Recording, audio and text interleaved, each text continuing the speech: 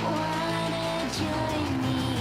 Come and play, but I might shoot you in your face. Bombs and bullets will do the trick.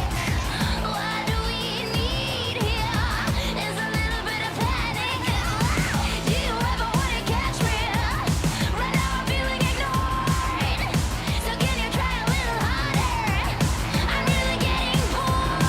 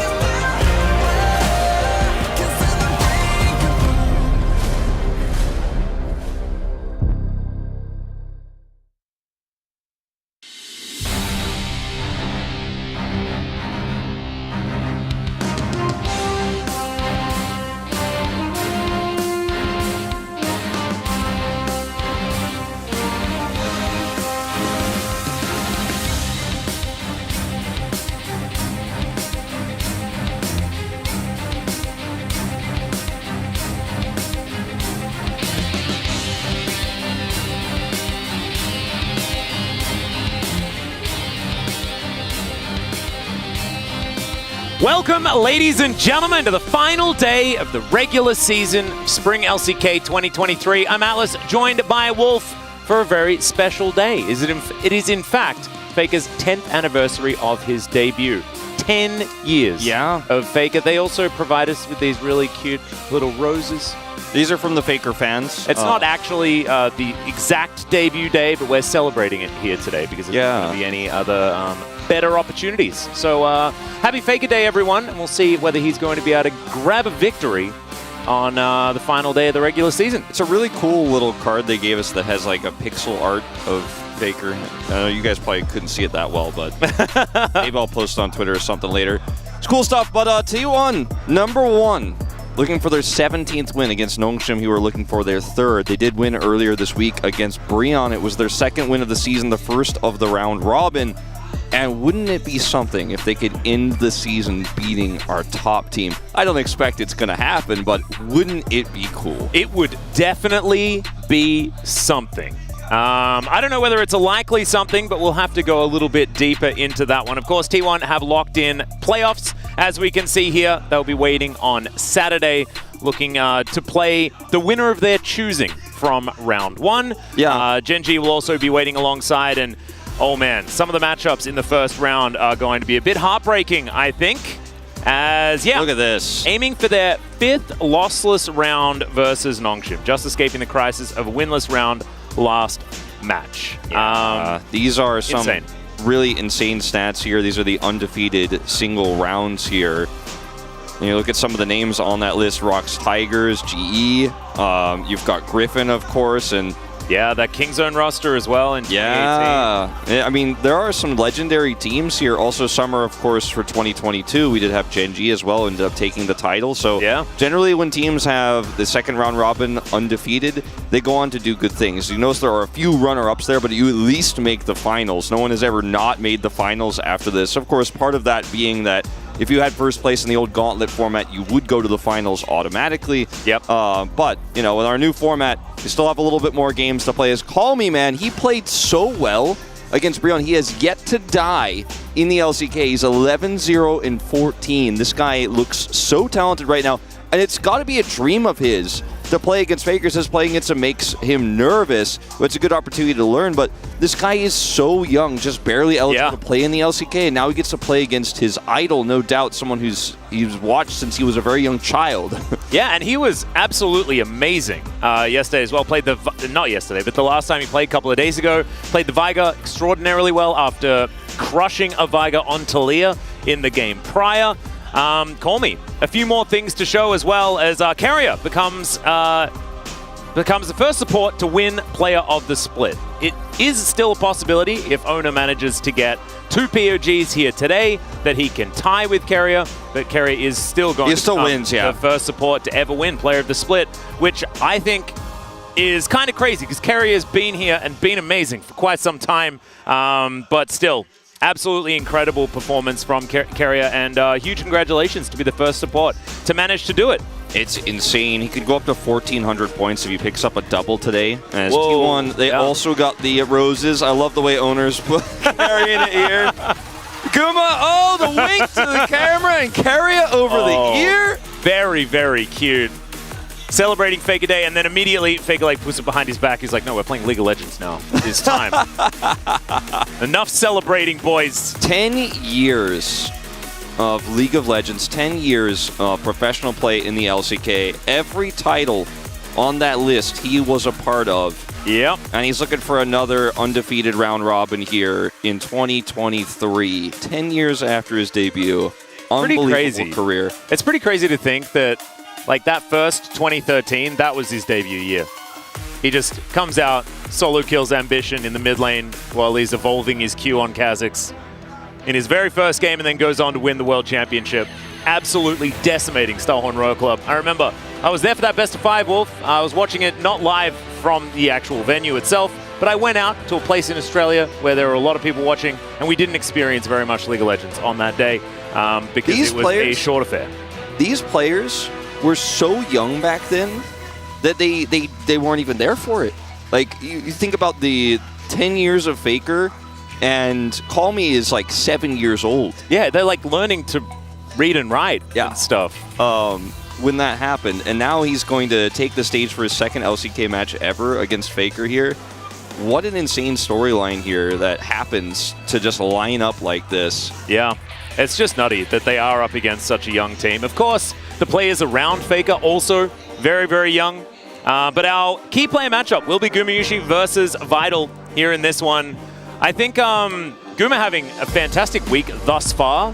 Some of his positioning and play in their earlier match last week as well was pretty exceptional. He does have carrier, so it's harder to really gauge how good he is when Carrier is just performing so well beside him, but I think that they complement each other so beautifully. The duo kills 27. They're #1 in the LCK. 27. And you can see that number is not like unbelievably higher than Vital here in his duo kills with Peter at 18, but it's significant, right? And I think that says a lot more than these stats do. The laning stats is just that they are so dominant in lane. His performances outside of lane with the advantages T1 get in the early game are immense, right? And it's hard to say definitively he is the best AD carry in the LCK because he has carrier and because T1 win everything, but you could never really criticize him that much. Like, you can't rule it out. Mistakes, you know, and he just does what he does well with what he's given every time, and you could trust that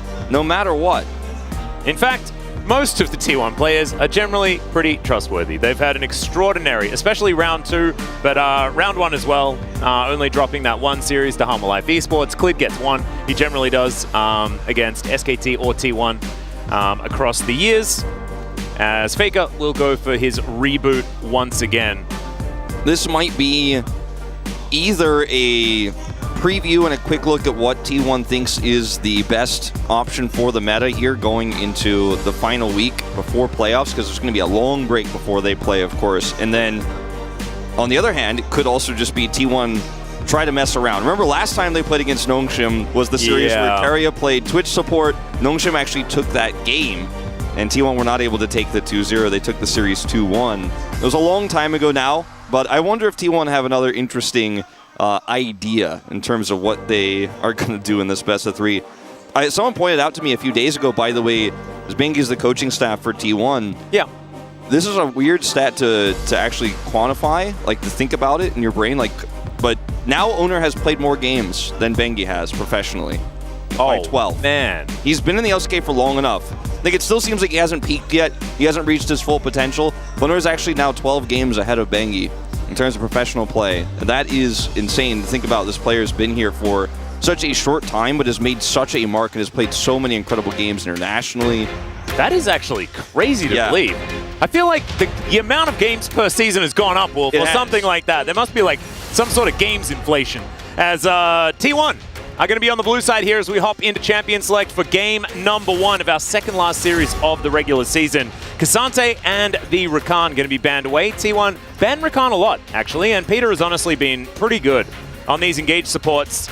They're going to take away the Ashe and the Annie, of course. Both of these bans are imperative against T1. Generally, it is Caitlyn to follow up, but we'll see how things are going to adjust in this particular series. Yeah. We also... Oh, here we are. Okay. Yeah, well, Lee Sin is banned, and you and I were talking about this before the show because Viego is actually disabled. Yeah. Until further notice because of a bug with his interactions with Aphelios. So the Lee Sin banning is going to be more common, I think, right now because Lee Sin and Viego are the 2 top junglers at the moment. Yep. We often saw the Viego as a response to the Lee Sin that teams were happy to take away is they don't ban Varus and they don't ban Caitlyn. So I kind of like that idea. Yeah. I mean, Jinx has been a common response to the Caitlyn too. If they wanted to take the Caitlyn, you expect, based on what T1 has shown us all season, the Caitlyn even flexible for them. We've seen a lot of changes, as there's the update, of course, that Viego's disabled. But they'll take the Cannon, and Zeus has been the best Cannon player here in the LCK. 2/3 of his wins. There have only been 3 wins so far this season, and 2 of them are his. One of them is Kana's, as I think the Viego, or rather the Cannon priority is a little bit high right now. But you trust that Zeus is going to... Oh my god! Wow. Okay, call me.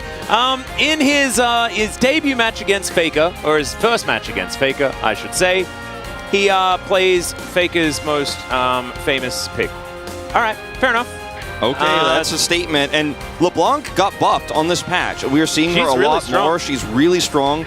Despite Showmaker going 0-2 yesterday, he had insane prio against the Yone. It's a good matchup for the LeBlanc, but you could just really feel how much more agency LeBlanc has with the extra wave clear in this 13.5 patch. So we're seeing a very big change of drafting. We're moving completely away from bottom side prio, and now solo lane prio has gone up so high because of Kennen, because of this LeBlanc pick. The Taliyah also is very strong, and LeBlanc is strong into Taliyah. So that's part of why we're seeing LeBlanc too, is they will take the Caitlyn here now.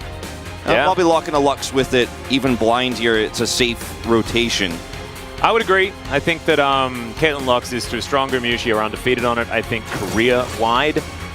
So just not going to look a gift horse in the mouth, right? You know, you're offered something that you're extraordinarily good at, and you are going to take that one away. So, Kennen for Zeus. He's been fantastic on that champion. And in fact, T1 have never been beaten on all three of these this season. Just something to bear in mind. Yeah, it's looking good across the Rift for their roster so far. As looks like Veigar will be picked up here. There's a Veigar and a LeBlanc. Yeah, and this means that this is going bottom. The Veigar, you have to imagine. We don't have a duo partner for this just yet. We saw Veigar Seraphine be the most common pairing, but there are other ways you can play this out. And Nongshim themselves debuted the Veigar in the bottom lane with a Rakan. Rakan's been banned away this time. We've seen Veigar and Nautilus also paired together. That one lost. Blitzcrank, very strong with the hook into the event horizon. Yep. And I think taking away these champions that kind of destroy your ability to execute on your massive range advantage, that's a good idea. Is Vi going to be taken away alongside the Elise here on Nongshim's side, as Ona hasn't picked his jungler yet? And let's see what this next ban away. It might just be Nautilus to get rid of what have been the easier bottom lanes for Veigar to pilot. Could be Leona too. You know, there's a lot of different picks. Seraphine very commonly used, you know, and it's going to give you a little bit more pushback against the Caitlyn Lux. So I like that idea. Oh, see a Varus ban here, as Veigar looks to be going to the top lane potentially here. Yeah, I think with this draft. I haven't had too many solo queue experiences with the Zeri jungle working out effectively, or the Lucian jungle, to be perfectly honest. Now, but, I mean, you know, maybe they're doing that. LeBlanc could actually be some sort of weird tech, too, where Nongshim think they can play the LeBlanc matchup into the Kennen and get some advantages there, because it's very difficult for the Kennen to actually trade effectively against LeBlanc because of her distortion. I think Kerry has actually played LeBlanc support before as well. LeBlanc support is a thing. It is definitely a thing, but is it a good thing? Yeah, I don't know. I don't know about the good thing part of it. As Kassadin is being locked in, by the way, guys. You know what? Actually, looking at this lane too, like Veigar, Lucian could be. It could be Veigar support as well. T1, I think T1 are just jealous of the fact that Nongshim have been cooking. Like, they're like, wait, they got Veigar and LeBlanc. That's silly. We're picking Kassadin. This comp is so crazy here for T1. They have insane scaling. They have insane engage. Like, the Kennen's damage isn't going to scale very well, but it will... What are we doing? So it's top lane Lucian into the Kennen. And then it is... Oh, okay, never mind. Okay, it's Lucian Nami. And it's obviously, yeah, the casual... Top LeBlanc into Kennen? I don't like either of these mages being in the top lane. Yeah. However, one of them is going to be in the top lane. That's just how I would rather have the LeBlanc in the top lane than the Veigar, because the Veigar, it has event horizon, but it's not easy for him to get away from ganks in the long lane, whereas LeBlanc can distort, and LeBlanc into the Kennen matchup, you have a little bit more power there. So I guess that's going to be the setup we see here. And it's very difficult for Wukong to have agency on the top side of the map. And Caitlyn Lux should be able to get some advantages against the Lucian Nami in the bottom lane. But you have this Veigar that doesn't functionally chain CC very well. Like, you have the Nami, you have the bubbles, etc. But it's very difficult to pull this off. And he's going to scale, but it's Kassadin on the other side with insane engage. Yeah. I like T1's draft a lot more, and this LeBlanc counter pick, which is what it is ultimately at the end of the day. I think we have to wait and see how it goes before we judge it, but it seems like an interesting idea that could work out. Yeah, I mean, I kind of like the theory, especially with the fact that T1 picked the Kassadin. There is certainly going to be some wiggle room in the mid-game for Nongshim to try and show us what this composition is going to be capable of. I think that, you know, Kassadin into Vigo obviously has some advantages. Riftwalk being able to just go in and out of the cage pretty comfortably. And you're also just playing in a matchup where you're not going to be under kill pressure at any time. So Faker should be able to just scale naturally here with no pressure. The prio advantages Veigar can get in this matchup will be very slight and won't be able to do much outside of lane. Yeah. But man, what a curious composition here from Nongshim. Let's see how it goes as we hop onto the Rift for game number 1.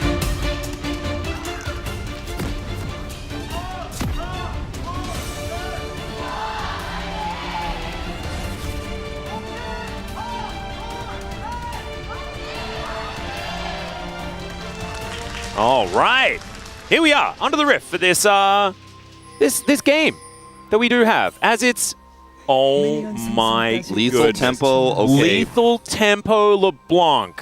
Oh my god. Now I think this is not the first time, and like a more auto attack based LeBlanc has been played, and I think it was purely come up with as a tech into canon, but I can't be 100% sure about this. I'm pretty sure it was done in the LPL, and thankfully, I believe we have... Oh, it was Flandre. It was Flandre who did it? Oh, that would make sense. And it was a million years ago. I mean, I was thinking of the Shy, but... And okay, my phone just Atlas vibrated. There's, I 100%, I guarantee that was Papa. I guarantee that was Papa. It was Papa! And it was the Flandre special. All right, so Papa Smithy is watching today. Welcome. Hope you're enjoying it. Sorry for checking my phone, G-Son. But we did have to make sure that we double check. So Dindin going into the deep tech for this one. Let's see how this goes. And G-Son said unacceptable. So you're in trouble. Some monk is in the chat, please. Busted. Oh no. So we'll see if Dindin gets busted this game or not for trying this out. Is, you know, in the laning phase here early, the Doran's sword start or Doran's blade start isn't going to actually hurt you that much, but we'll see how the build goes and what the impact is going to be in the mid game, obviously, because the spikes are very different here when you are going for AD. Overheal as well taken here, as you could see in the plating. Yep. So now we have the runes fully listed. Really interesting. Meanwhile, yeah, Vital able to sidestep the Peacemaker, which may keep him alive, but does it keep him in the lane? No, it doesn't. Good sidestep though, and that's not a lot of summoner spells remaining here, although 2 for 2 is going to be that particular trade. Owner now going to have to back away from his red buff as Sylvie does pay a visit. It is going to get confused, but not fully reset, so we'll be able to take that one away. Full information given over to Nongshim.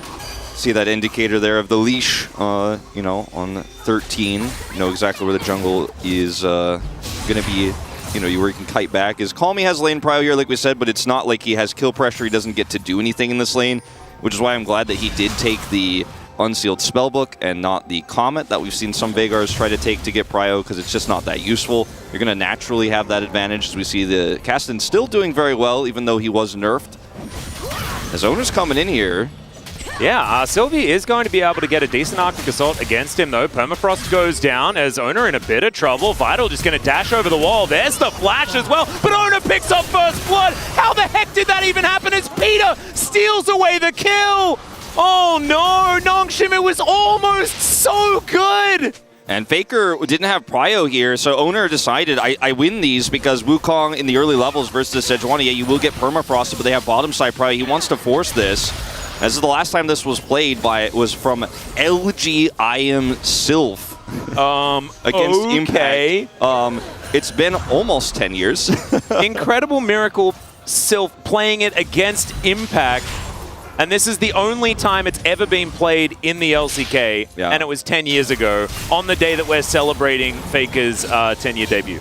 LG IM, that is a throwback team. Like, that's Hirai's old team. Yeah. That was the team that Nesty and IM MVP, the StarCraft 2 legends, were on as well. That's where the team had its origins, any GSL fans. But yeah.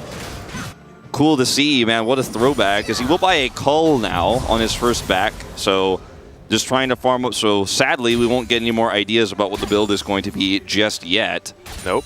And this is kind of unexplored territory, as we've just pointed out. 10 years since this last seen.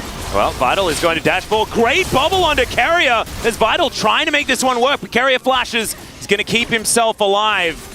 And Peter unable to offer too much more. Double buffs on the Nami actually kind of cracked here in this bottom lane. Making up for him stealing away the kill there a little bit.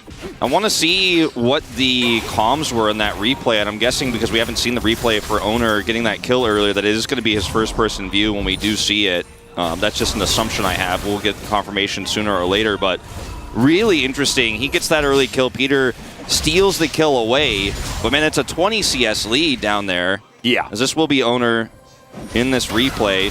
So red buff here for both players. Owner does have blue, of course, so he has a slight advantage here. But it's not that significant. Vital comes over, he flashes, then is able to get on top of Sylvie. Sylvie does an auto, and Owner gets the kill here. Peter steals the kill away from Vital, and 20 CS behind, massively favoring this for T1. Yeah, the flash being expended by Vital really pushes it over the edge for me as well. Just without having that extra playmaking and safety on that bottom side of the map will mean that that lane is going to continue going horribly wrong here for Vital. And you can see that that is indeed the case. More than double the CS going towards Gumayusi's Caitlyn. And you know what's interesting about this top matchup too for Zeus? His first Kennen win of the season, he played AD Kennen, actually, in the top lane. It may have been against Nongshim, in fact, but I cannot remember exactly what the matchup was, but I do remember he pulled out the AD Kennen and played Lethal Tempo, and it was very exciting, and Chronicle was losing his mind. But now he's playing the normal variant of the Kennen versus an AD LeBlanc here on the top side of the map. Dindon has some prio. Yep. And he's using that pretty well. Building that coal, he's going to have a big spike of gold here when that completes. Yeah, looking forward to when he completes his Kraken Slayer, which is his build of choice. He's got a few different things. Generally, it's Kraken Slayer and Blade of the Ruin King. And he's been playing this a hell of a lot in solo queue. That is how I know. Just went and checked it out. So, yeah, we'll see how it is going to go. It is not necessarily purely anti-Kennen tech. This is just a Dundon. Yeah. It's just a strange Dundonism. Dundonism, exactly. Also, for context of other things Dundon has done in the past, he was the first player in Korea to play the Janna top in Challengers. Oh, yes. So that was a thing that he did, and then after he did it, it was banned a lot in the LCK, obviously, and then it was nerfed, of course, bounties were changed, but he likes to experiment. He likes to do cool stuff like this. This is kind of the nature of the beast with this guy, and he's still a very young player, and I think that type of experimentation definitely going to benefit him in the growth of his career. And I actually think that players like that... Oh, I'm going to have to hold the thought for a moment here as Vital having to dash to get himself out of the way. Faker lurking towards this bottom side. Nongshim in trouble, but they do deal with the minion wave. And it looks like this dive isn't going to get any kills. However... It's just more CS deny and more plate gold. And now Call Me is going to rotate over. Faker gets out as Binding connects. There's the flash forward as Gumayusi unable to quite get the kill, but they get another heal out of Nongshim here. Bubble going to be avoided. Still, I mean, that combo, even though he expends his flash, is just going to push Lucian out of the lane entirely, allows Faker to go back to lane here. And Faker dropped some minions for this, but it's not going to be too significant, actually. He's not losing a whole lot, and that may even be a cannon wave there in the mid lane. I don't think it is, but Faker loses almost nothing to try to set this up. They gain so much. The amount that Lucian loses is way larger than what Faker's going to lose, and they will be able to get a Drake out of this. And unfortunately, Call Me just not able to do anything here to contest this Drake. Sylvie is at least going to start off this Rift Herald. But man, T1 with all the early game advantages right now. Absolutely outside of the top lane. But I don't necessarily know what AD LeBlanc is going to be able to scale into. Buys items that do a lot of work. Yeah. And yeah, Zay's going to walk on over using that enhanced Q. Call Me gets into the river though, and Peter is rotating up. And, you know, he has the Vampiric Scepter now, but the difference in terms of what Kennen can do with that Hextech Alternator with the buffs to his Q and the AP scaling is massive. So Dindon didn't have the Scepter, actually, until just now.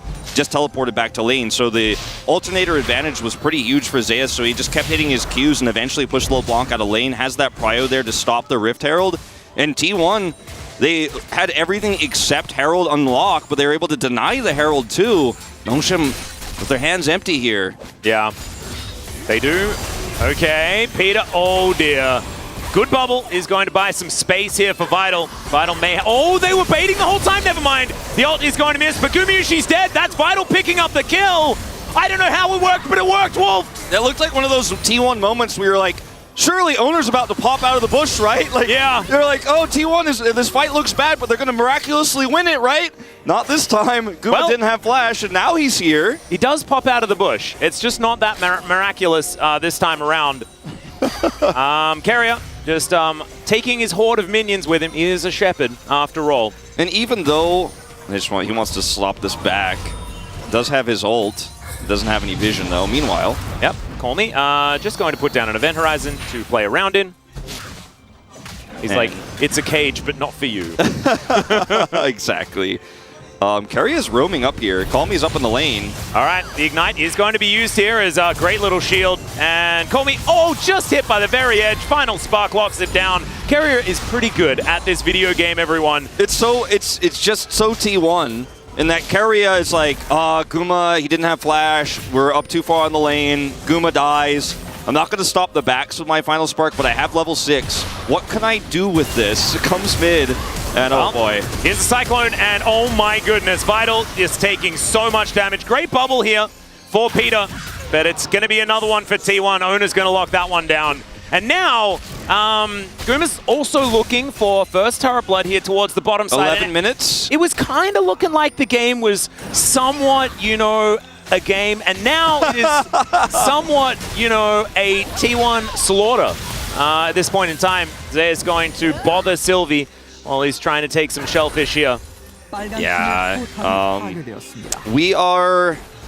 looking at a game that is technically an official game that happened at the LCK, but there's no evidence to the contrary. Like, there's no evidence that, like, that's the case except... Okay, hold on, Faker. Yeah, has to flash, actually, to get out of the event horizon. Could be important here as Nongshim still able to get priority on this Herald. And even though Zeus actually has... Carrier could be in trouble. He doesn't have flash, remember. That's a great light binding, but the bubble not going to connect as, my goodness. Zeus has ult. So much damage. And flash, like, he's coming over here. He's a little bit too late, but I feel like if he's there a little bit faster with that final spark, maybe they actually win the team fight here with Faker's ult coming through. Doesn't have 11 yet, but that was a close call here. And regardless of these few kills going over, still a massive lead here gold-wise for T1 as it looks like, okay, Lux comes over, and the light binding actually only hits the one minion. He's able to get the kill there with the ult. That's absurd. He's just really nice aim there and uses the shield to allow Faker to push him super deep. And then this is with Ace in the hole from so far away. Vital is just not... We are talking about how this is an official game of League of Legends. It's not for Vital. It's just officially not allowed to play. I think Carrier here defends himself, and look at where Zeus is. If he rotates down faster with the lane prio, maybe he actually ults here and Faker shows up, they win this fight, but it didn't happen. Carrier's movement in that, even in that moment when he's dying, was pretty impressive. But still, Nongshim, they're not out of it until their Nexus explodes, Wolf. I feel like, you know, we've made a lot of fish references, like the fish is on the boat. It's starting to get there, and it's only 13 minutes into the game. I feel like it's a really unique fish, though, this time. I'm like, wow, we got a rainbow trout or something here. Like, what do we get? You know? Like, you caught the legendary fish. It's a marlin. We got it. The marlin, but the marlin is kind of on the boat, you know? It's like a marlin, but the like top of the fin. Okay, hold on. All right, light binding going to connect here as Eighth in the Hole comes down, and Owner is going to follow up. I mean, it's just, never mind. They're able to at least stun up Owner here for a moment. There's just no follow-up damage, really, and Peter is kind of, he's fish food. Although I guess they're the fish in my other metaphor, so I need to probably work on that. Well, you know, that was a passage of play that was very cool. It was very flashy, and everyone on T1 worked together as they normally do. And you could just see the moment where they're like, how do I sidestep this final spark, which is perfectly placed, but also be out of range of this Wukong? Like, Carrier is just walking up at them. He's like, do I sidestep this? There's too much happening. He's like, if I sidestep the final spark, I'm going to die to the Wukong. I'm going to die to the Wukong either way. It's just, it's a nightmare for Vital. It really is a living hell. Well, Zeus is taking some damage here towards his bottom side. His bubble is going to miss. Peter not able to find that one. And now Sylvie's going to back away. And Zeus is going to be absolutely fine. Still had flash. Yeah, and Owner was fairly nearby. 5-2-5 on the plates. They have gotten a 15-plate game this season, but not going to be doing that this time around. Yep. As Peter... that is a lot of damage onto Peter. I think he's just dead. Yep, Faker's going to collect that kill. Now Vital looking a bit nervous underneath this turret. Gumayusi doing what he does best on this Caitlyn, destroying the structures. And hilariously, I mean, like, this is not a moment we can really criticize Peter that much. Look at how much vision Nongshim have in this part of the jungle. It's insane. The one place they don't, where there's a control ward, that's where they're hiding, and you can criticize Peter a little bit for that, but otherwise they have an insane line of vision there all the way across, knowing there's a chance Owner's there, knowing these traps can be set, but Peter still gets caught. Speaking of getting caught, I feel like it is just a matter of time before Faker decides to pull the trigger onto someone. Carrier going to move on up. Oh, Light Binding doesn't connect there onto Sylvie. There were too many Krugs. Sometimes he gets saved by the Krugs, and it feels great. My favorite TV show back in the day, Saved by the Krugs. Yeah, Saved by the Krugs. It's a pretty good one. It was legit, man. Yeah. I liked Season 2 the most. It kind of fell off at Season 5, but like getting 4 good seasons, like, that's a pretty good show. It was pretty top tier. Yeah. I think it was when they changed hands. I think it was like a different company took over as Flash has to be used here by Carrier. Yeah, I like the episode where Fly was a pizza delivery guy. Forgotten about that one. Oh, it was really good. He got up to some shenanigans. Yeah, he really did. I hope you guys enjoyed the show as well. As Dundun, we kind of haven't spoken about the, I mean, yeah, it's just not relevant, unfortunately. He has Blade of the Ruined King, but he can't do anything. He's not going to beat this Kennen in the 1v1. And it's never a 1v1 in this game. It is not. As that's a Cyclone, and Owner is just going to kill the LeBlanc. And it is just all too easy. Zayas takes a few turret shots here, doesn't matter. And, you know, the ways in which T1 basically got such a lead across the map, with the exception of top lane, which they did eventually get very early on in the game, and then basically they just minimize the amount of space, the amount of real estate that Nongshim have, and then are constantly setting traps on their land, essentially, on what little land is left, like the Krugs, for example. The Wolves of Nongshim are not safe. But basically, and you can't farm anywhere as Lucian, who, by the way, is potentially going to get Flame Horizon if this game goes long. I don't think this game is going long. No.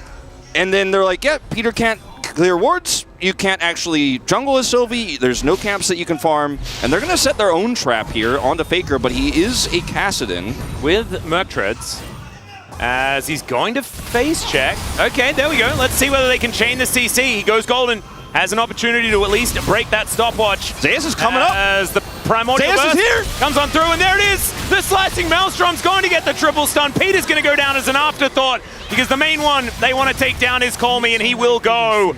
Nongshim, they tried to kill Faker. We've seen it so many times in the past. They were just barely unsuccessful. This is T1, like, quintessentially. I mean, this is crazy. Okay, now you can't kill Carrier. Are you crazy? Are you silly? Yeah, Sylvie is dead. Vital throws a culling. It does not do very much at all. It's a pacifist culling. T1 are like so good and so coordinated that they will put you in positions where you're like, that's illegal, he can't be there, they can't do this. And then T1 are like, yeah, we can actually, because we're all on the exact same page. Faker's gonna rift walk, flash the wall, and then we're gonna have our Kennen flash engage because we're just ready for this. As Vital has to flash after he went in. Dundun looking for an opportunity, but distorts back as what? What was that snipe, Carrier? I mean, Owner has ult here too. I feel like Carrier and Guma were never really in any danger. That's like map hacks, mod check, like what?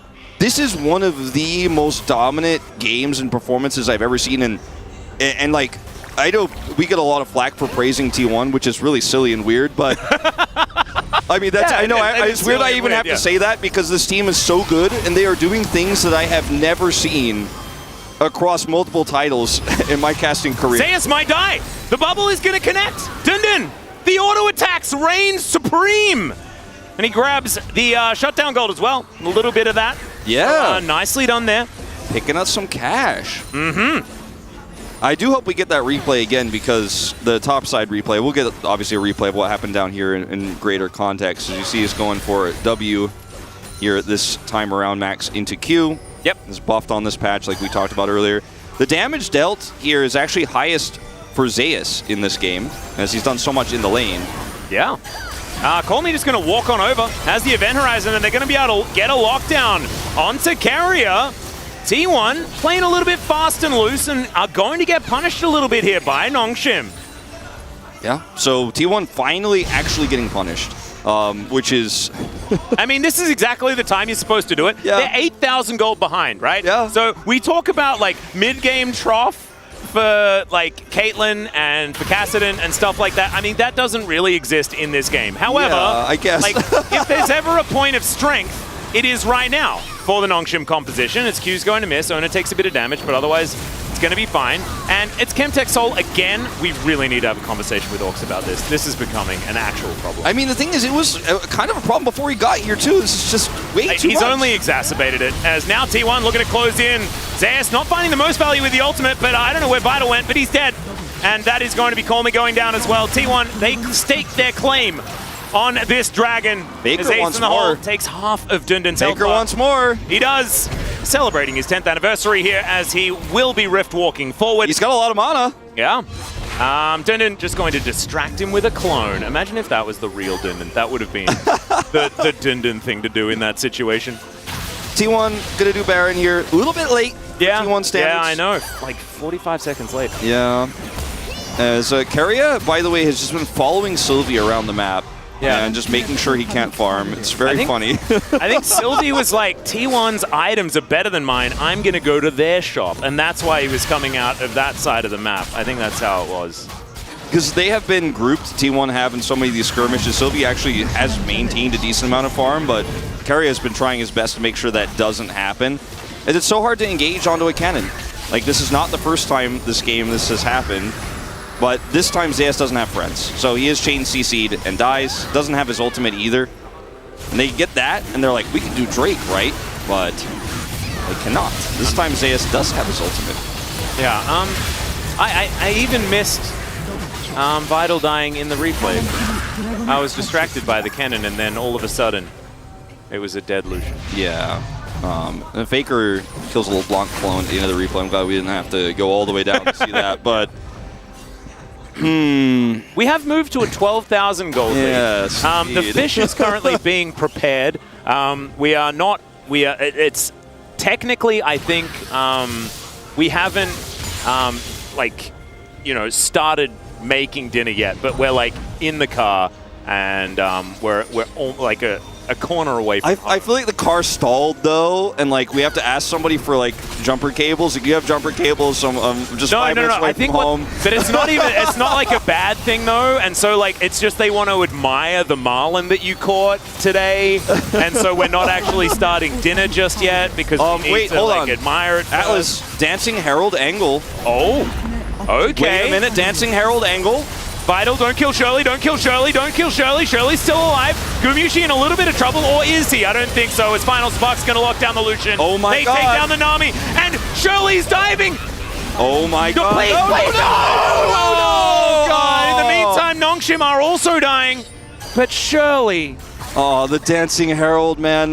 That would have been the greatest fish to bring home. Oh, it would have been. It would have absolutely been. As Dundun trying to get some autos here onto Faker. Faker tanking the turret for an absurdly long time. Chains are going to connect, but now it is an exposed Nexus. T1 looking like the Globetrotters here in this game.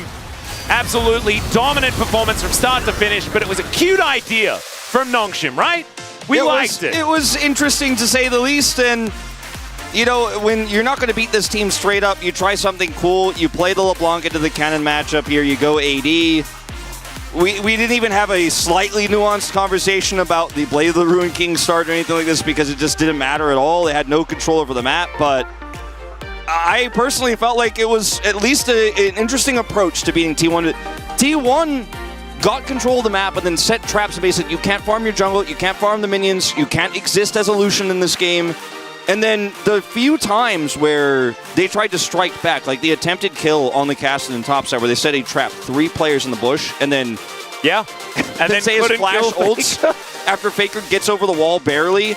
Those are the moments that T1 have put together where they look vulnerable. They look like there's somewhere they can't be. It looks like T1 surely they can't actually win this fight. That right? looked like one of those Faker moments where he's like, they're going to try and kill me, by the way. If you guys could just get ready for that, that'd be good. It does feel like one of those moments, but I have never cast a team, again, in my career as a commentator across multiple games that has been this dominant as T1, that's been this coordinated.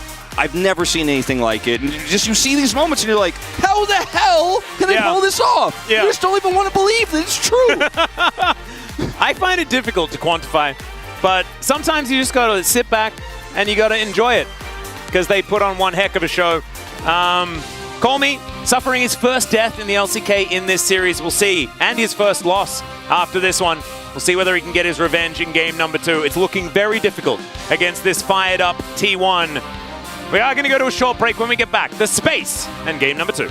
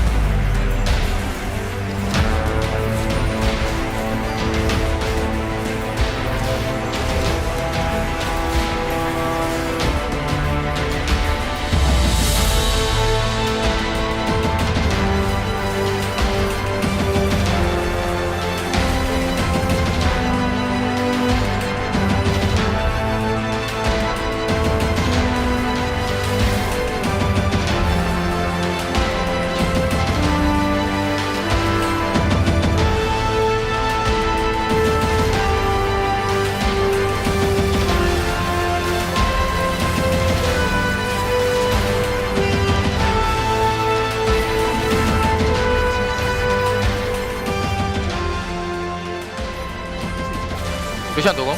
내가 도이. 나 하팅했다 위에. 나 살짝 물렸다. 해봐줄게. 빼는 식으로 빼는 식으로. 아 좋아. 좋은데 좋은데. 전령도 살아있다. 자 르블랑 노플이야. 나 초신이 있고. 얘는 딜러 르블랑밖에 없는데? 뒤에 아, 라인 쓰면 끝낼만 하겠다. 라인. 르블랑 노플. 베이가 노공. 싹 다 노공이야 얘네. 오케이. 타워 치면 좋아. 타워 먼저. 얘네 나와서 타워 빨리 치는 게 좋아. 타워 쳐보자. 나이스.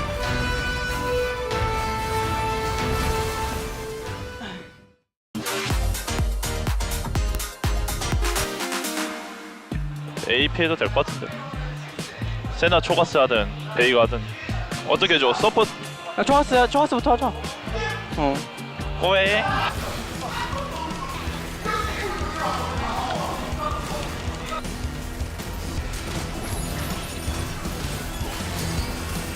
바텀 상황 많이 좋다. 나 오긴 했어. 안 맞았고. 큐. 초가스 살려. 조식이. 마무리 큐 깔게. 터뜨린다. 내가 뭔데. 나이스. 살짝만 볼게 이거. 큐. 넘겼어. 세주. 얘 노플. 세주 좋다. 제리. 깔게. 큐. 아래 맞아. 깔깔이. 여기까지. 7개 이번에 7개. 룰루 노플. 얘네 쇼고 봐야 돼. 마크 할게 아래. 나 괜찮아. 아래 마크 중. 디고 맞았어. 천천히. 빨리지 마. 안 해도 돼. 굳이 안 싸워도 돼. 제리 W. 안 싸워도 돼. 제리 공 썼어. 제리. 디고. 와고. 되지. 나오셈. 오케이 나왔음. 얘를 피워라. 뭐 내가 더 피오라임? 내가 이래. 어디 갔음?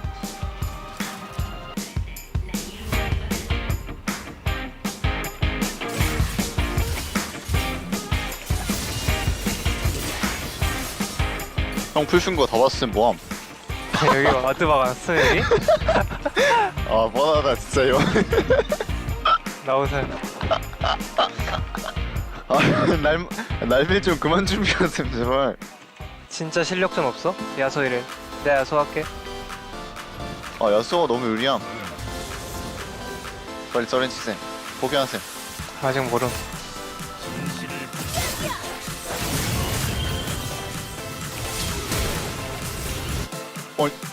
뭐야 형 회오리 스택이었음? 시시하다 건부야. 나 왜 회오리 스택인 거 몰랐냐? 이러면 연애할까? 이러면 연애해도 되는데. 네 연애할 건 빌드업이 잘못됐어. 그런가? 오케이. 어쩔 수 없지. 쏘리. 연애 가자 연애. 좀 센. 오, 얘 잡았는데? 오, 개 나이스. 야, 바이 노플. 잡았다. 나이스 빌드. 야, 다행이다. 나 간중. 내가 가볼게. 전령 치면 안 돼? 걸려. 내가 갈게. 아래 봐줘. 가져. 나이스. 나 가볼래? 야, 그 상태. 야, 전령. 아까비. 나이스. 대형이 좋은데? 나이스. POG 불독이래. 지금 제 상대 압박지려 지금. 지려 지금. 저 사람들 이겨도 3등이야. 우리가 한 판 이겼어. 우린 이겨도 7등. 야, 좋냐? 나 미드 뛰긴 할게 일단. 아. 광고 써볼게. 천천히 해봐. 못 잡냐? 나왔고. 야, 천천히. 야, 괜찮은데 더 볼래? 난 뭐 끝. 하자. 리신 프리스. 야, 더 볼게. 나왔고. 야, 칼리. 프리스. 해봐.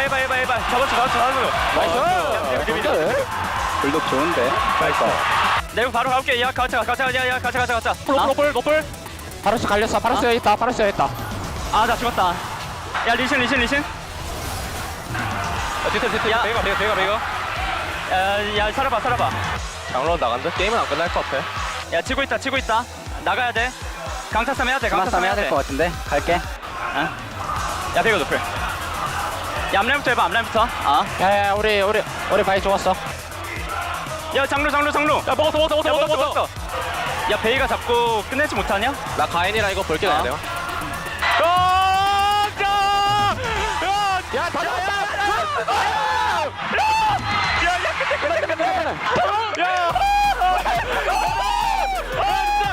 진짜 미안하다.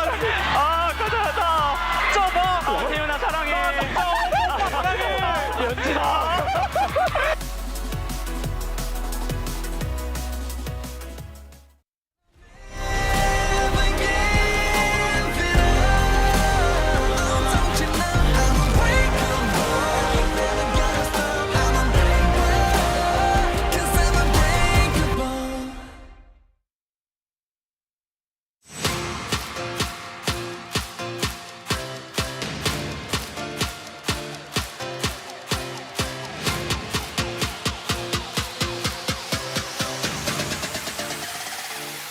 Hello and welcome back to The Space. I am Valdez, joined by Ox today, and that was game number 1 between T1 and Nongshim that was very fun, very back and forth, a lot of crazy things happening, but in the end T1 do get the victory, which wasn't too surprising.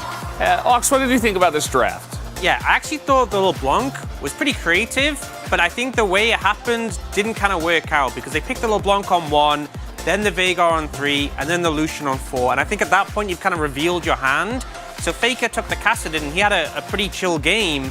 I think if they'd left the Veigar pick, they could have taken like Varus on 3. They could have been in a much better position to maybe, pick like Tristana into the Kassadin and really punish Faker. So yeah, I didn't really like the Lucian army. It didn't do well in the Kate Lux. Yeah, and you can see that T1 kind of understood what was going on. They banned out a support and the Varus that you did mention in the second round, so they're like, okay, this Veigar's not really, maybe it goes bot with one of those two, but not really the case, as Dindon has been playing a lot of solo queue LeBlanc. This is only from his main account, and he has other accounts which he has played more games on this champion. Yeah, he's been playing a ton. Shout out to Molecule on Twitter, who I saw post about this. He has been practicing this. This wasn't just a bring it out at this point against T1. And I think the concept makes sense, right? Into Kennen, if you're playing like an AD champion, you can bully him out in the side lane, you can apply that pressure. The problem was the execution didn't quite pan out in their favor. And I think one of the problems is you're up against Zeus, which is, he's pretty good. Yeah, it turns out the execution part pretty important. So we can jump into highlight number 1 and talk a bit about what Zeus is able to get done in this game against that LeBlanc. Yeah, and there was like heavy trading throughout the game, but Zeus seemed to hold it pretty well to the point where he had pressure in the side lane later, and they were even able to dive. And in fairness, T1 as a whole was doing well, but then we had moments like this, and the whole point of the LeBlanc was to stop Kennen from doing Kennen things. And I think you can see from this, Kennen still did very much Kennen things. Yeah. Faker gets away. Zeus is able to get over the wall and start up this. And, Nongshim at this point were pretty far behind the game already. Yeah. So they were trying to look for plays, but I think the point is that the Kennen was totally unaffected by the LeBlanc, and Zeus had a very fun game this time around. Yeah, I think like they were even in farm, and I do think that the concept, maybe against a weaker opponent, this could have worked quite well. But yeah, I just think that Zeus seems too practiced on the Kennen, too proficient. And ultimately, you're not going to outscale a Kennen playing AD LeBlanc. You kind of want to get ahead and then be a menace in the side lane. And if you go even, you're losing. Yeah, it was a bit of a rough one as we can jump into highlight number 2, which is the fight over the last Drake. I like that Nongshim, they didn't seem too scared to take fights anyway and actually found a bunch of picks themselves. Yeah, I think there was a lot of scraps earlier on that went pretty well for Nongshim, but the objectives are going so heavily in favor of T1. They were really in control. And I think this is the point where it's quite clear that the game was just done. They just started to clean up. Faker on the casting had been able to free farm, and he just became a monster. Yeah, he did not follow on this one into the base, but you know that he definitely wanted to, maybe if he was level 16. So Nongshim select blue side. I would have to think that, you know, with some of the interesting picks they brought into game number 1, hopefully they can also bring in some for game number 2, because I think Nongshim have also identified you're not going to win just playing T1 straight up as the 10th place team right now in the LCK. Yeah, I think you need curveballs. So again, I think the concept is good. If you have more of those to bring out, then fantastic. This is going to be their last game of the split. So not much point saving them, because by the time it's summer, these picks may not even work anymore if the meta's shifted. So just go all out, throw some wacky things in, and if it works, then fantastic. Yeah, so T1 having a pretty good game in game number 1. What did you think about POG? Who do you think is going to be picking this one up on? I went for Owner. I think he had a really strong early game. I think some of the skirmishes, there was that early one that should have been Nongshim favored, but he traded, and he was just on the ball throughout, like the objective control, everything. So that was my vote. Yeah. Well, guys, we do have the POG ready to go. Let's see who does pick it up here on the side of T1. And it will be Keria on the on the Lux. So stealing away Owner's chance to tie up the POG. Yeah, no chance now. Keria has a clear lead. And to be fair, I think as much as Owner had a good game, Keria did play pretty fantastically. Some good moves here. And the snipes, right? The flash prediction. But there was a point later where he got this ult. I'm sure they'll show it, where he just knew where the Lucian would be. So pretty fantastic play there. And a lot of the kills where Owner was doing well, Keria was there for backup. It's not fair when you've got this guy on your team, essentially. So many picks in this game. The snipe that you did mention later on, hope we do get to see that as well. But as you guys can see, we've already been through like 5 or 6 clips. And, I think this is the snipe one. Yeah. Starts to walk away and then just catches him. So close. And the thing is as well, this is showing a lot of post-lane clips, but in the lane they dominated as well. They had like a 50 CS lead. It was pretty good. So Keria, solo spot at the top, cannot be caught, and pretty deserved, I'd say. Yeah, and that's the highest any support players ever hit. As Owner got close, a couple media, KR Cast going for Owner. We did have 1 vote for Zeus and 1 vote for Faker as well. Maybe a 10-year anniversary vote there for Faker. I mean, both of them were pretty good. I think an even spread, I think it's fair, but yeah, Keria definitely deserving of that one. Yeah, absolutely. Well, guys, we are done here on the space for game number 1. Let's go back to the casters and see what happens in game number 2. Thank you so much, gentlemen. Yeah, I wouldn't have wanted to be voting in that one, although I do think Keria probably had one of the best professional games of Lux we've ever seen. Still, incredibly deserved. 1,300 points now for this support player. It looked tool assisted. It did. Like watching those replays back, I'm like, how does he Q and E at the same time that fast? Like, I don't know if that's even possible. Like, he's just so insanely good at this pick. There's actually a fantastic copy pasta that I witnessed on Reddit about Keria's Lux, saying that it needs to be investigated. We need to try and figure out, like, it doesn't look like he's cheating, but it also looks like he's definitely cheating. It's not normally. Okay, check the in-game deficit. It just never gets old. It's actually just so good.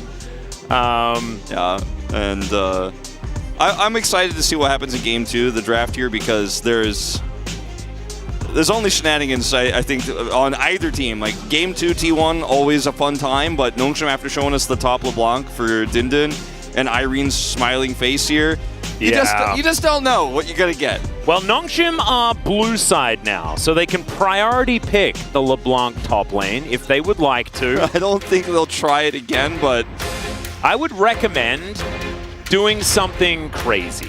That's what I would recommend. If I was giving some tips to Nongshim here, as they are going to start off with an Ashban, It might even just be like the anti-Ash bans on blue side this time around for Nongshim, as T1 probably just don't really care. Still, Dundun's Cassante is going to be taken away. No Guma Caitlyn. Yeah, I think that's a good adaptation. Yeah, I think that's pretty smart. So there's a lot of different things that Nongshim can prioritize here. The Lee Sin is still available, and it might just be that, even though Sylvie has been a known preferrer of the Wukong in almost every scenario. But they're going to take it, so... Yep. But Viego disabled this pick is just so strong right now. And, I mean, it was already strong, but now you're like, oh, I got this, and what's your answer? You're going to play Wukong into this, your early game's not going to be that strong. Oh my goodness. What if T1 doesn't pick their jungler now, what if they flex the Lee Sin and also pick the Wukong? I think they're just going to play the Lucian Nami. Like, this is exactly what T1, and for a long time, we've also seen, oh, they're going to get the Nidalee here too, it looks like, potentially. I think maybe save that for later. Well, Kennen going to be locked in, so I don't think that Nidalee is going to be coming down. Not a thing anymore. Wow, we're just going to play, like, just one more for old time's sake, you know, Zeri Lulu, Lucian Nami. Just one more at the end of the season. Just one more time. My boy Peter, he just wants to play a little bit of Lulu. It's been a little while, you know? I think the chefs left. The chefs just packed up all their stuff. Well, how can you left. top game one, you know? It's just... Yeah. Like, I peaked. And to be honest, like, this is what I would draft if I was T1, because you show very little. You've already prioritized the Kennen a lot. You've already shown it in the previous game. It's not a secret that Kennen is very strong. You just play Lucian Nami and go, well, good luck, team that plays me in the playoffs a long time from now. There's going to be nothing more to study for me. This is my last game of the season. Yep. We will dominate lane. We have the most duo kills, which went up, by the way, in the last game, so... Yeah, I don't think going for the straight-up Zeri Lulu into the Lucian Nami is ever a good idea into T1, but we'll see how it does go. Talia going to be taken away. And there is the Elise ban as well. So Wukong still up and available. And Faker, probably, I mean, there's a Veigar angle here, I guess. Does mean that they can theoretically get outranged, but not by Zeri. So you don't necessarily need to worry about it. Poppy here also makes the Veigar pick a lot stronger in a lot of ways, but they'll just swap to Wukong and looks very annoyed about it as it happens. He's like, I don't want to play this again. This is going to be Carrier's 15th game, I think, on the Nami as well. They've been playing a lot of this duo. Yeah. Okay, Nongshim. What is it going to be? Dundun does have a bit of a grin on. So maybe bit something of a chuckle. insane. Yeah. I'm just going to let this draft happen. Oh, baby. Okay. We're back to cookery. I love it. The chefs are like, no, we're not leaving yet. As that could be Maokai top, that could be Lee Sin mid, Lee Sin top. Who knows where anything's going right now. I'm just waiting to see what the final pick is, because there's nothing to predict here. All right. Well, looks like it's going to be Maokai top. Yeah. That's Yasuo. Could just be Faker's Yasuo. That would be kind of fun. That sounds fun. Yeah. Very cool. Oh! No way! No, you cannot! 10-year anniversary, do it! No, Faker, don't do that! That's kind of cool, but it's not as cool as Zed! Zed would be... Zed! Oh, no, just play Zed, Faker, come on! Oh, no! Oh, man. They were playing with all of our hearts at the same time, and then Faker just wanted to yell a whole lot, as Lissandra, as she does here on the Korean client. Very common counter pick, very known response. Very intelligent choice for mid-game dominance alongside the Lucian Nami and the Kennen. Well, there's a lot of team fight potential here in T1 if they set it up just right. And I mean, who sets it up just right better than T1? Nobody.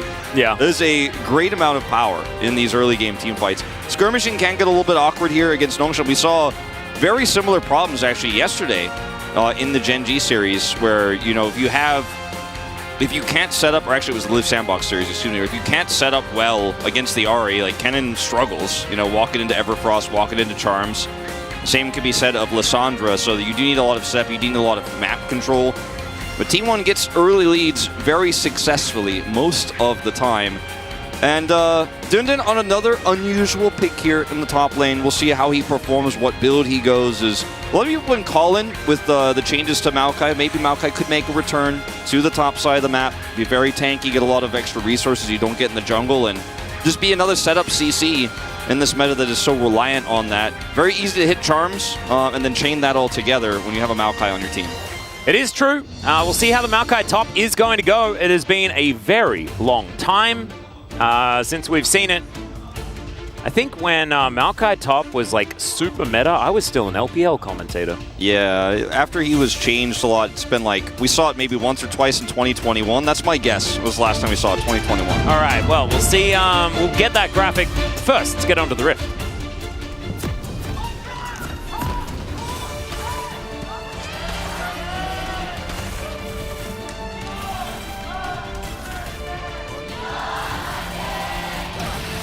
All right. I want to say, Alice, I want to say Khan. I want to say Damwon Khan. All right. That's my prediction. He was the last one to play it. That's my feeling right now. Well, interested. See who it's going to be. As Zeus, starting with a Cull, which you could understand, is a likely move. Faker is shadowing Call Me here. Yeah, it's really strong level 1 here. Needs to be respected. Zeus, just step out of the brush. Step out of the brush. This is what Dundon wants. No, this is what Dundon does, man. He actually tricks people into... He like comes over here and he's like, you could win the level 1 and get aggressive, but I'm actually just going to make it so that's rude if you do it. Well, Vital trading very nicely, utilizing picks here. Yeah. I like that one a lot. Well played with Ari sticking around a little bit longer, and Call Me should be able to get back to lane. And you see Faker's positioning to try to punish here. Not going to happen, though. Doesn't look like. Nope. And I think we're just going to have some pretty casual laning for the beginning here. I do, like, wouldn't it be cool if Vital and Peter are able to, like, stand their ground in this lane in this moment, you know? I think it's one of the, weirdly enough, I think it's one of the best lanes that they could play into the Lucian Nami, because it's a lane they've played a lot this season. They're very experienced at it. Does it win a lot? It started winning more after some of the nerfs, but you see that Vital has played it 13 times this area this season. So, I mean, if you're going to win one, maybe it's this one, even though it is very tough. And the mid-game, it gets even tougher outside of lane. I think they were playing it when they beat T1 as well. It was actually a Karma game for that game. Yeah, against the Twitch support. Well, now we're just fighting. Still level 1. Everyone's still level 1. And this time around, Kerio uses his heal. We get barrier and heal out of the Nongshim bottom lane. And now level 2 is actually going to be hit. As Gumushi throwing out Ardent Blazes all over the place. Yeah. Call start here for Zeus in the top lane, by the way. Yep. It's my favorite start when I play Kennen, when you're playing a matchup where you know you're just going to comfortably have some leads early. You're not under any threat. You just basically win more. Because Kennen doesn't usually have a lot of kill pressure. You just get some lane prio and get more money later. Kind of a win-win. Still curious who it's going to be on the top side, as we're going to get a look at Sylvie coming up here, but look who's also coming. Owner is going to be here for the intercept. Yeah, shadowing gets the ward in, and Sylvie going to have to safeguard his way out, but immediately Owner is over the wall. Flash comes in, and Warrior Trickster is going to be there. He's going to die. He is, I think, probably not long for this world, but he's going to try and trade this one back. Oh, it was way closer than I expected. Gets the thumbs up out of Owner there, as I probably wouldn't have started hitting these Krugs, as he doesn't have... I'm a little bit nervous, but it's going to be fine. It's going to be fine. He's got his W here. It's going to be okay. Yeah, all right. And he's got red buff. He's going to burn through these. He's got a pet. He's just a happy Wukong. Kingin! It was Kingin! I should have known. And it was still 2021, so you got the year right. It's 2 top laners whose names start with K. I reckon I'm going to give it to you. I thought about saying Rich, actually, but he was the one who lost the game, unfortunately. Well, Sylvie is going to find Owner once again. Zeus going to move on over here as Dundon. Very low on health, but very keen to help. You know, he is that guy. That's a flash forward from Zeus. Twist of Advance comes in. Everyone's so low as they do manage to take down the cannon. And the double kill will come in here for T1 in the end. They just win these. They win these. I don't know what to tell you, Sylvie. You're like, I'm full health. I'm coming over. He's probably still in the area, right? And now Zeus is going to be able to teleport straight back to lane. And not a good start here, unfortunately. 2 kills early for Owner. And he is massively ahead in terms of the jungle farm. Sylvie spent so much of his time in the death chamber. He's just so behind. Yeah, hasn't been able to catch back up yet. Does have his entire top side of the map to get through here. As Call Me trying to do some things. As we're going to check this one out one more time. 나 상거리 갈게. 모른 척 해도 the 되겠네. ward here, so he's going to come over here. 볼게 리신 볼게. 풀 따라갈게. Yeah, going to go to the wall. 노플. No flash. 오케이, 오지 마봐.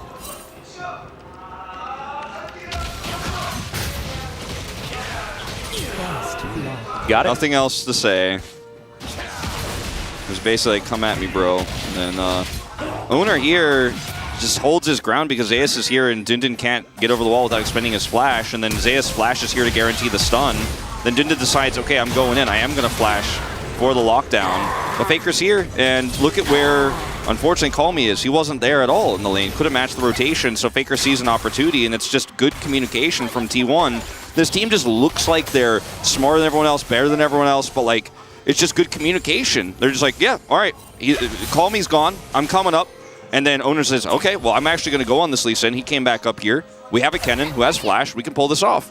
Yeah, they make what looks like a dicey play, but it never really is. It's kind of how it goes.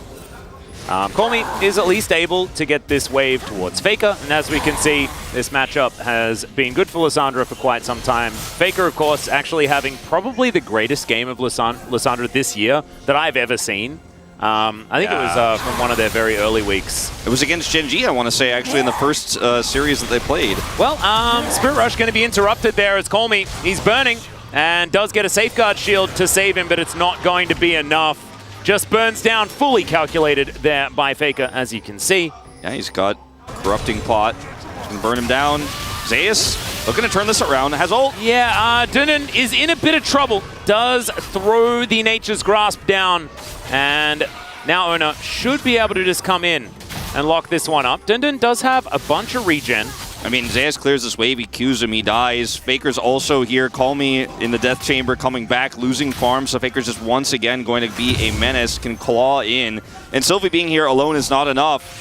Yeah, this could just be another kill, as Faker's going to come on over. He's got so much health. Twisted Advance as Dundun tries to start this one up. Faker tanking for a long time, but he takes the claw as the Frozen Thrall is chasing after Sylvie.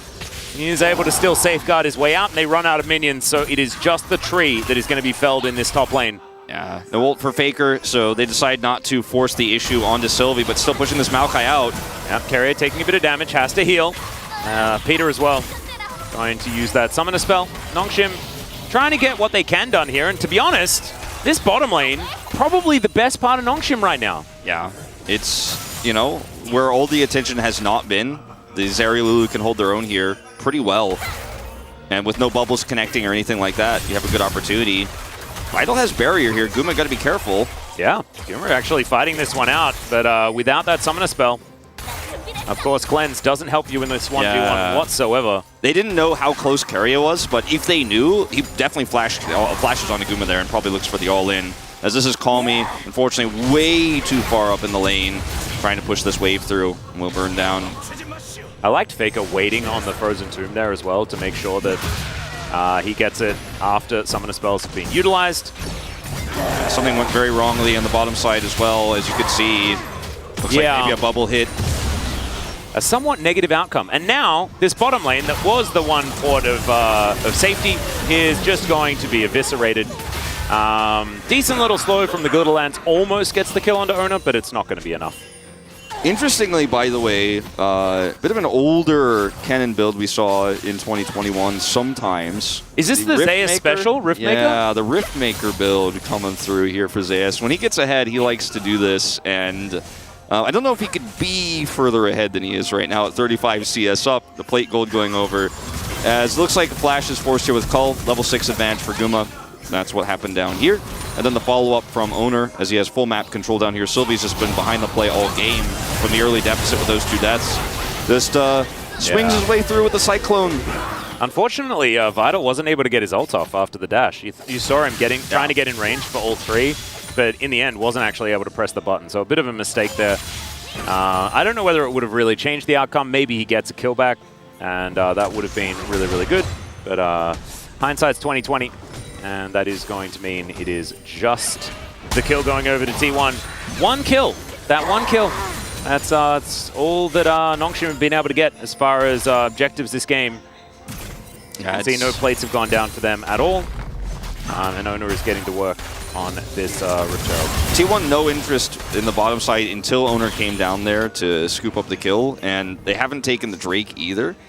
But it's so scary as Nongshim right now. You're like, I have Prio, but what's the catch? Like, you're like, can I get this Drake right now? We have Lane Prio here, Sylvie is here, Faker's not in mid, and like, they start this Drake up very late, very carefully, and they should be able to secure this in trade for the Rift Herald, but they have a lot of vision here on this bottom side. Homework has indeed been done as Circle of Frost is going to connect. Call Me just looking to make use of his ultimate here as he's throwing these orbs of deception around. Charm is going to miss. Great little sidestep there from Faker as he flashes forward. And now Owner, he's got Cyclone back up again, and Call Me, he doesn't have any more dashes. He just oversteps in this moment.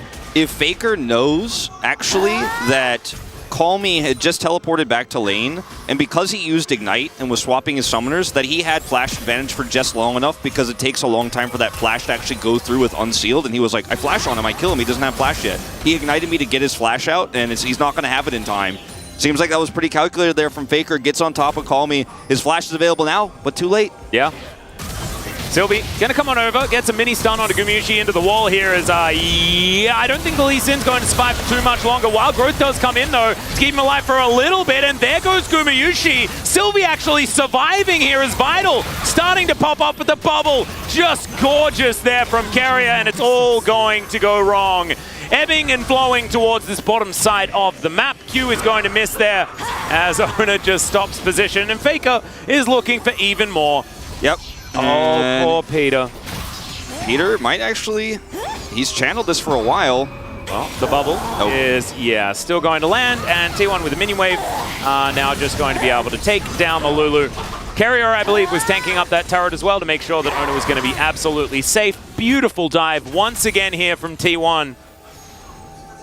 If I was one of the teams in the playoffs, I'd be just watching this being like, oh man, this is going to be a hard one to win, isn't it? It is. You just hope you don't get chosen. Just yeah. You have to win to get to the opportunity to be chosen. You have to win so hard that T1 looks away and says, no, I'd like to pick the other team. That's your only option here. Is look, Call Me swapped his summoner right here. I think this is the moment Faker realized he could flash and actually get the root. And that was just really nice realization there from Faker, just understanding Unsealed so well. And also a bit of an overextension there from Call Me. Sylvie here survives with the Wild Growth just barely, and it's a choke point here, but the Vital is a level down on this Wukong. Is okay. Well, Zeus is dead, so they do manage to get that one. Owner coming on in here, but he gets charmed up. Can they actually manage to get a kill back? Decent placement there of the sapling is now Dundun. He might be the sacrificial tree, but Faker says, no, we're taking more than just that, and it's a 2-for-1 in the end. Owner is 6-0-5 this game. I think he may be in line for a POG this time. He wants the POG. He's like, look, now you're 300 ahead of me. I'm not going to let that fly. No, that's it's 200 or nothing. Yeah. At the end of a series is the agreement that Owner has with Carrier. Zeus has his Riftmaker now, Sork Shoes, so he's going to do a lot of damage. He's going to be very difficult to kill in these team fights. As watching how this all happened, it's just Dundun catches him here, roots, and then follows up with the ultimate, and Sylvie is coming up very quickly with Ahri. So Call Me comes over, and they're able to get him under the turret here. Just bought enough time for that cooldown to come back up with his ultimate, gets one more root. Zeus almost gets out there, but not quite. And then Owner comes back in here, obviously with the play. They're overextended, Faker gets the claw. And so much damage at this point on this Lissandra. Yeah, it's all starting to snowball just a little bit here in T1's favor, one could say. Understatement of the season, I think, as Tidal Wave going to be thrown out. Does get the knock-up onto Vital. Good bubble onto Peter, but the follow-up is not quite there. Q going to miss onto Owner, who gets over the wall. And Faker is just taking crockery here on the top side of the map. Yeah, 5 seconds left. Might get one more plate. Not quite going to be able to get this one, but still a lot of money given over to him. He's got his Everfrost. And 10 sacks of his Dark Seal. You know, could just go back and buy big old Death Note. Yeah. Wouldn't be shocked. Ooh, I like it. 2,300 gold we did ahead. not need to have a look at this. Vital, though, with an advantage in the bottom lane. Yeah. Nice work. Nice edge. And yeah. I don't think the certification is going to come in. If he's checking his mailbox, I think that might be a little bit overeager. Yeah, no, he's not going to get certified. But the thing is, in that last fight, because we got the replay cut as Zeus died, he just walked up to Owner, and he was a level down on an extremely fed Wukong who had Sunderer, and so he was just beat down. I think if he played it out a little bit more carefully, it would have been fine, as the Magi's is purchased, unsurprisingly. Well, once again, the jump scare onto Sylvie as he finds an Owner walking towards the brush. So, are we okay with this? The Faker Magi's 5-0 angle on 10-year anniversary? I still am a little bit disappointed it didn't go Zed. I'm going to be honest with you. Still a little bit disappointed. I think still should have gone Zed. Yeah, I think so too. Zed or bed. That's how it works. As Peter outplays Owner there by getting a free Cyclone. Oh, never mind. The Cyclone was just to prepare for this kill onto Dundun, or to get his ultimate out, as the Cats are going to parade gloriously. And now, this is cute. Dundun just going to try and escape. He will get away with it. Be able to do so. Yeah. Should be Drake going over to T1 though. Hextech Drake, our second of the game. T1 going to lock this one up as Guma hasn't been able to get massive advantages in this game at all, but hasn't had any resources really. Vital actually doing some decent work here against Guma in the mid lane. And Guma could have played that more aggressively. He has Gale Force, of course, but didn't know where Sylvie was. Knows the Owner is doing the Dragon, so just kind of takes some damage and backs away, playing very respectfully. As Vital could be engaged on here, Owner without his Cyclone, because Peter kind of stole that cooldown away. Zeus moving back top. Looking for an angle. Yeah, looking for Call Me here. Great Everfrost does come through, and the Charm is going to land as well, but you can see Call Me just does not have a lot of damage. Goes Golden to deny this Frozen Tomb, but of course it does not cancel the cooldown. So Faker does have that one available once again, even though the animation started to come through. Still, Vital going to take a culling, has to skate his way out. Q going to connect. Pretty cute one there from Sylvie, but he's not going to be able to follow it up with the Resonating Strike. Dundun being a tree. Yeah, he's down here trying to damage this turret and failing. Oh no. Oh no. Oh no. You cannot escape the Jonas Strong Zoom. You just can't. You miss that cannon, you're going to get zoomed on. That's how it goes. He might get it, actually, if he's given enough time here. No one is coming down to punish him. Sylvie's checked the angles. He's like, all right, well, I guess they just did Herald and going to get away with this. Faker, of course, will get this top turret first. It's the second turret of the game. They got made earlier. That was first brick. Look at him go. He's just eventually going to cut it down. He's just branching it, man. Just branching it. Okay, hold on. Zeus here for the deny? Yeah, but the cat is going to slow him down. Look at these branches go. Took down that whole turret. Incredible. Nature is just so powerful, Wolf. The Knights who say need told him to cut down the tallest turret with a herring.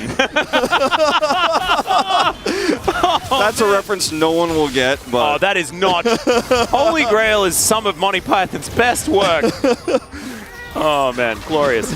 Tallest turret with a herring. He's completed the mission. Now he has to go arrange the shrubberies. Yeah, exactly. And they have to be quite nice and not too expensive. I hope he's not a witch. I wonder how much he weighs. As Dundun going to find carrier here as Frozen Tomb comes down. Faker held onto that cooldown from before. Decent little kick there, and because he used the Frozen Tomb on the enemy, Faker, that was gorgeous. He now flashes, and he should die, but he's got a stopwatch as well.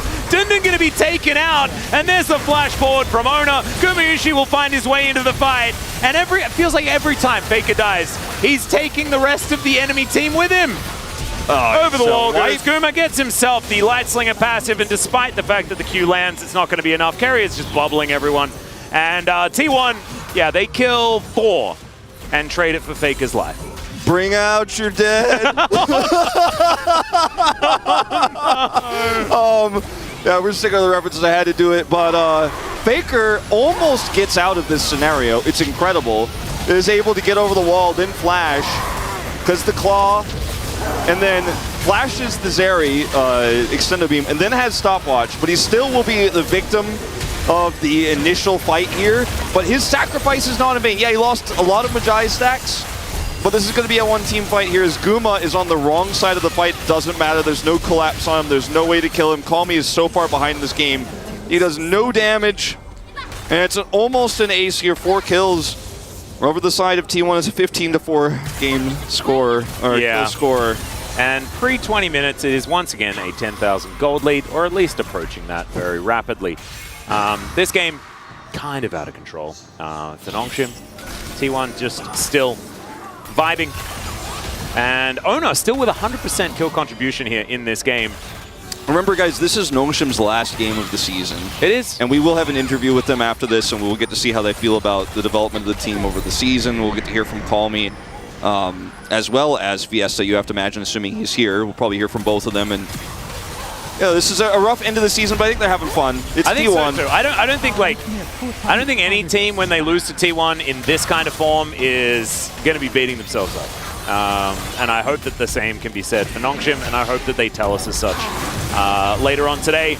As Dundun going for some last-ditch effort here, as can they get the kill on Aguma? They do manage to take him down. Dundun lasting for a really long time as well, but the Cyclone is going to spell his doom, and now the trigger is pulled by Pikachu. Oh my goodness. Ash really is a great trainer. And yeah, Zeus just going to obliterate them. Faker goes in, he's got his Onyas.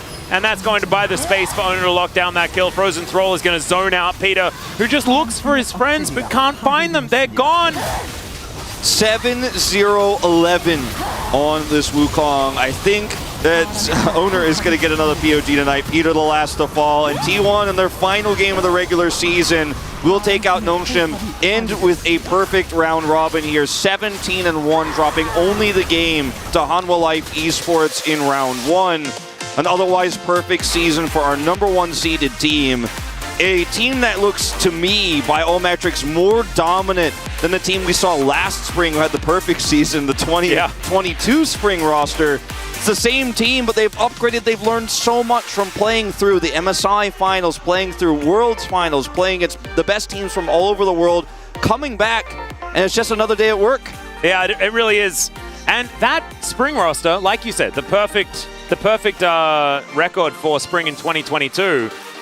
This is more impressive, in my opinion, but I also really like the changes and adjustments that T1 have made. I don't think they rely on their bottom lane nearly as much as they did last year. Yes, Carrier and Gumayushi do amazing things for this team, don't get me wrong, but I feel like no matter what the game state is, there is someone that they can put into a position to win the game. Yeah. Like almost every single time. It's a different player. Like Zeus, it can be him, it can be Faker in so many of these games, man. Faker has just been absolutely incredible. Ona, in this game, I think that he was the main character of this one. And I think so. And Gumayushi, he had a game where he was playing as the bait, and it worked. And I don't know. It feels like there's just too many different options for this team. The final Faker thumbs up for the regular season. And there's too many options. There's oh, hold on. Hey! Oh, man. I love to see it. He brought props for the celebration. It's actually like the coolest anime glasses I've ever seen. I know. I'm actually going to go find out where those are from. I got to get prepared. I need to get some of those as well. But yeah, I mean, this team is so good right now. They've improved so much. They have the same roster. They've held on to it. And the question is, how long does this roster stay together? You know, like, how much more can they achieve? Well, they haven't gotten an MSI title. They haven't gotten a Worlds title together yet. But there are some more stars to add, potentially, to this banner. Yeah, there really are. And it's just kind of absurd to think that they haven't won an international yet. It's insane. And that's why I think those failed wins, a lot of teams crumble. Like those Game 5 losses, we're doing all the ceremonies.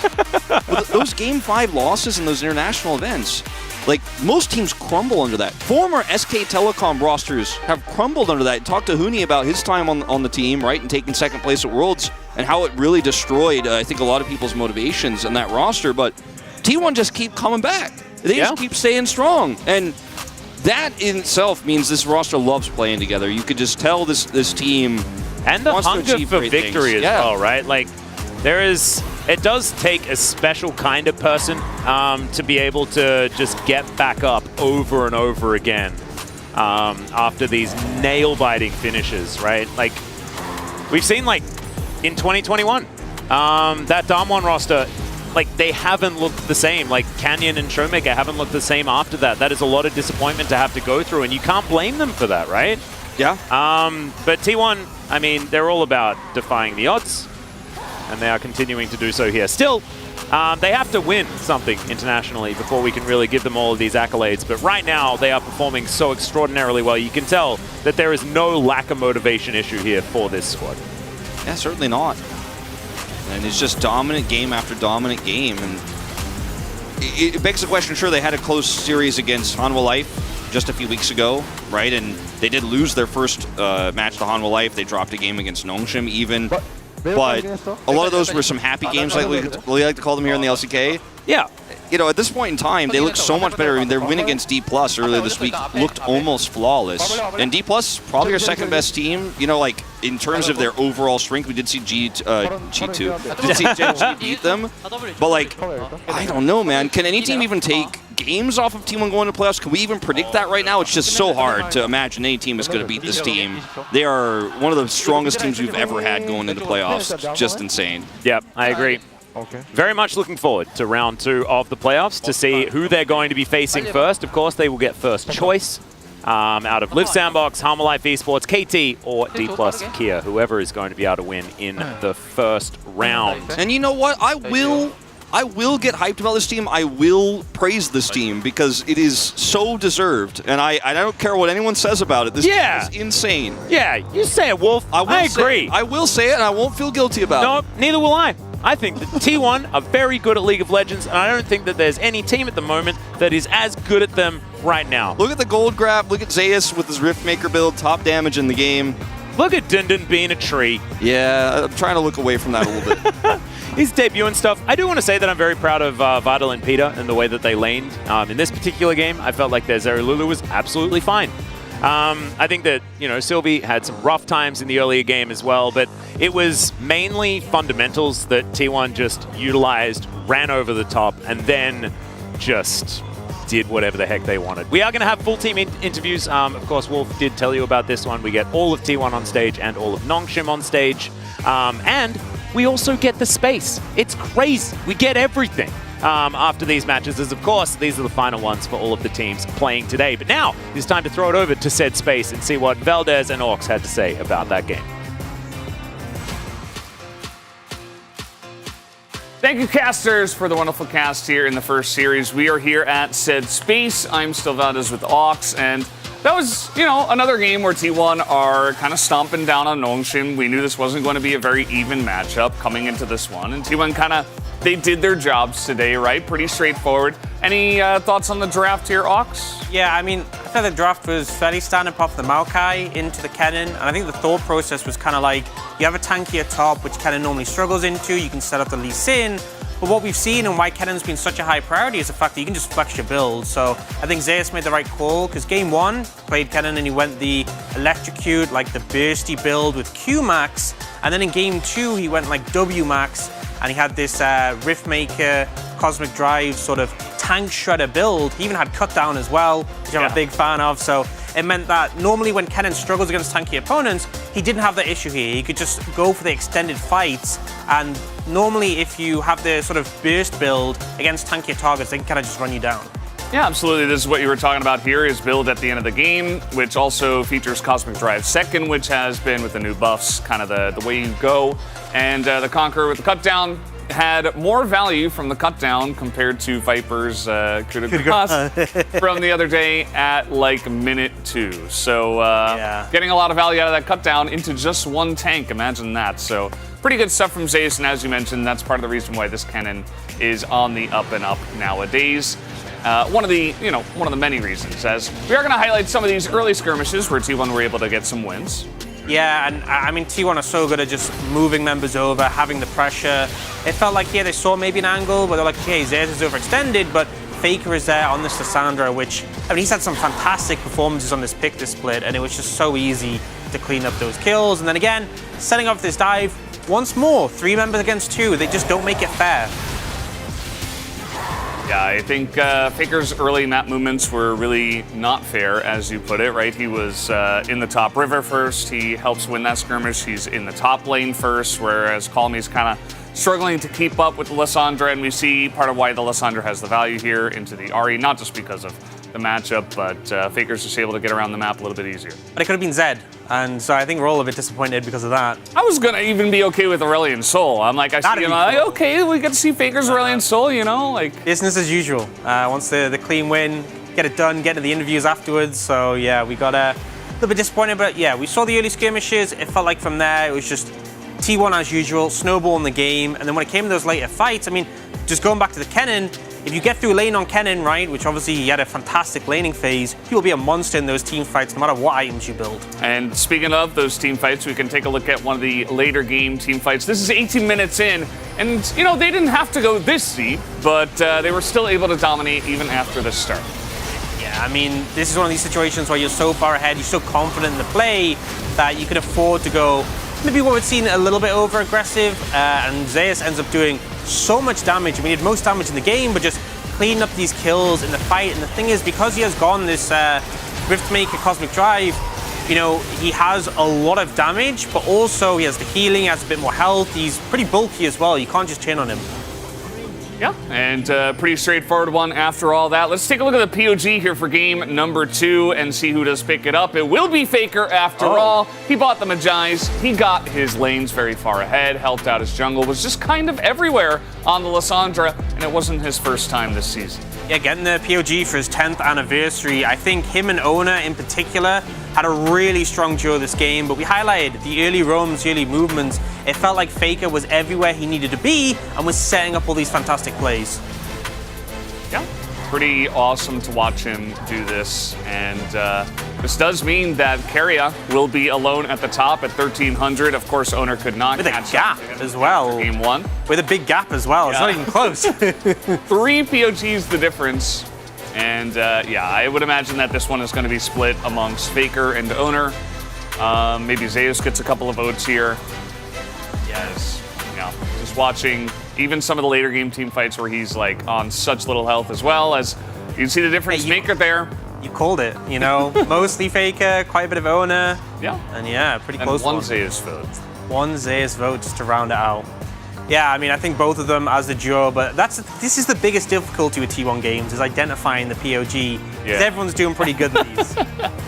And I see you join, you know, the Owner votes there, which kind of makes sense, right? 5 and 5, but unfortunately on the Korean analyst desk side, they both voted, and that's where the tiebreaker comes in through the desk voters, and that is the big difference. So we are going to be having, of course, these team interviews with both T1 and Nongshim. Pretty excited to get those underway and see what they have to say. Yeah, I mean, it was obviously not the best performance from Nongshim today, but I think after their previous series, particularly Kolmi's debut, there'll be some interesting stuff to see there.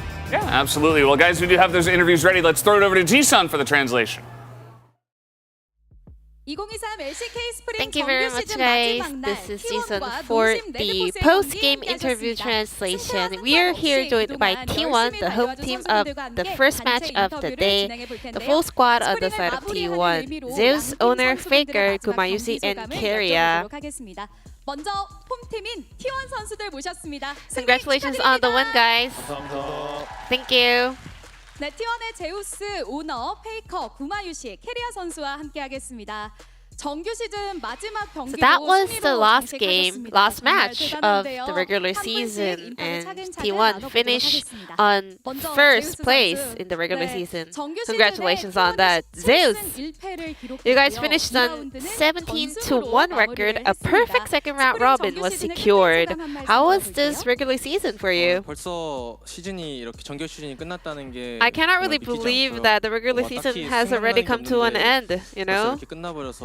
It just flew away, so it's a bummer that nothing actually like left in my memory, you know? It just like passed so fast.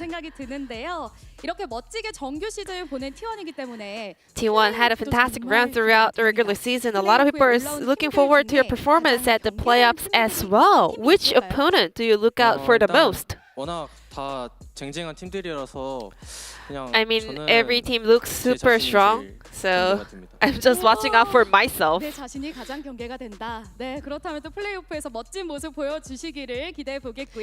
let's hear from Owner, the jungler on the side of T1. Owner, you came back even stronger this year. How would you compare yourself this spring split to the owner before? Well, I think in the past, I was like rushing and I was always in a hurry. But nowadays, even if I make a mistake, I know that I have a great team on my side. They can always cover me up. So I don't feel too worried about my own mistakes, you know. I'm more relaxed now. 또 플레이오프에서는 다전제로 진행이 되는 만큼 뱀픽이 더 중요해질 것으로 예상이 되는데요. T1, what will you guys focus on heading into a best of 5 series? T1 is the team that actually always bring new stuff to the draft. What are you going to focus on? I think our draft we had throughout the regular season was pretty good. But during the preparation, if we find new picks, we will be able to, you know, bring something new. So our opponent gotta be, you know, ready for that. And then let's hear from Faker. Your 10th year anniversary for LCK debut is coming up soon. How do you look back on your decade-long professional career? 시간이라서 말씀드리기는 어려운 것 같고 또 이렇게 팬분들이 장미를 주셨는데 제가 또 옛날부터 좀 장미를 This rose, you know, used to be my favorite for a long time, you know. So I'm so touched by the fact that my fans actually prepared this kind of a small event for me, and I just want to say thank you. 진심으로 10주년 축하드립니다. 돌이켜보면 10년이 지난 지금도 여전히 팀은 1등이고요. 그리고 미드라인도 Something never changed in the past 10 years. You're still on top of the LCK. You're still one of the best mid laners. How are you able to keep your best form for such a long time? I mean, I have a great team, you know, they're always doing great. And also, we are always just, you know, always passionate about League, so we always practice as hard as we can in order to remain on top of the LCK. What is T1's goal and determination for these upcoming playoffs? Yeah, I mean, we did finish first for the regular season, but we still have a playoffs to go.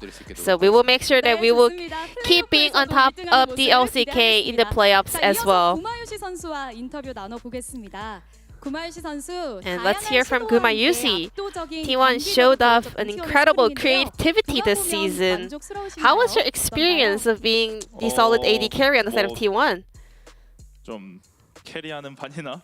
Well, to be honest, there were not many games where I super carried, you know, like outplay like a crazy player, but I think I fully played my role perfectly, so I don't really have any regrets. Gumayusi, did you get to have some fun this season? Today, definitely not so fun. But whenever I get to play up against the stronger teams of the LCK, you know, it's pretty fun. So I'm pretty sure the playoffs will be my stage. I'm looking forward to seeing Gumayusi taking over the playoffs matches. Is there a specific team you want to play against? Other than Genji, probably D plus Kia. Why is that? I just always want to punish D plus Kia. 좋습니다. 혼내주고 싶은 담원 기아와 또 멋진 경기 펼치시지 않을까 싶습니다. 자, 그렇다면 Now, let's hear from Keria, the support on the side of T1. Congrats on winning the player of the split. 네, 캐리아 선수에게 이번 스프링은 어땠는지 궁금해요. How was this season for you? 재밌었던 것 같은데. It was fun. 재밌었던 것 같습니다. It was really fun. 없지 않나 싶은데 T1의 메타의 중심에 I mean, yeah, you were the one being the meta creator inside of T1. You know, you played 17 different picks this season. What do you remember the most? Probably Thrash games. Whenever I get to play Thrash, I always kind of popped off. Do you have anything left for playoffs as well? Any pocket picks? If I get a chance, whenever a champion looks good enough, I always go for it. 좋습니다. 또 플레이오프에서 멋진 활약 보여주실 걸로 기대해 보고요. 플레이오프를 향한 각오 한마디 What is your 드리도록 하겠습니다. mindset heading into the playoffs? 스프링 정규실 1등 했다고 아직 뭐 그렇게 기쁘지도 않고 그래서 Well, being the first of the regular season doesn't make me super happy, to be honest. I just want to win the title. I just want to win everything. 꼭 우승하시기를 모두가 응원하겠습니다. 자, 그렇다면 마지막으로 Now back to 주장님 Faker, 케이크 선수, the captain of 많은 T1. 여러분들께 또 한 말씀 해주시면서 Any final message for the 마지막에 fans 장미꽃도 before you 받았으니까 go? Maybe 장미꽃도 some Faker rose 한번 ceremony? 꽃을 취해주시면 어떨까 싶은데 너무 멋있을 것 같은데 팬분들에게 한 말씀 부탁드리겠습니다. 네, 일단 항상 응원해 주셔서 Thank you for your support. 10주년 이렇게 And 열심히 준비해 주셔서 thank you so much for preparing all this gift and rose to celebrate my upcoming 10th year LCK anniversary. And yeah, I will keep working hard until the end. T1 선수분들 진심으로 감사드리고요. 다가올 Thank you 플레이오프에서도 so 좋은 much 결과 for this 있으시기를 interview and 응원하겠습니다. wish you the best of luck in the upcoming playoffs as well. Congratulations. 네, 다음은 어웨이 팀인 농심 레드포스 선수 전원과 인터뷰를 Now we will be 나눠보도록 joined 할 텐데요. by Nongsim Red Force players as they had their final match of the regular season. 그동안 스프링 시즌 정말 Fiesta, he also played so hard for the team, but today he did not show up to the venue. So we will be joined by the 5 players on the side of Nongsim Red Force.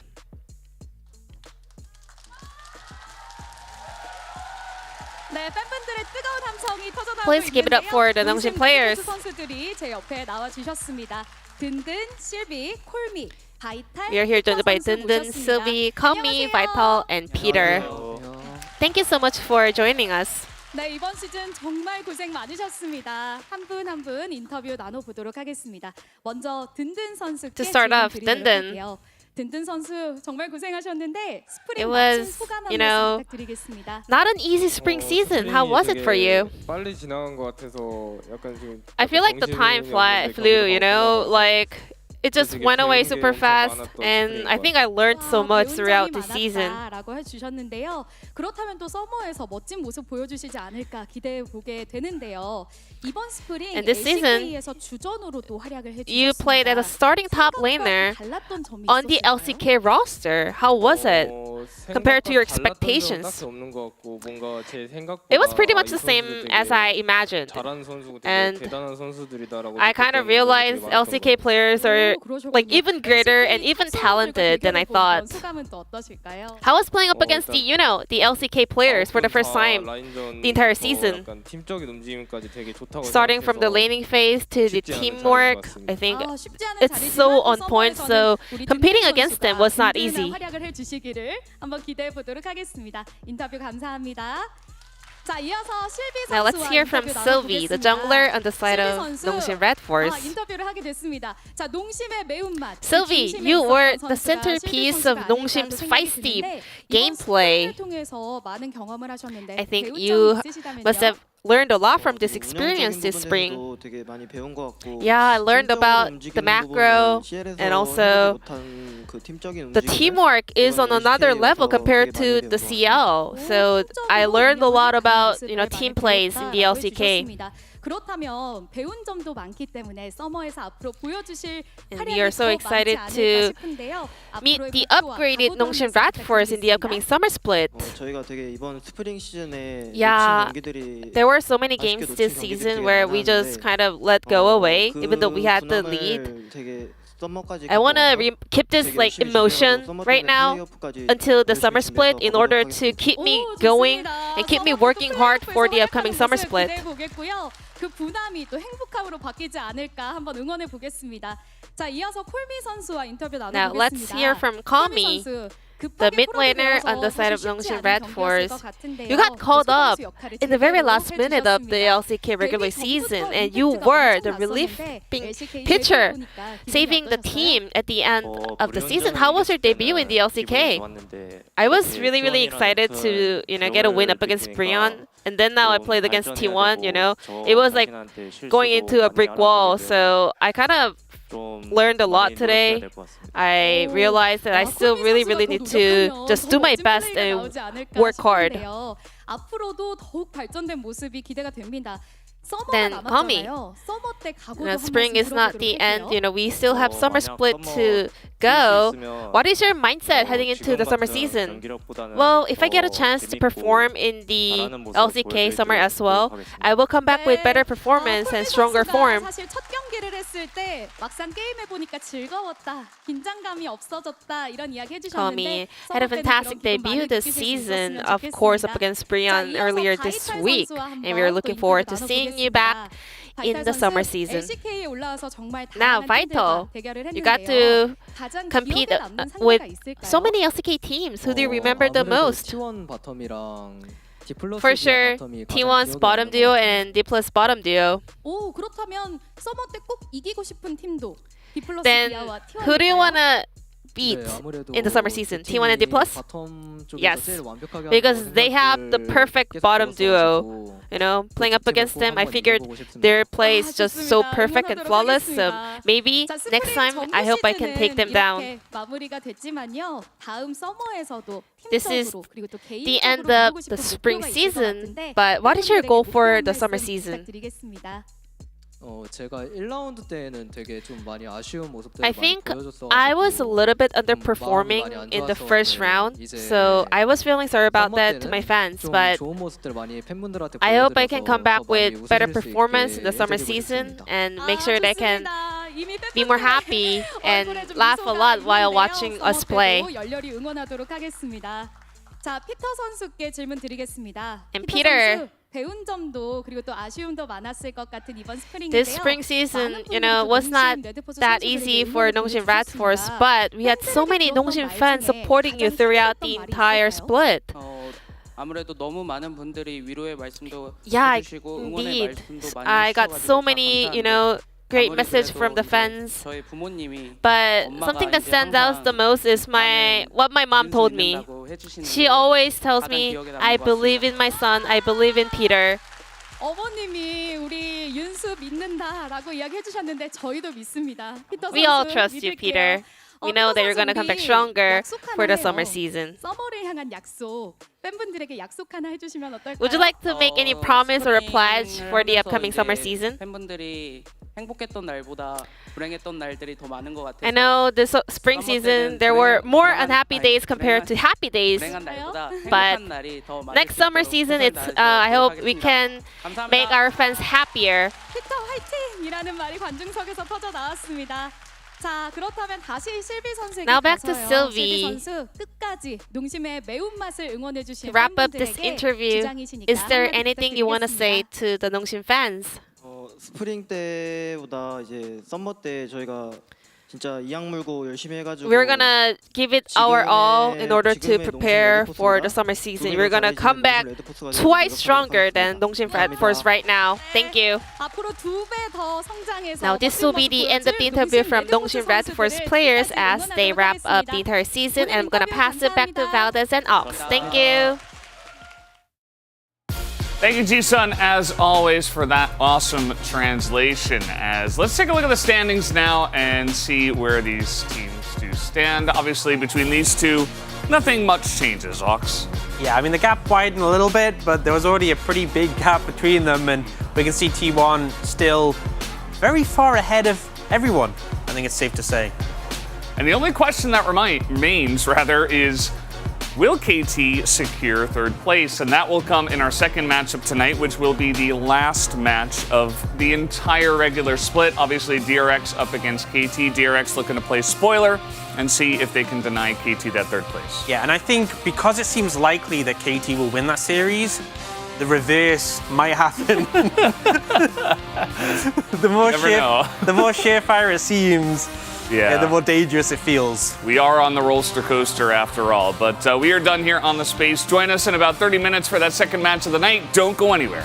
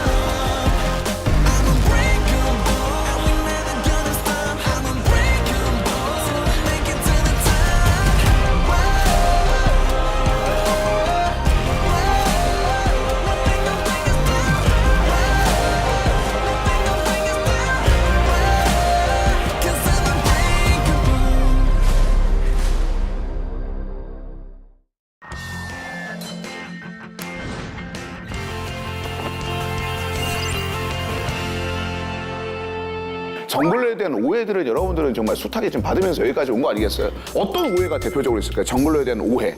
들어봤던 오해 중에서. 뭐 있어요, 혹시? 생각나는 것 중에서? 이건 오해다. 영지 있어요, 혹시? 들은 거? AI랑 싸우는 기계다. 일단 풀캠 속도를 저랑 하면 질 사람들이 자꾸 저한테 뭐 AI랑 싸우는 기계 뭐 어쩌고저쩌고 하는데 기분이 매우 나빠져요. 그래서 가끔씩 한번 해요. 풀캠 속도 한번 하자고. 이거 대회 한번 하면 좋겠다. 우리 체육대회로. 근데 제가 졌어. 잠깐만. 정글로서 이게 맞아? 누가 잘못됐는데? 그래서 아무 말도 못 하고 있어요. 아니 이게 무슨 말이야? 이러면 그럼 오해가 아닌 거잖아요, 그러면. 컨디션이 안 좋았어요, 그날. 아, 그렇죠. 컨디션이 안 좋았어. 그렇다면 이 인권위원회를 누가 나서서 만들어야 된다고 생각하시는지. 모임장이죠? 왜 그러셨죠? 아니 선수로서도 그런 거 있지만 본인도 있잖아요, 위에. 아, 그러네요. 원조가 해야죠. 누굴까요, 그러면? 클템님이 지금 하시는 게 확실히 어울리시는데? 딱인데요? 그러면 클템이 나와야겠는데? 클템 괜찮아요, 여러분들? 전 좋습니다. 아, 그래요? 그러면 클템이 인권위원회 위원장이 되는 걸로 이런 식으로 진행해보도록 하겠습니다. 그래요. 이제 본격적인 코너 가봐야죠. 네, 이번 코너는 바로 LCK 고민 상담소입니다. 정말 많은 분들이 고민을 보내주셨는데요. 롤을 하면서 생긴 고민들, 뭐 가족분들, 그리고 뭐 친구, 연인들과의 고민을 보내주셨습니다. 250개가 들어왔어요. 그 중에서 엄선을 했습니다. 네, 그리고 오늘 사연이 선정되신 분에게는 저희가 선물도 같이 보내드릴게요. 그렇습니다. 네. 첫 번째 사연은 제가 나누어서 좀 할 건데 이게 저희가 이제 목소리 연기가 필요해가지고 저희가 연기자분들을 몇 번 모셨습니다. 그렇습니다. 정말 나 아까 연습하는 거 들었는데 깜짝 놀랐다. 메소드 연기나 나 카지노 그거 보는 줄 알았어. 최민식 형 보는 줄 알았어. 그래서 첫 번째 사연은 크로코 윌러 커즈가 준비를 해주셨죠? 네. 기다리고 있어. 네, 사연 한번 읽어주시죠. 첫 번째 사연입니다. 승부의 세계는 냉정한 법 님의 사연입니다. 안녕하세요. 티어에 목숨 걸고 랭겜하는 플래티넘 여성 정글 유저입니다. 와, 잘하시네. 아니 그분 잘하신다고 플래티넘. 아니 이게 왜? 뭔데? 왜 그래? 왜? 뭔데? 저의 고민은 롤 때문에 자꾸 남자친구랑 싸운다는 겁니다. 헬륨 먹었어? 왜 이래 갔다? 아니 이게 여자 목소리로 하라고 했는데. 아 그런 거야? 미안해. 정신 몰랐어. 해요. 아 그랬구나. 할 수가 없. 파이팅! 아무래도 게임을 이기려면 듀오 시스템을 적극적으로 활용해야 하잖아요. 그래서 종종 저와 티어가 맞는 다른 남자 사람 친구들과 듀오를 하는데요. 그걸 남자친구가 정말 싫어해서 자꾸 남자친구가 싸우게 됩니다. 내가 지금 뭐 하는 거야? 또 다른 남자랑 게임해? 그냥 친구야. 남자 사람 친구. 듀오를 하는 것도 아니고 정글이 듀오를 왜 해? 나는 자기가 다른 남자랑 게임하는 거 싫어. 아 그냥 게임 같이 하는 건데 왜 그래? 아, 잘한다. 보셨죠? 이런 상황이 자꾸 반복되어 싸우게 됩니다. 그냥 남자친구랑 듀오를 돌리면 되는 거 아니야? 라고 생각하실 수 있는데 제 남자친구의 티어는 브론즈예요. 전 점수를 올리고 싶고 남자친구는 게임을 못하고 너무 속상해요. 이럴 때 저는 어떻게 해야 하는 걸까요? 이거는 뭐 방법이 있나요? 뭐 헤어지는 게 그러니까 방법이 없다. 그것밖에 꼭 해야겠다면. 꼭 해야겠다면. 아니, 그럼 커즈 선수는 아까 혼신의 연기를 보여줬는데 그 여자친구의 마음에 빙의해서 어떨 것 같아요? 여자친구 입장에서 억울할 수도 있으니까. 게임을 잘하고 싶은 건데. 최고의 정답을 하려면 이제 인생 짬바가 있으신. 나 내 얘기하는 거예요? 네. 아무래도 이제 연애 얘기다 보니까. 저는 기본적으로 딴 게임 합니다, 그러면. 뭐 물론 롤 훌륭한 게임이죠. 하지만 던전 앤 파이터 메이플이 있다면? 영준 어때요, 영준? 역시 왕호 형이 경험이 많아가지고 역시 정확하게 너무 잘 짚었어요. 그래서 왕호 형 말이 진짜 저도 공감이 너무 가요. 뭐 헤어지는 게 막 헤어져 이렇게 얘기하는 거 아니에요. 의견이니까. 두 번째 사연이 있습니다. 두 번째 사연은 스펙타클한 그 배우들이 등장하게 됐어요. 어떤 사연인가요?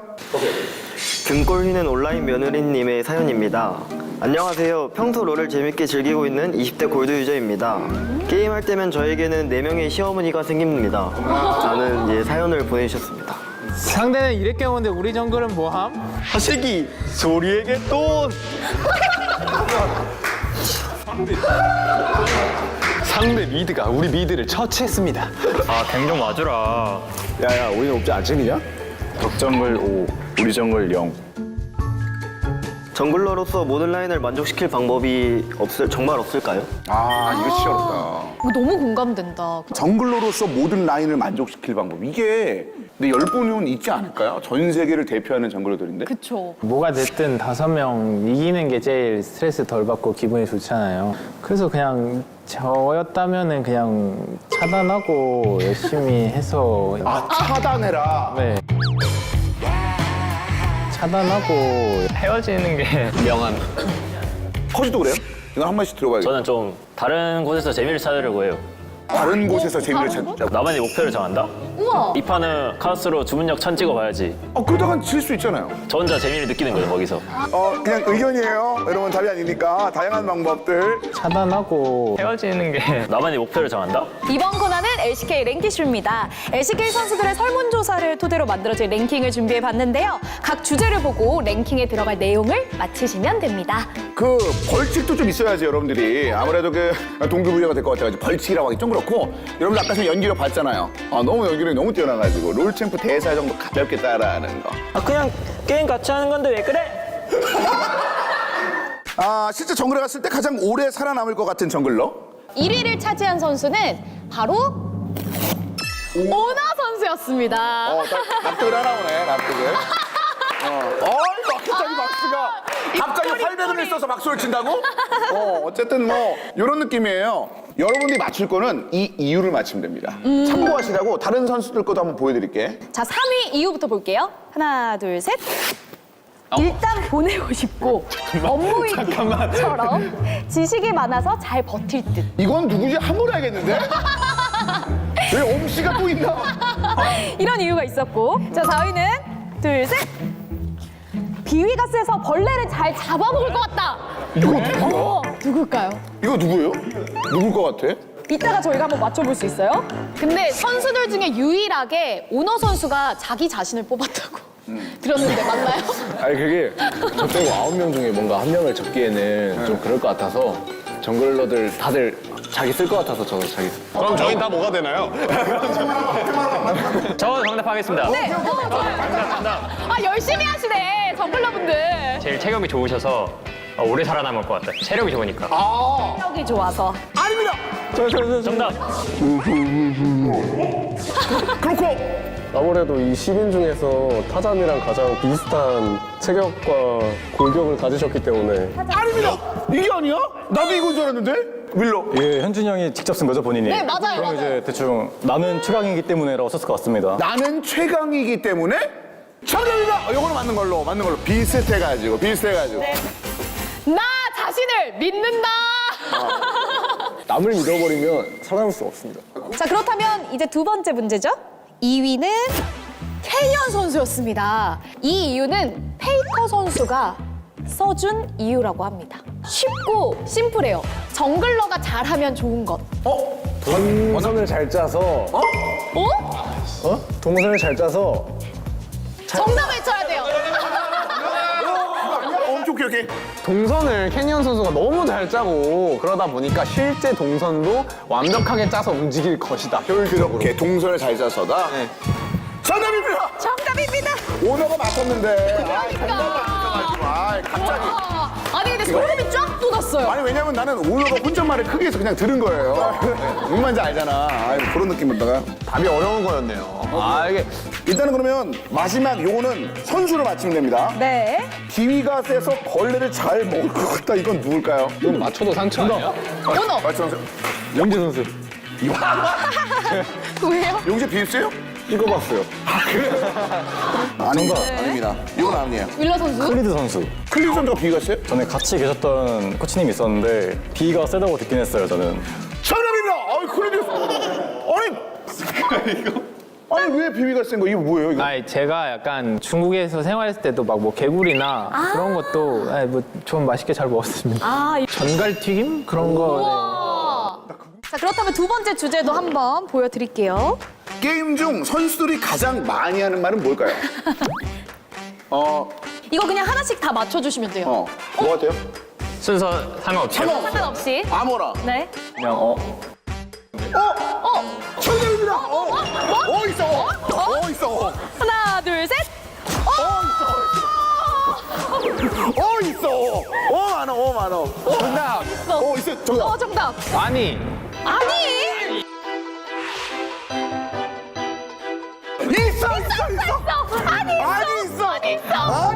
있어. 엄티. 까비. 까비가. 아니에요. 거짓. 아도 되나요?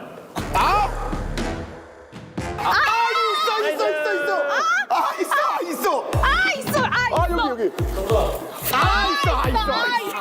정답. 오도 있나요? 너무 날로 먹으려는 거 아니야? 나왔다. 우 하지 그러면.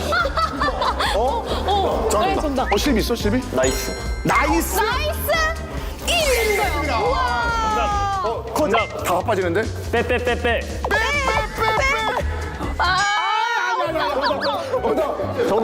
잠깐만. 정답. 그렇고. 들어가자. 정확해야 돼. 들어가자. 들어가자.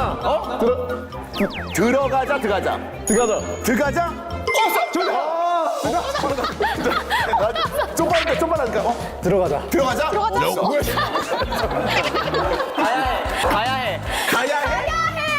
맞는 걸로. 이거. 가야 돼. 왜냐면 가자, 하자, 가야 돼, 싸우자, 해야 돼. 그러니까 약간 섞인 거라서. 정답. 있어. 지금 못 맞춘 사람 누구 있지? 저 오늘 못 맞췄고, 그리고 못 맞췄고, 이거 다 맞췄어요? 저는 맞췄습니다. 됐지, 다 됐지. 다 맞췄어, 이거 다 맞췄고. 벌칙 있어요. 분발해주세요. 그럼 둘만 좀 하는 거야, 둘만 난사하면 돼, 난사. 이거 있잖아. 왔어? 땡큐. 없어. 땡큐 없어. 이 말 자주 쓰시는 거 봤어요. 저희가 뺏어도 되나요? 오케이. 뺏을래요. 없어 그런데. 뭐 있어? 미안. 너무 착해.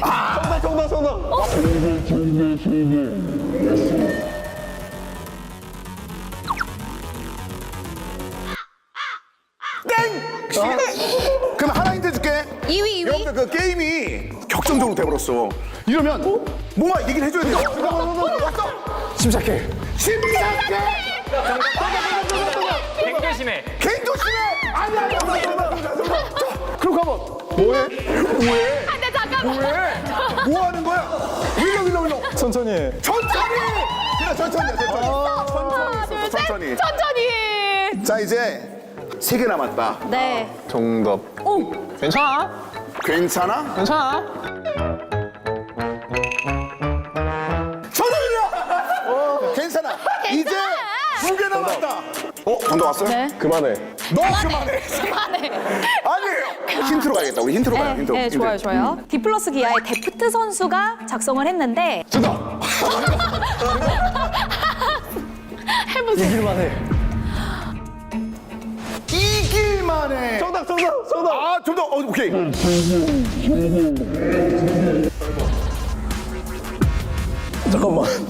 잠깐만 아니야. 잠깐만. 아니 잠깐만. 있어. 아니 우리가 힌트 준 게 아니고 딴 거였는데. 그러네. 마지막 우리 하나. 3위 이거 힌트 준 거잖아요. 네. 이거 뭐 같아요? 뭐 있어요? 망했어? 있었는데 뺀 거 같아. 뭔데?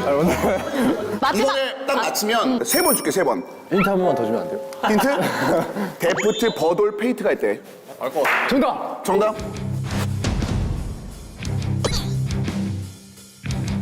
원딜. 아니에요. 2번 남았어. 빨리.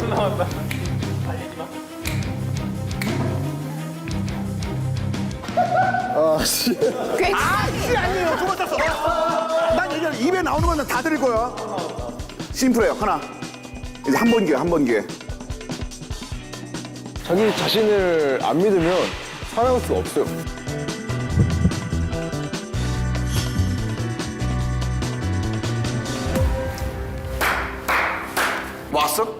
영어? 노플.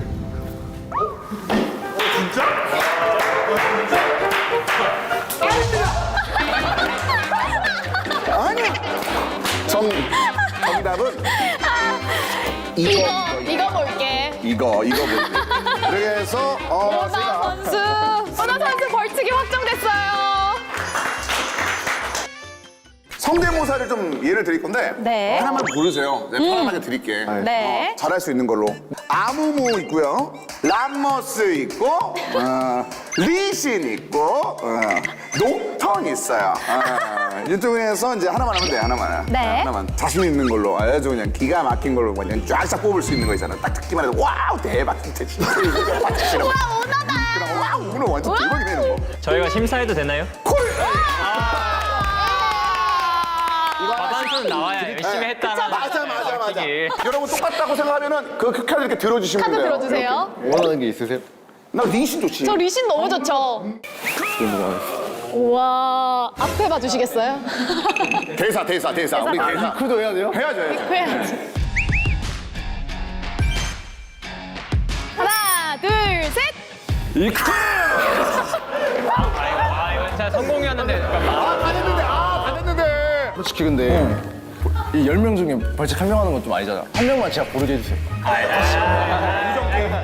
무정 게임으로? 무정 게임? 그러니까 의견만 들어보자. 누구? 영재 선수로 하겠죠. 그래, 맞아. 이 맑은 눈을 보고 싶어하는 사람이 많았다고. 영재 선수가 이제 딱 와가지고 왔어, 딱 좋네. 제가 첫 마디 할게. 나랑 놀자. 새 친구를 찾아보자. 그래! 네. 됐네 이제. 새 친구를 찾아보자. 끝으로 한마디씩 쭉 한번 들어볼까요? 팬 여러분들과 오늘 함께한 소감 한 말씀씩 쭉 해주시면 되겠습니다. 쭉. 되게 이 같은 라인이 정글이라 이 친해질 수 있는 자리가 별로 없잖아요. 뜻깊은 자리였던 것 같습니다. 저도 이런 자리 처음이었는데 재밌었고요. 초대해 주셔서 너무 감사하고 재밌게 잘 놀다 가는 것 같습니다. 정글 잘하시는 분들이랑 같이 있으니 감동이었고요. 다음에도 이런 기회가 있으면 좋겠습니다. 다음에도 똑같이 여기 10명 다 같이 한 번 더 했으면 좋겠습니다. 역시 모임장님. 좀 나오면 될 거니까. 요즘 웃을 일이 별로 없었는데 영재 선수랑 오너 선수랑 이제 또 커즈 선수의 혼신의 연기 덕분에 오늘 제가 진짜 정말 찐텐 웃음이 나와서 너무 행복하게 웃고 갑니다. 감사합니다. 오늘 너무 지친 것 같은데. 그렇죠? 네. 마지막 빼고는 그나마 저는 좋은 추억으로 간직하겠습니다. 근데 마지막을 뺄 수가 없어요. 네, 그렇습니다. 다 같이 합이 잘 맞는 것 같아서 좀 다른 라인들이랑 한번 하고 싶습니다. 와. 배틀하자? 이것도 괜찮다. 그런 느낌으로다가. 같은 정글 선수들끼리 친해질 기회가 없어서 좀 아쉬웠었는데 많이 좋고 뜻깊은 것 같아요. 오늘 이 단합대 만들어주신 라이엇 게임즈 분들께 감사드립니다. 우와. 자, 근데 우리가 단합대를 마무리 지으려면 구호 같은 게 있어야 되거든요. 우리 구호를 외치면서 끝내야 되는데 구호는 보통 원래 이거 제일 어린 사람이 근데 먼저 스타트하는 거 아시죠? 네. 제일 최신 걸로. 뭐 고유의 탑 차이. 탑 차이로? 오케이. 탑 차이로 외치면서 우리가. 원장님 이거 맞습니까? 찍혔잖아. 됐어요. 이렇게 해서 오늘 준비된 내용 모두 끝났습니다. LCK 단합대 정글러 편 마지막 구호를 외치면서 모두 마무리 짓도록 하겠습니다. 하나, 둘, 셋. 다음에 봬요. 되나? 될 수 있나? 되나? 안녕. 고생했습니다. 고생했습니다.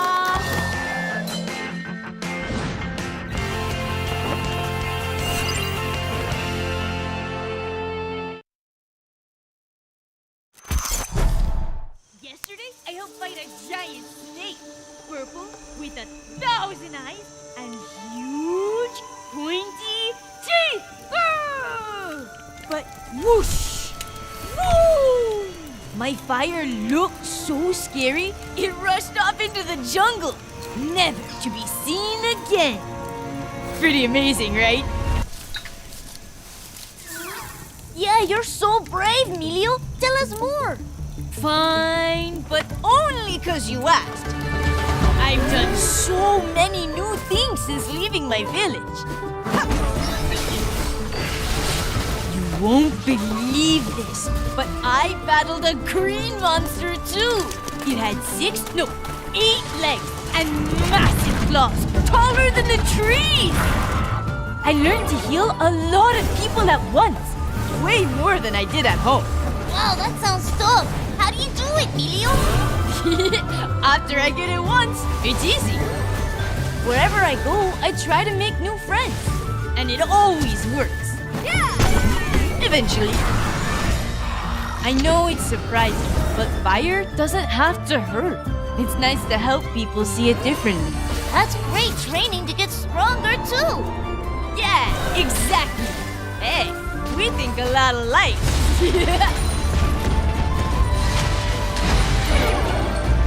My family is gonna love those stories. They're probably waiting for my next letter. I wish they were here right now. They are here right now. And remember, we're gonna make them so proud.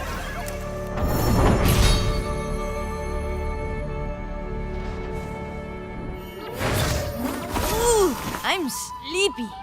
I bet they have comfy beds in Ishaokan.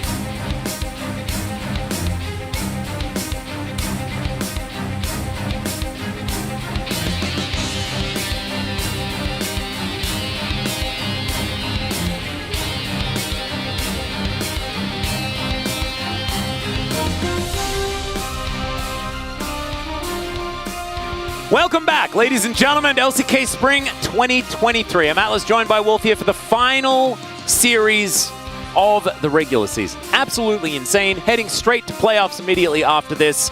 Well, not immediately afterwards. We will take a bit of a break, but it is going to be starting next week. Really exciting stuff. And there are still implications on the line here. Yeah, in our final match, we have a KT roster that is trying to maintain third place. When we look at the standings, you'll see they are currently tied in terms of their wins here with D+, but a win tonight of any scoreline will put them at 13-5. They're still, even with a 2-0, obviously 4 points behind Gen G. That's why Gen G was able to lock in second place yesterday.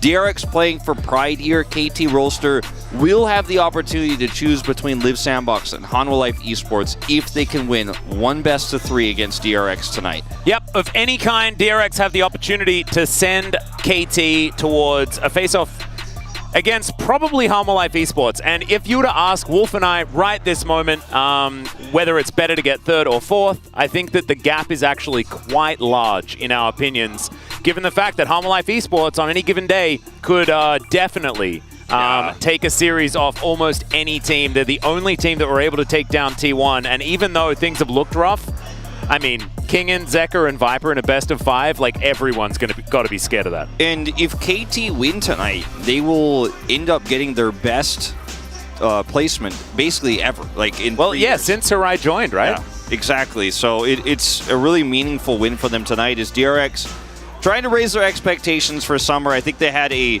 pretty good end to the season so far, like talking about their last 2 weeks as a whole. Yep. And they have one more best of 3 to play here. I think Juhan really stepping in as the main jungler has changed the way this team plays. We saw Pleta come through as well, and DRX kind of trying a lot of different things here, and I think it's improved the roster as a result. It certainly has. Of course, Pleta coming off a perfect round robin in Challenger as well for that for their roster down there. Absolutely looking fantastic. So definitely a lot of talent on the team, even if they haven't necessarily been able to make any waves here in the LCK. KT, though, fighting for this third place, and any sort of victory here is going to get them there. They are certainly the favorites coming into this series. There is no doubt in my mind. However, it's KT. I mean, they can do KT things at any time. Final Destination, the movie, is the representation of the fans' experience watching this team. It's just when it's going to go off the rails. That's the question. This matchup is the most exciting by far, as it's the solo kill machine versus the guy who is never solo killed. Yeah. It's crazy. Akeen has so few isolated deaths. He has 2 in the entire season where he has ever died alone. And Rascal is vying for number 1. He's 2 points behind in terms of solo kills of Zeus for T1. So he actually could tonight, if he gets 3 kills or more, secure first place in solo kills for the 5th time in a row.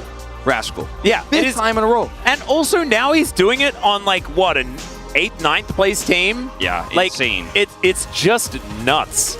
That and even when he's been slumping, his own personal performance has really not been up to the Rascal standard. That's a very high one that we've set for him. Still just really impressive that solo kills just seem to come so naturally to the guy.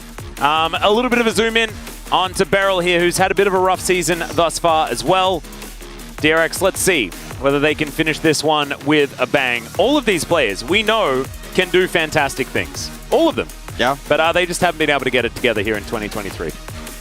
The opening for our spring title is Beryl, the only player who remained on the DRX roster, if you don't count Juhan. From the roster who won the World Championship, he's holding the LCK logo as saying this is DRX's season to try to prove themselves with a new roster. And I think the logo has definitely changed hands as we move to the end of the season here. But still, one final game this season for the defending World Championship. 2-time player here in Beryl. Yeah. Of course, the rest of those World's winning players doing some great things themselves. Deft, I think, with the best performance out of all 5 of them. Not including Juhan, like you're talking about.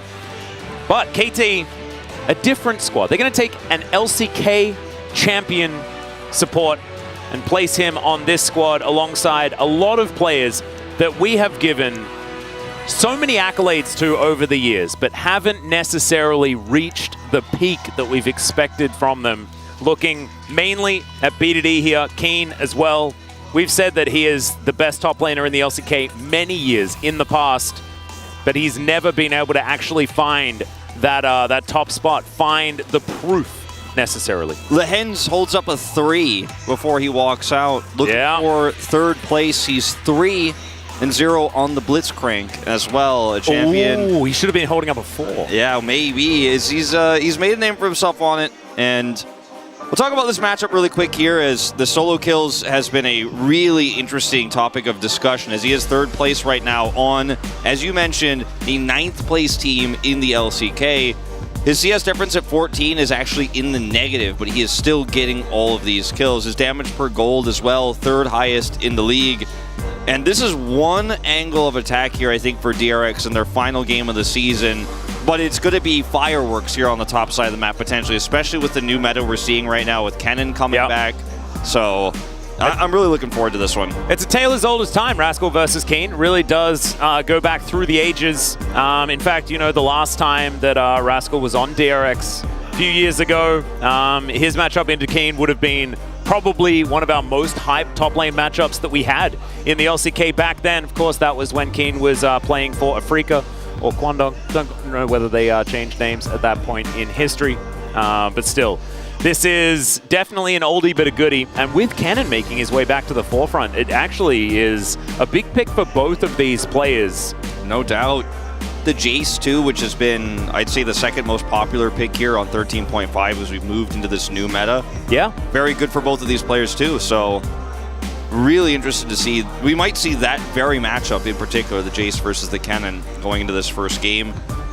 Yeah. Fate also, you know, in a matchup here against BDD, a player who's a lot of people's choice for 2nd All-Pro team behind Faker right now. A very tough matchup for a player who's been arguably the most consistent part of this roster throughout the season. And some tough matchups ahead here. We've seen the Veigar rise in popularity. We've seen the return of LeBlanc with the buffs that came through. Ahri is back as a result, and then Lissandra even coming through. So Fate having potential counterpick in this series could be huge if they didn't end up on red side. Well, we'll see how it's all going to turn out here. He's still watching. Yeah, he's definitely watching, and still very proud of his boys. Still the best finish that KT has been able to pick up since franchising and since Hirai joined this squad. The top of the sign just saying in English, Hirai is everywhere. And look at that, DRX will actually choose red side, and I think when you consider you're up against BDD, you're up against Keen, if you want to save those counter picks, that is one way to approach this draft. But we're seeing a lot less of the early 80 carries. It's actually been 80 carry counter picks we're seeing on red side this week. Yeah. So maybe that's not the angle of attack here, as we will see the Lee Sin continually banned here with Viego disabled.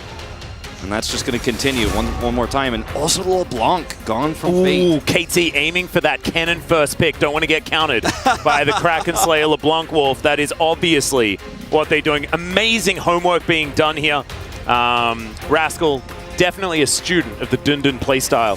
100%. Caitlyn, going to be banned away here. One of our mandatory bans, and is included into aiming, even though he isn't the first one that you think about when you mention Caitlyn. Of course, Gumushi comes to mind alongside Deft in that department. Even though it isn't the most sought-after pick right now, it's still very popular, still very relevant. I'd love to see KT just first pick Karma here if it's left available, just continue to do what they've already shown in a series where they are favored, and try to show as little as possible heading into playoffs in just a few days. The Varus going to be banned away. That would be the only other mandatory first pick. Ashe gets through, but I don't know whether it's necessarily of great import for this team, as Zeri's going to be locked in. Now, DRX, what is the plan? I hope it's not Lucian Nami. Okay. I was kind of hoping that Beryl would at least pick the champion that he's going to have a skin on. You know, Ashe available. Yeah. You know? It's certainly a lane that can be very oppressive with the Ashe, with Sivir and a few other different picks as we've seen. But I actually like the Rakan here for Beryl because it's been a bit of a comfort pick for him this season. He's looked really good on it in lane, even at level 1, getting flashes, stuff like that. That's the kind of play I want to see here because we have not seen impressive play with his Nami. I think KT can be pretty confident that aiming is going to scale up and team fight really well. That's what he's famous for. and you're like, okay, if you're going to play Lucian Nami into this, we'll just outplay you in the 2v2, where Duckdom and Barrel have arguably been our weakest duo lane in the LCK. And in a lot of these duo lanes, like the Zeri Lulu into Zyra Khan or Lucian Nami, blah, blah, blah, these lanes that are pretty even and do rely a lot on timings, coordination, and laning effectively, that's where DRX really have fallen down. I feel like Duckdom and Barrel have found some angles in some of these more weird bottom lanes where they've been able to capitalize on advantages that they found in the matchups, but not in these ones that require that little bit more finesse. Of course, Barrel's Rakan is much better, and so with the Zyra Khan now locked in, see whether they're going to be able to make good use of it. And with the priority here for KT to pick up the Zeri, it means DRX can then match, of course, Rakan Xayah now. We have our jungles traded, and this is the power of Red Side here for those counter picks. And will we see, something like a Jace banned away here from Rascal? What's going to be the plan on the top side of the map? Kennen, I think, definitely deserves a look here, as he is right now the most common blind pick top champion. He's moved away from things like the Gragas. Cassante, I did say a second on that list, will be taken away. Yeah, I think Cassante, Kennen are definitely some good options here. With the Sejuani locked in as well, I really like the Yone ban, because it does feel like, Keen can even, now that the Kennen's in the meta, the Yone for BDD becomes even more powerful, and so they are going to respect it. They'll ban that one away. DRX, do you take away something that you're going to see potentially picked into the Kennen, like a Jace? Yeah, there it is. Now I think we just trade Jace for Kennen bans. I really thought we were going to see the Kennen into the Jace. They're just going to ban Ahri here, which does kind of indicate they want to pick up the Kennen. But the Taliyah is going to be much higher priority. And I like this because it's a pick away and a pick for, right? Yeah. Like Fate, pretty good at Taliyah. BDD, amazing at Taliyah. Especially this year, but in the past as well. I mean, Longzhu BDD was... very, very powerful on that champion. He's going to look to pick Veigar here, though, into this. We've seen this matchup go both ways, but Taliyah usually has a lot of early power and a lot of prio. Yeah, a lot of range in advantage as well. Exactly. And we'll see the Renekton come through here for Keen. And this is a broke, tough call. I guess. They already lock in the Taliyah, so you're not walking into... Or rather, the Veigar, so you're not walking into a Sylas here if you wanted to play the Gnar into this. We've seen this Olaf hover so much. I'd love to see it. Darius, another option. We did see this attempted by Dundon earlier this week into the Renekton. Will be the Jax instead here. Keen's old favorite. I believe still actually a perfect record on the Jax this season. It fell out of favor. Yeah, it got nerfed and then Keen's like, nah, I'm never picking that again. Yeah. Just doesn't want to deal with it. Of course, the 2v2 on this top side of the map, because we do have top lane as our key player matchup. 2v2, I think KT definitely win. With the permafrost value that you get from Renekton and Sejuani together. Wukong, of course, not being able to affect that lane too early because Cyclone is so important for getting him online. It could be a difficult lane for Rascal, after he's made it towards that level 3, where, of course, Renekton does hit that power spike. I overall like DRX's draft better. Yeah. I think they have a lot of early prio. I think that if Barrel can get a flash early, which he has pretty consistently done on this Rakan pick in particular into multiple different matchups, even the Zeri Lulu, maybe you get a little bit of lane prio there. You have mid prio, and then this Renekton pick on the top side of the map feels much weaker, where you have the Jax, you do have setup there, can get some early ganks done. So... I feel like this is about as good as it gets for DRX here. In terms of comfort, too, they got everything they wanted, but it is going to be about execution. It is going to be about who's the better team here on the day. The Veigar pick we haven't liked as much, but with BDD clearly being a top 3 mid right now, I expect that his execution of this pick into this Leah is going to be clean, and maybe he can get ahead there in a matchup that, again, has gone both ways. Yeah, I'm not sure, because Veigar has just been bouncing around as far as my tier list in my brain is concerned. And yesterday, we saw some great Veigar play the day before as well. Today already, I mean, I actually didn't mind Call Me on the Veigar, although I might be a little bit biased just because it's so cool that he's played his second game of LCK ever. We'll have to see how it goes, though, in the hands of BDD as we jump onto the Rift here for game number 1.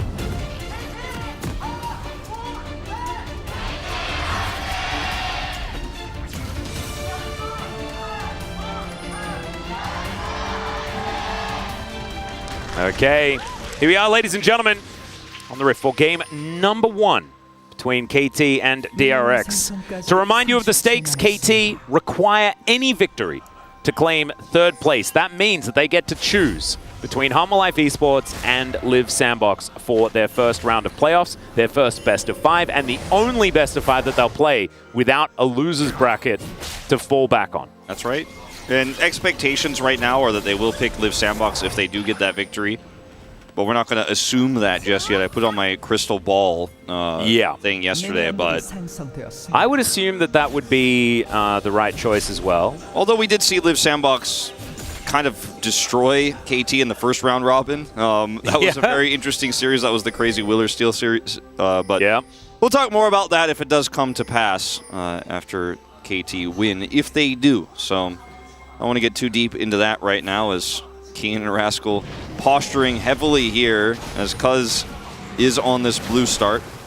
Yep, Keen just going to defend him, and Keen with his cool armor is just going to lumber towards the lane. So no worries there. Rascal just going to show Keen that his level 1 is way better. And, oh, Keen just looking to get to the wave. Guarantee that he does pick up the experience. And that does also mean that these trades, you need to respect the minions. And so actually big that Keen actually makes it in here, because we've seen other Renekton's in this matchup actually just get zoned out. Yeah, completely. Get zoned out of experience, and then it's hard to get level 3 if you don't get any experience. Exactly. Starts the slice and dice here at level 1 to avoid that counter-strike. Just going to play very passively and defensively now. Rascal hits level 2 faster. Did miss a minion, but still going to get the experience for it, of course, and just playing very aggressively. And Keen, he knows that cooldown is super long, so it has to play around it here to try to farm, and he's just going to let this crash through the turret. Yep. Once he gets level 2, this gets a little bit easier. Then, as you mentioned, level 3 becomes a playable lane. Just trying to get as many of these minions as he can. Wow, it's so cool watching these guys in action and how aggressively they trade and how many small advantages Rascal is looking for here. Now Keen has level 2, can Q this wave. 3 gets hit for Rascal. He's just trying to force these minions in and delete as many as he can. Yeah, and Keen now hitting that level 3, and as you can see, immediately goes aggressive. Rascal not able to find the counter-strike for the stun, and holding the wave here is Keen. This cannon going to move in range.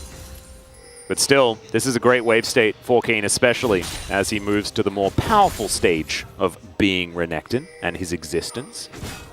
And across the map, you see that BDD is handling himself pretty well there in the mid lane. Actually got Prio. Again, this has gone both ways, and it's hard to say which one is the winning one. I favor Talia personally, but we have seen better Veigar players actually get the better of Talia's, and this is another one of those situations where BDD is doing very well here. And no early action in the bottom lane. Beryl was not able to this time force a flash or anything like that early. Yep, and you can see Aiming actually having a very good time down here as well. Currently ahead by almost a wave. So things certainly in the pros column for KT thus far. And I 100% agree with you. I think Talia is going to have a field day today. If she's able to get through the laning phase comfortably. Of course, there's not like a massive amount of dashes to worry about, but Arctic Assault, Slice and Dice, and of course the Zeri Dash, going to be things that you can mitigate utilizing Talia and her rocks. There's not a lot of ways to chain the event horizon into other CC here. For KT Rolster, that's a way we've seen Veigar find a lot of success, even sometimes with niche picks like the Poppy, where you can push somebody into the wall. Yeah. This time, not a ton of synergy pre-built into this composition. Still can lead to chain CC, as Beryl taking a bad trade here. Yeah, Gleaming Quill does get him some health back as they dive in onto Lehens. Flash does come through. Nice blade call there from Doctom, playing very aggressively down here. That was clean from Doctom, and what looked like a mistake from Beryl actually turns into an exchange of summoners. Definitely favoring DRX here is on the top side. Yeah, that's the flash immediately after the counter-strike. Permafrost comes down. Rascal able to leap strike his way out, and there is a Wukong waiting in the wings. Oh man, really cute play. Trades of flashes here as Juhan comes in and does keep Rascal alive. As man, fireworks These players, man, they are so good, and they're so evenly matched here in this isolated Jax versus Renekton. You could just see they both know the matchup so incredibly well. The reaction time on the flash is so perfect. Man, that would have been such a disaster if Rascal went down there, though. Yeah. He is still going to have to back, so does miss out on this wave. But he'd already teleported. Keen hasn't teleported back to lane yet, and so it would have been an absolute disaster. Still not great, given the fact that this wave does go missing once again. Keen gets a really comfortable back timing. So good news here for the Renekton. Steel Cap's now done. Yeah, the Steel Cap's going to be a huge boon for him in this lane. Can actually start to aggressively trade. And even if you get a Conqueror proc in that fight, if it's a 1v1, you know, you might actually be able to just straight up win out when you're at level 6 hits, which it will very soon, as you can see. Rascal going to have to be now a little bit more on the defensive, especially because Wukong needs to get the farm bottom side, so Juhan can't be here for a long time, and Rascal knows it. Yeah, it's actually a difficult part of the lane here as Rascal looking for it here.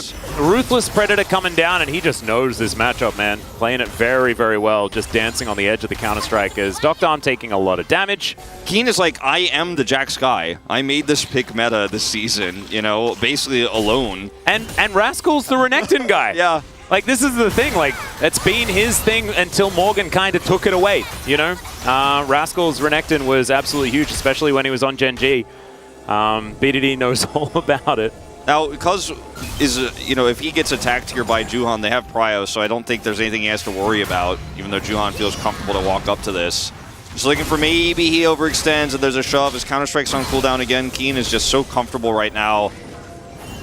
Because he's just trying to use this control to maybe start up this first Drake.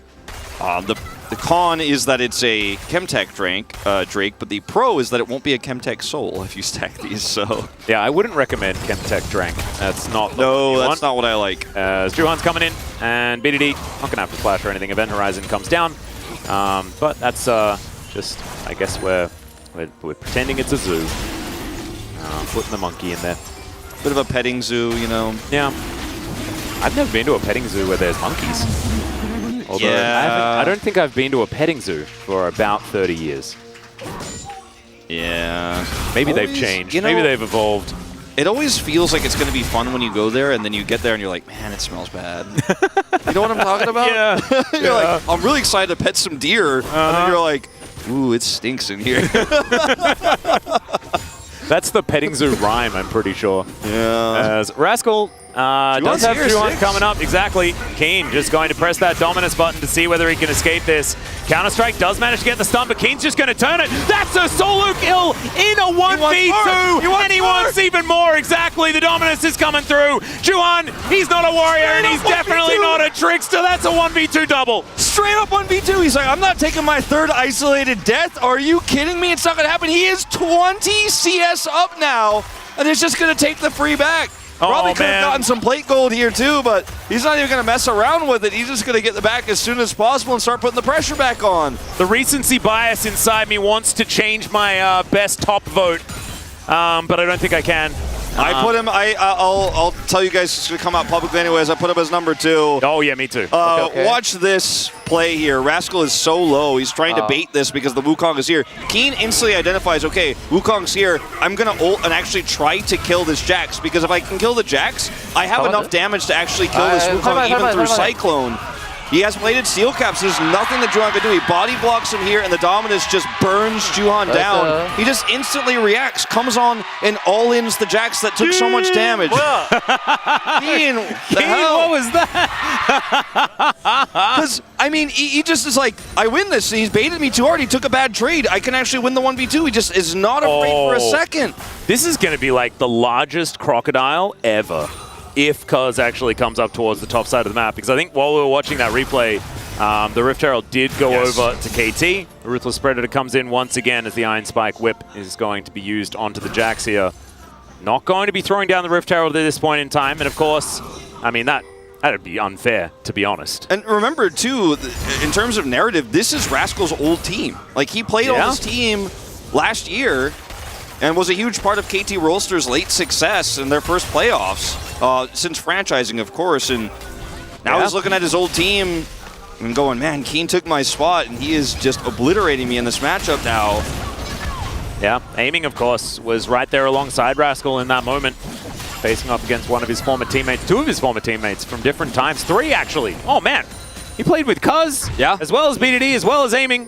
When did Rascal play with Lehens? Did that ever happen? I don't think it did. It's like, no. he was like a played one day in scrims for Hummer Life Esports or something. It was 2 years Life ago. on the roster on Gen G when he was there. So it was definitely not him. As Keen, he's going to Dominus one more time. Finds a Kuldameek and Rascal. Yeah, I'd probably teleport back to lane after getting some of my health bar back, as KT playing pretty defensively down here with not a lot of information. Duckdarm and Beryl will move back through. And look at this bot side vision for DRX. There's a reason why Aiming and Lehens are playing so respectfully in this lane now. They're playing respectfully, but they're just farming. You know, it's Zeri, so yeah, the Xayah is also going to scale incredibly well, and in different ways, arguably better in some aspects, but the Zeri is not going to feel too bad about this because Keen is a raid boss now already early on in the game, and they could just fight over every single objective on spawn now around this Renekton. So many resources being used to try to get up here and get control. And as soon as they identify that Beryl is topside here with level 6, if Keen backs off, they can actually push plates. And I think they already have full realization of this now. They see it with the ward, and they're just going to push the plates instantly bottom side. So Aiming is just like, thank you very much. Keen's like, you can't catch me, you can't kill me, you can't do anything to me. And Beryl, it was a good idea, but he looks a little bit silly now. Yeah, BDD is going to get the plate money as well. Throwing a Q towards Fate. And now Cuz going to face check the Wukong. More. Oh dear, Rascal in a lot of trouble. He's going to leap strike his way out. And now Cuz in the 1v1 just going to solo kill the Wukong. 50% health on Sejuani. Pretty sure that might be enough, but no, not going to dive the turret. And there's no minion wave for a really long time as Grand Entrance. Not exactly that here for Beryl. He's going to have to slink away. He was denied by the bouncer. The bouncer's name was Pix or Lehens or Lulu, whichever one. And it looks like Keen is going to try to get another plate here topside. Does have his teleport back, so can just force this super hard, bounce the wave, and he's not going to fall behind in any way. Getting close to being able to pick up the Gore Drinker here if he doesn't have the money already. I mean, we're 12.5 minutes in, he has 2 kills and all of that plate gold. He's even going to proxy the wave as Beryl is trying to make something happen here. They thought that Aiming was backing in that brush. It's actually really cute. Does use the Ghost. Beryl? Beryl is... Oh, no. No. Grand Entrance, Yeah, it's going to come back off cooldown now, but he's he dead. Can just glide over there, and Quickness is going to come through, but Burst Fire will land. Beryl with a solo death here on the bottom side of the map. I mean, stopping the back is one thing that you're trying to achieve here, but the risk is too great. It's a super mobile Zeri. You know, she's going to kill you if you... I mean, even with your abilities available as Beryl had there, he's not going to be able to get out. He doesn't want to flash. He just dies. And Doctom was nowhere to be seen, right? He went straight back to the minion wave, so no battle dancing available as, oh dear. I mean, this story doesn't get very much better. Exactly right. That Gore Drinker being absolutely huge. It's like he's got Kuldameek twice. He's just going to let these minions zone Rascal out of the cannon. Oh, man. Perfectly played. 40 CS up now. Yeah, these two are very, very good at winning more lanes. Rascal, of course, we know that because he's got the most solo kills out of any top laner for 4 years By the running way, until now. That in that 1v2, he catches up with Zeus with those 2 kills he picks up. Keen does? Yeah. Oh, wow. Insane to think about. It is. No help. Well, BDD is ghosting towards Beryl and Doctom. Decent interruption there on the Arctic Assault, but BDD wants more. That is a very dead Xayah. He's like, oh, thanks for that. Look at ghosting Vigar has to be one of the funniest things in League of Legends. Who needs Dead Man's Plate when you could just ghost the Unsealed Spellbook? I hate to say it, but I mean, this one's all over but the crying at this point. I mean we're 10,000 plate gold? Or sorry, 1,000 plate gold? This gets me every time I always say 10,000. I'm like, 10,000 plate gold? Again? The G is a 0? 1,000 plate gold. And all the other money from the kills on the Rascal topside, or the Keen topside Renekton. DRX have 1 plate. That is it when it comes to any sort of objective at all.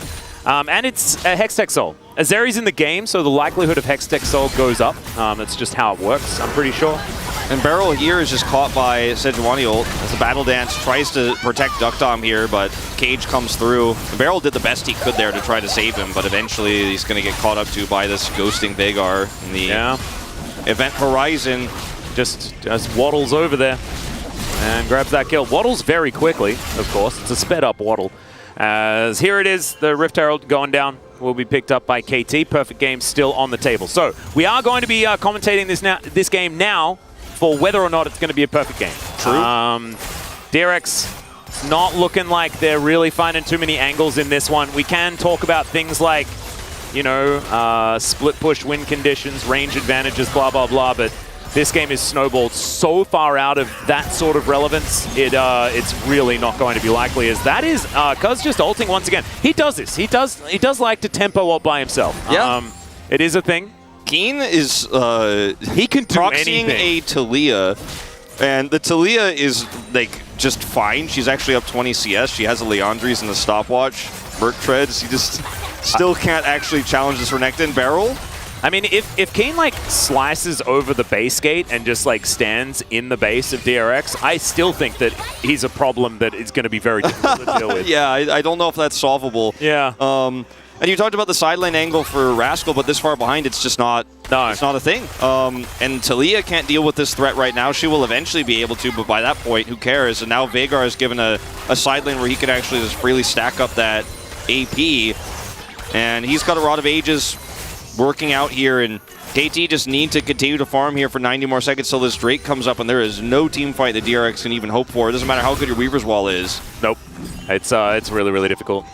You need to... Well, I mean, the Weaver's Wall could be a tool used, but it has to be, like, better than good. You need to perfectly cut off, like, at least, like, definitely Keen, and then one other. Probably BDD. And I was going to say, like, annoying. Maybe you could cut off the Zeri, but that just requires aiming's positioning to be bad. Like, your Talia value is going to be based on, at this stage in the game, KT making a mistake, essentially, even if you play it perfectly. And KT will just have always prio across the map to set up for the objective first, so they can block all the angles Fate can approach from. Yeah, and Zeri also, like, doesn't really care about walls, as we know. Not really. Yeah. It's not checkmate, but it's very close, you know? It's just a matter of moving the pieces to the correct coordinates. It's what it kind of feels like here for KT. And look, it's sometimes hard to say that with compositions that are low range into Xayah, for example, that do have Renekton, who doesn't scale very well. Right now, his scales are just fine, guys. I just don't think that he's ever going to be irrelevant, because I feel like the game might just be too far out of control. So, perfect game, Wolf. What do you reckon? It's a pretty good chance. I do want to correct myself, by the way, for misspeaking about Keen being close to the Zeus kill score and solo kills. That was actually Rascal that was close. Yeah. So that was a misspeak on my part. I realized that very late here, but I wanted to let you guys know either way. I was a bit confused, Yeah, but I didn't know what Keen's number was, as Cuz is going to dive forward. As Blade Caller going to be utilized. Extendo Beam doesn't find too much more, but that is the turret going down. Rascal being respected here by Keen in this side lane, just in case, just because Juhan is not seen on Vision right now. Bounties certainly set up here as an opportunity for Fate to maybe get some damage down, especially with Wukong moving on over as Event Horizon comes in, and he just needs another Baleful Strike as he almost finds it, but Barrel nips out of the way. Oh, nice sidestep, utilizing the quickness, and there goes the perfect game. Top lane out and turret is going to be secured. A bit of bounty gold there going over for DRX and saves them from being perfect gamed. I saw on the minimap BDD was hiding in that brush, and I knew, okay, something's about to happen. I thought perhaps DRX knew, and that's why Barrel was collapsing there, and I thought maybe they were going to pick BDD because he was aggressively positioned there, but he actually had Cleanse set because he knew that Barrel was going to try to shadow that topside push and look for some vision clear. He wanted to catch anybody who was coming across, but most likely Barrel. And had the Cleanse set to make sure that he could actually secure the kill. Not quite enough damage at this stage, though. Unfortunately, will be unsuccessful. Can you gank Keen? The answer is no. And Juhan is like, but let's maybe give it a crack. This time it's a 3v1. Let's see how you can do, Keen. Yeah, there's the Dominus. This is the next test, and he just explodes. Doesn't even get to use his Gore Drinker. I think he was stunned up. And Talia is not exactly best friends for the Crocodile. So, Keen will be taken down. That is the first kill for DRX as well. A worthwhile sacrifice, though, in terms of how much map control they're getting here topside. Look at BDD. I mean, Veigar, even at this stage in the game, does a lot of damage with his auto attacks to these turrets, and he's going to work. Rascal over here Gonna get some bounty gold. So DRX just trying to fight their way back in tooth and nail here, picking up some small objectives where they can. Yeah, only 5,000 gold the lead. I say only. I mean, it's 20 minutes. 5,000 is still quite large. It's pretty big. I mean, it is half the lead that T1 had against Nongshim. True. If you wanted some copium. Yeah. So the problem with these types of plays, like you got Keen, you were able to get the turret, you got some bounty gold, but you have not been able to change the game state in terms of how you can fight and where your map control is. Like, you don't have any at all. You have map control where KT are not, which is where Keen was on the bottom side. You were able to group up there, but you lost control of top side. Look at the deep wards around Baron now. And yeah, it's a Zeri, so it's not the fastest Baron take or anything like that. She is on Runins now, second item here, which is very good for snowballing in a game like this. Yeah, but KT can start it with the advantages they have. Absolutely. I think Cuz can kind of tank it forever as well. He's got his Warmogs, right? So he's not afraid of taking any sort of damage. I love how far up he's playing because, yeah, he's only got 1 kill, but there's only been 5 taken here by KT, and he's still very far ahead of Juhan. He's been just destroying Juhan's jungle, as you can see. Like 40, that's 10 camps, in theory, that he's taken away here. And Seismic Shove going to be used, and Cuz, I don't think he noticed. He has his Warmogs, and yeah. Oh, they're going to engage on him one more time. Does get the wild growth as Lehens is trying to keep him alive, and now they're going to turn it around. So many buttons used on to the Sejuani, and she is not dead. Juhan going to have to get out of there. Aiming just skating around, having the time of his life as Fate can't put enough rocks on the ground to salvage this situation. Cuz's positioning here is so good. He knows he has wild growth. He knows that he has Warmogs and Merc Tread, so he can tank up so much of this damage. And even with the attempt to chain CC him, oh, Rascal. Oh dear, he's going to get polymorphed. Absolutely no way to utilize his counter-strike at all, and he's just going to have to give this one up. Teleport going to be used to make sure that DRX are able to salvage an outer turret in the mid lane. BDD's going to move on over, and he puts Dr. Arm in a cage, and his Feather Storm is going to be able to keep him alive. But the Baron will still go over to KT. I feel like the ways that KT have, or rather that DRX have at least been able to get some small victories around the map is all they could ask for, right? This is Keen 1v3, but like I was saying, look at the top of the map. This is the Baron vision setup I'm talking about that KT are getting in the meanwhile. So yeah, you get the kill on the Croc, and you get some bounty gold, but the setup here is just, you have no visions, you have to all in onto a Sejuani who gets wild growth, and it's basically like, are we going to trade Warmogs cooldown for 3 people? I guess so. You know? Yeah. I mean, that's essentially what's happening here, because DRX just have no options whatsoever. The Rascal does eventually get caught trying to deny the Baron. I actually think it's just amazing use of pressure here for KT. Of course, you know, Keen, it is technically an overextension, but if you're Renekton, you need to keep putting on pressure. Yeah. In almost all game states. So Keen down there gets 1v3'd, but that gives them just full ownership of this Baron. As Juhan going to try and get out of here. Of course, Keen with not a lot of friends in the vicinity, so is going to allow the monkey to live. BDD chunking down another turret. His rod is complete. He is going for the dead man's plate. Yeah. That's going to be happy because he's been a little bit annoyed at how little we are seeing of it right now with how popular Veigar is. It's because Lava left. Yeah. Lava was the guy that absolutely loved the dead man's plate. He's in the CB lull now. Yeah, you punished that decoy. More like CB Lava. Yeah, exactly. Messed up the execution of the joke. It's all right. You bring out your dead in the last series was really good. As Cuz is also, he's found better ultimates than that, but I don't know whether they even need one that's all that much better. As Weaver's Wall going to come in, and Fate just traps himself. Yeah, my good oh, God. Good try. Good attempt. Rascal also looking for a flank, and there was a cool idea here. Minion wave gone. True. Hey, there we go. That's some value. That denies a fair bit of Baron time here. There's only a minute left. And because Rascal's able to take down that wave, they can't get any more sieging done. I mean, it is going to be Hex Texel, and KT probably pretty happy to get back down towards it. He's just going to hold this wall, or rather hold this choke. Yeah, and Event Horizon going to be utilized beautifully there as well from BDD. Rascal gets into the pit, but can they win a fight against this Hex Texel is the question. The Renekton down already, so it's a 4v5 in DRX's favor, but that Event Horizon just fantastic and aiming. There's not a lot of cooldowns. He flashes so the Blade Caller doesn't hit him. Gorgeously played by the KT80 carry, and Fate is just being scattered to the wind. There's not going to be too much hope here, and aiming not going to be dashing this time. Cuz might have to lock down the kill as Extendo Beam is going to miss. just chasing the Talia here as the Winter's Wrath finishes the job. KT! I mean, the game was a difficult one to play for DRX, but I have a feeling this is the KT win. Yeah, they have a few more seconds on this Baron buff, can actually push down this inhibitor at least. We're 14 seconds on Duck Dom. Fate's death timer, though, so long here because he died so late. I think they'll probably just play this conservatively. This is for third place, remember. Don't want to actually do anything flashy or risky. Just back off here and prep the top wave to then threaten the second inhibitor later. As this is a really nice attempt here from DRX. Rascal is shut out, but he has a cool flank angle, and Barrel's engage is actually quite clean here with Juhan's Cyclone, but they just don't have the follow-up damage, so even though they kill the Renekton, it doesn't matter here. And I honestly feel DRX have played this game as well as they could have with a deficit. They're setting up good flanks, they held the minion wave there, they got all the bounty gold that they could have gotten, you know, across the map, and they're just trying to hang on by a thread.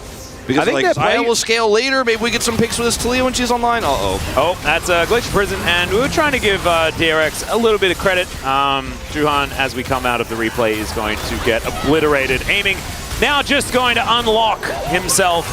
Gets the double kill. They're going to be able to take down 4, and that should be the game. Teleports coming in all over the place, as the Wild Growth is going to mean that Rascal has no way of changing the fate of DRX in this one. He flashes, he leap strikes, and he counter-strikes as well. So it's a lot of striking. However, that is still going to be the ace, and that will be the game here for KT. Very much a great start in this series. Anyone who was worried, anyone who had the doubt that KT might just mess this one up, they might disappoint us all, at least in this first game, was a very dominant performance here. 13,000 gold the lead. Oh, Nexus looks really cool with the event horizon around it. I like that. Thanks, BDD. Congratulations to KT. They are one step closer to that third place.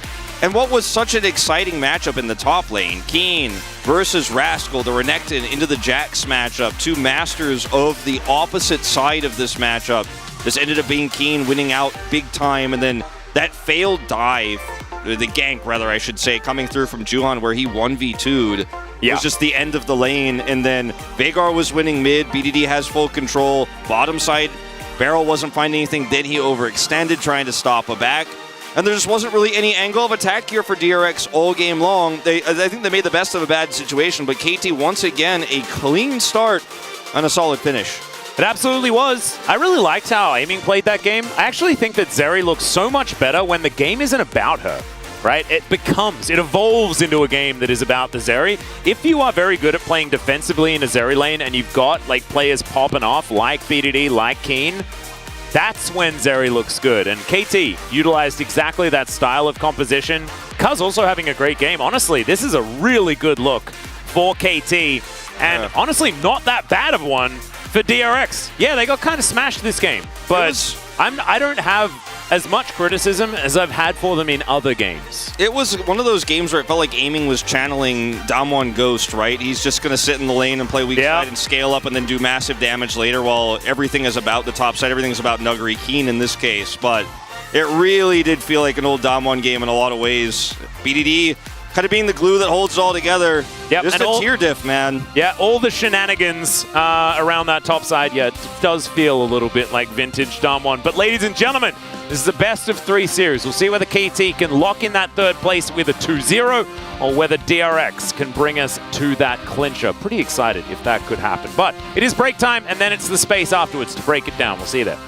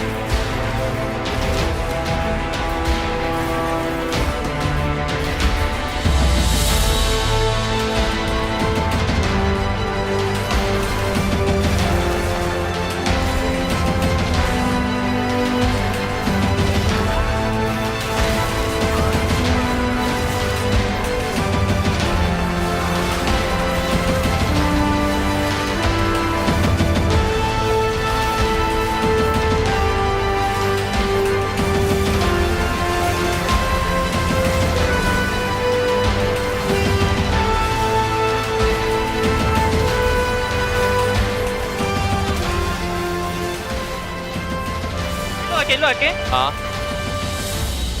오, 괜찮아, 괜찮아. 미드 넘어가자. 가자. 갈게. 봐봐. 가. 자야 노플. 걸렸고. 이거 미드라인 같이 밀고. 노공이야. 가져. 다 잡았어. 귀찮게. 뭐야? 죽여버려 그냥. 스턴 어쩔 건데. 어쩔 건데. 어떡할 건데? 어떡할 건데? 플루한테 가겠지? 어디가? 미드 가자. 너가 어떡할 건데? 얘들아 미드 가자. 젠도. 나 아무것도 안 했네. 그게 룰루야. 기인이 확실히 다르긴 하다. 얘가 잘한다 근데. 잘하긴 한다. 잘하는데 사이드에서 좀 딸리긴 하네. 그니까 뭐야? 국대. 얘는 잘하네 확실히. 아무 말도 안 할게. 분위기 이거. 좀 잘할 때 좀 같이 호응 좀 해줘 그래주라.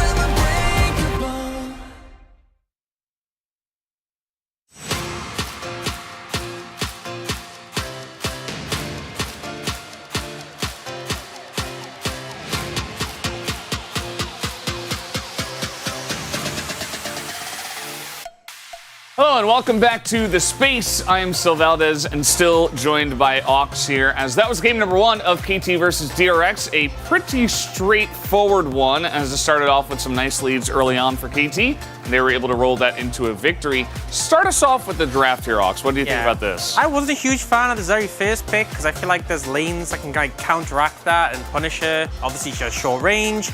And we've seen, the meta at the start of the split was Lucian Nami trying to punish early. And then I don't understand why DRX went Zyra Khan. I feel like the Zyra Khan pairing has been a bit overplayed. Like, it doesn't have that much lane pressure. It's not like old Zyra Khan when you W in level 1 and stomp. So, KT pick Zeri Lulu and you give them a free lane, and we just saw the Zeri scale up and be pretty strong. I don't think there's anything else too crazy that came out of the draft. There's a lot of just trade-offs, Veigar, Talia, we've seen that again and again recently. Yeah, pretty straightforward. It feels like teams somewhat just following the playbook. They're like, oh, this is the way the meta is nowadays. Like, let's just pick this. This. Like, they pick Talia. Okay, we'll just play Veigar. If they pick Veigar, we pick Talia. It's like, okay.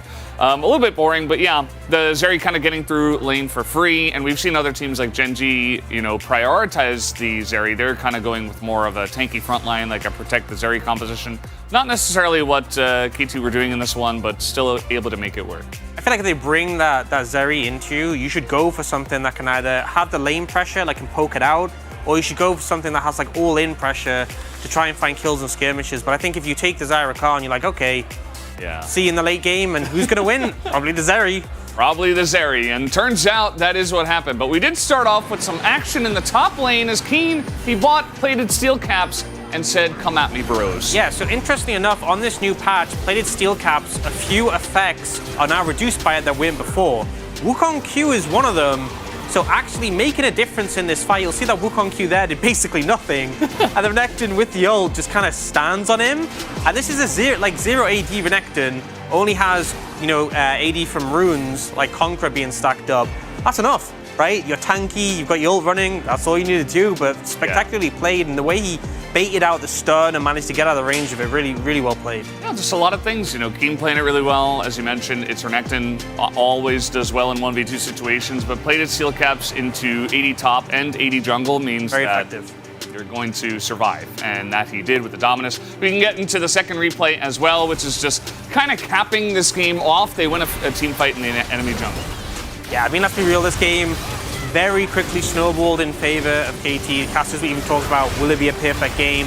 It wasn't, but it wasn't too far away from that. And this skirmish around Baron, DRX had to try and contest the space if they want to try and contest the purple worm, but they just got absolutely annihilated trying to step into their own jungle. Yeah, it was a pretty straightforward one. From here, they go over the wall into the Baron pit, and Rascal's like, maybe I can watch them do it. Generally not a good decision. He does run away, and this game was pretty crazy and very well played by I would say Keen and Aiming. Like both of them, like Aiming was given a free lane, did really well in team fights. Keen did really well to get himself ahead with the 1v2 in the top side. What do you think for POG in this one?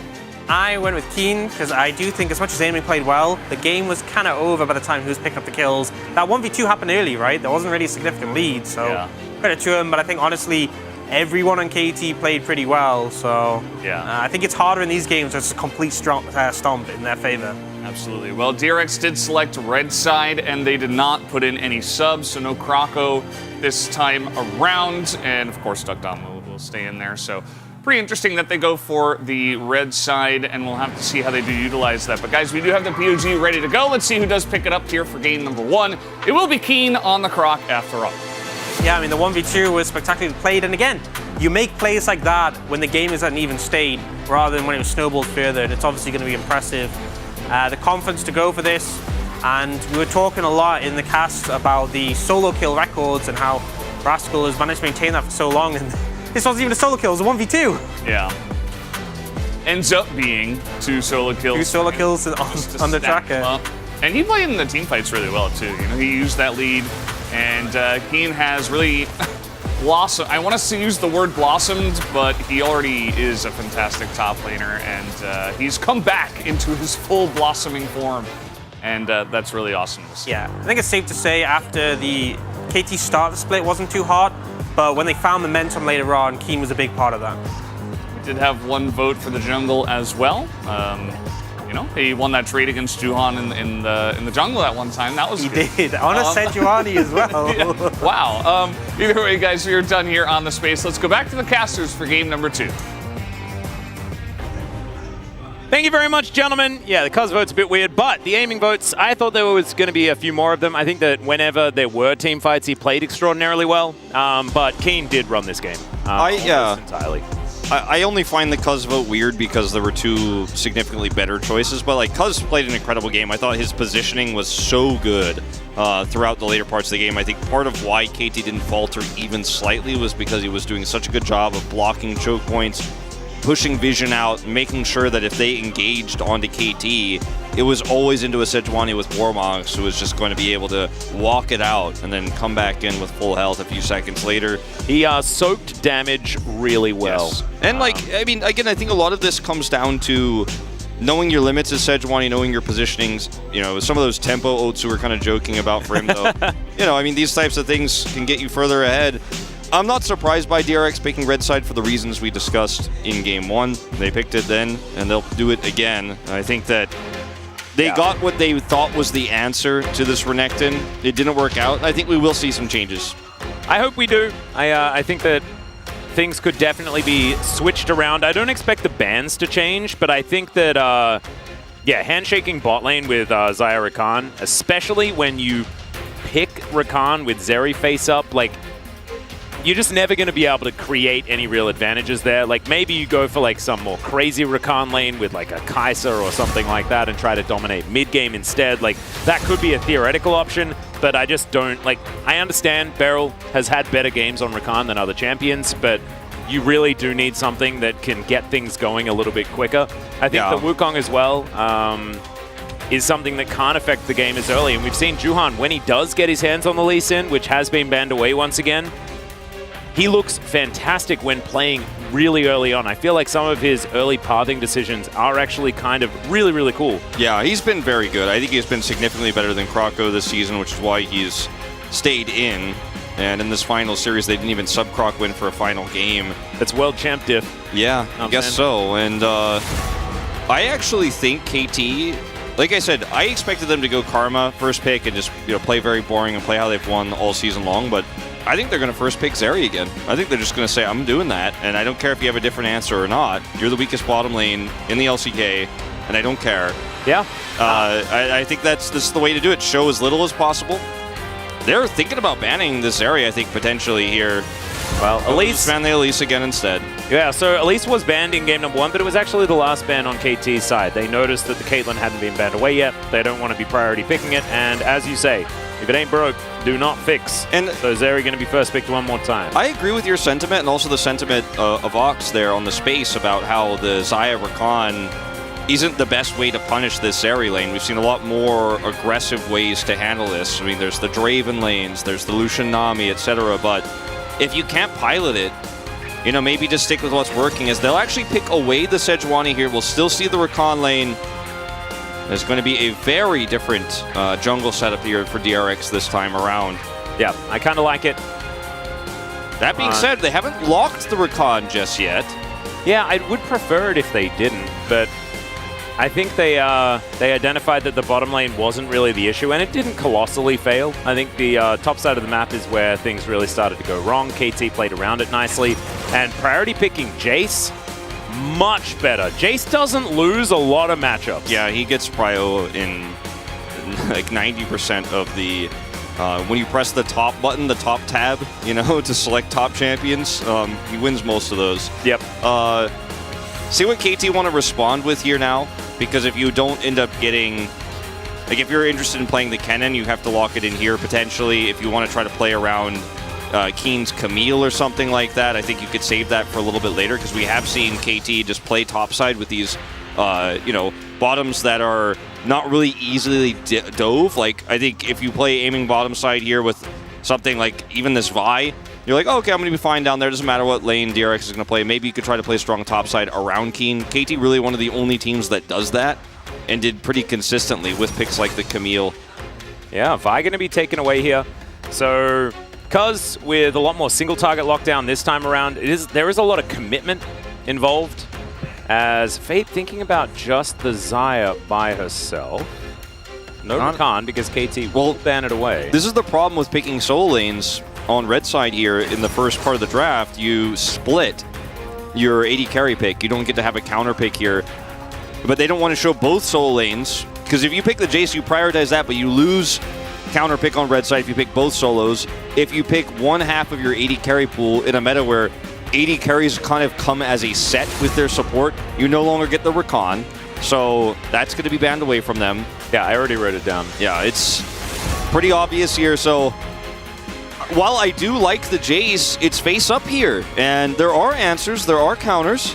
And it is still a flex, right? So you can't just assume it's going into the top lane. It is most likely heading up there, but Jace is something that can be played both mid and top. So they hold on to some counter pick potential. Yeah, just with the Sejuani already locked in and Viego being disabled, it feels a lot like it could be flexed, but it probably shouldn't be flexed, you know, in this draft. Yeah. With no AP jungler possible. I mean, they could still play Sejuani top and pick something else without the Viego, but it's so much weaker. As we will see the Kennen ban, I thought that would be the most standard response for KT here, but maybe they have something better, you know, prepared now that Kennen is banned, which they should have expected. That's why they prioritized the Vi early. Yeah, I'm expecting a support pick here because KT's it's Nautilus, right? It's lane is face up. It's the only point-click stun you have. Wow. Rel is... Well, okay. I mean, Beryl was a fantastic Rel player. This feels like Beryl just wants to go down a blaze of glory. Yeah. He will not go quietly into that good night. Chariots of Fire, Wolf. He's not going to go quietly into that good night. He could just press R on this area, but instead he's going to do some Magnet Storm action. And we have seen Rel with Gore Drinker Jace work very well as a combo. Works really well with Blade Call as well, because you can set up the roots when the Magnet Storm comes through very easily. Because this is basically the best blind setup you can have here. The Cassante locked in, the Renekton's off the table. You know you're not dealing with the Kennen. And if you flex this Jace mid, the only way you could do it is with some AP damage. And it's not going to be in the jungle. It's going to be on the top side here. I think this is a really great pick here for Rascal. This is fantastic. This I like a little bit less, but it's great with Sejuani. That's a lot of physical damage. Into a Cassante. Yeah. So not as big of a fan of this one. Less excited, and they will lock it away. Gwen, big thumbs up. Yeah, I would have liked the Gwen a lot more here. It solves your damage profile issue. It's a good matchup into the Cassante. Yone does mixed damage, okay? I guess so. Yeah. Those are my two like Atlas joke response phrases. I guess so and true. True? Yeah. It's true. I guess so, Atlas. Wow, I got both? Yeah. The Wombo combo? Damn. I'm having a good day today. I think that this game, there is no middle ground here. There are no half measures. DRX either destroy, it is like one of the most one-sided games that KT has lost in, or it falls apart so quickly because you have to all in, you have to look for angles with this Rel. The team fights, the early skirmishes can be amazing with Yone Rel, but if you fall behind, the scaling advantage on the other side is just so high. And yeah, you have Jace in your team that can poke down them. Maybe you can hard engage like that. You soften them up. But I don't think you're going to Eclipse this game. And it's just such a risky draft. It needs to find success early, especially on the bottom side where it's been their weak link. Yeah. I'm a little bit worried about how this one's going to go for DRX. I actually felt like they played quite well in their first game. Was a bit of a handshake. Things went wrong topside, but the rest of the map was kind of able to play the game for a bit. This time around, I'm really worried for the bottom side especially. I think that if Cuz is actually able to get the ball rolling, things could certainly snowball out of control a little bit quicker. There is a Jace into a Viger composition, and that's something that we've actually quite enjoyed seeing from a lot of our teams. Being able to outrange the event horizon is very important. But Fate on this Yone is really going to have to get some things done. That permafrost value going to be there in the mid-jungle. See whether they can utilize it as we hop onto the Rift for Game 2.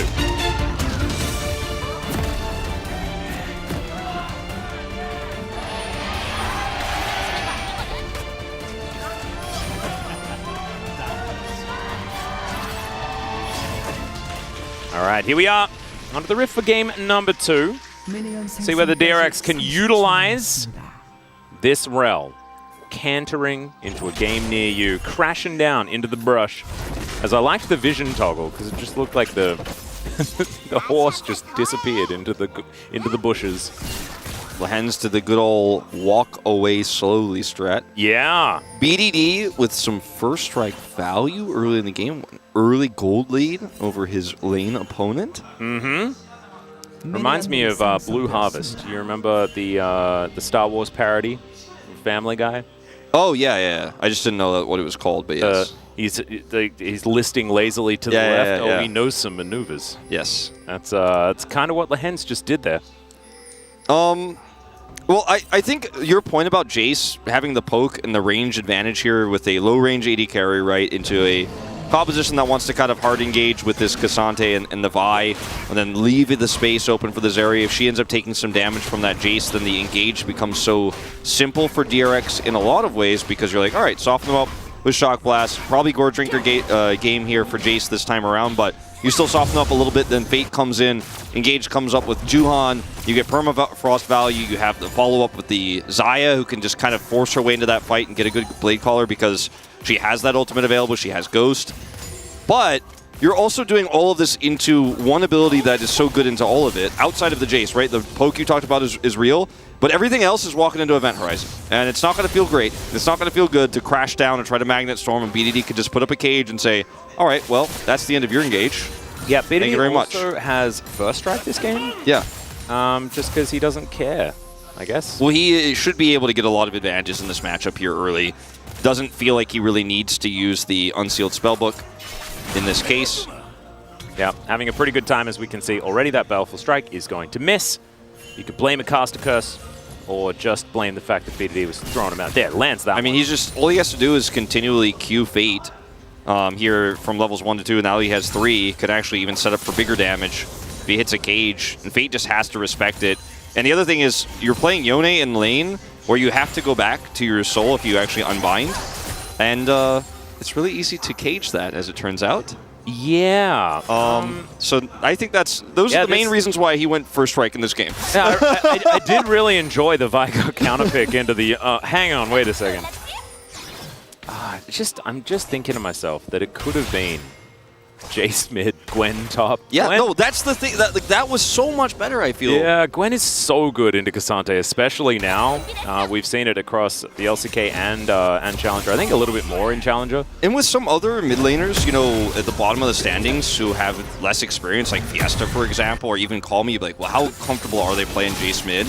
We know Fate can play Jace mid. He's played it a lot, and he had an incredible game on it where he picked up POG just a few weeks ago. So he's really good at the pick. And we know Rascal is good at Gwen. Yeah. So, yeah. A little bit sad. I mean, Gwen can struggle into to the Veigar, obviously, in team fights later on. And I guess maybe that's your concern, but... Yeah. I mean, Yone has the same problems, though, like we've already discussed, so... Yeah, we're clutching a little bit at the old straws. As aiming in the hands, they've got a wave coming towards them. They already have a quite significant CS advantage down here as well. I wonder how that early laning phase went for the Rel. Obviously not super well, as range versus melee in the support matchup means that it is very difficult for you to demand any control of these lanes.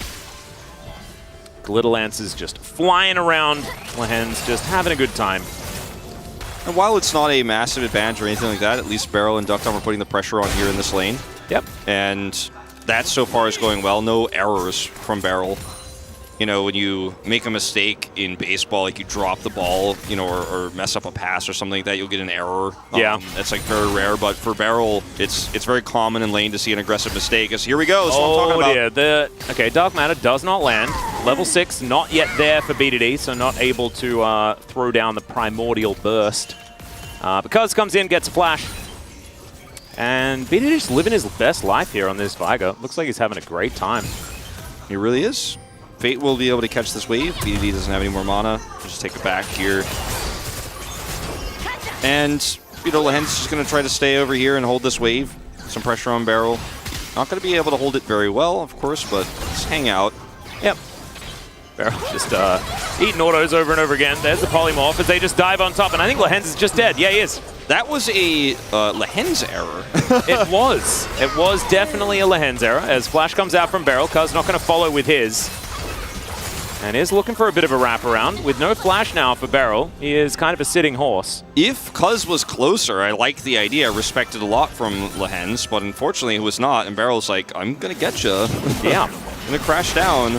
BDD's knowledge of Yone's ranges, by the way, pretty good. He's been just barely off on the edges.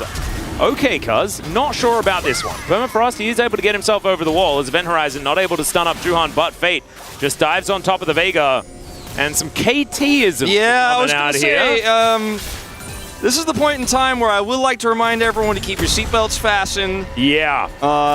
And keep your arms and legs inside the roller coaster at all times. At all times for the duration of this best of 3. I'm feeling some rickety wheels. Yeah. Some rickety wheels. Like, you remember, like, did you watch, what was it, the first Final Destination movie where, like, you always got, like, the really big zoom in of the wheels, and they're starting to creak, and the nuts and bolts are starting to on come the roller loose coaster. On the roller coaster. I think that's Final Destination 3. Is BDD's up here, one of by them. the way? As the Event Horizon is going to come down. It's one of the Final Destinations, and there's the all out. BDD is going to be able to lock down that kill, utilizing the ultimate.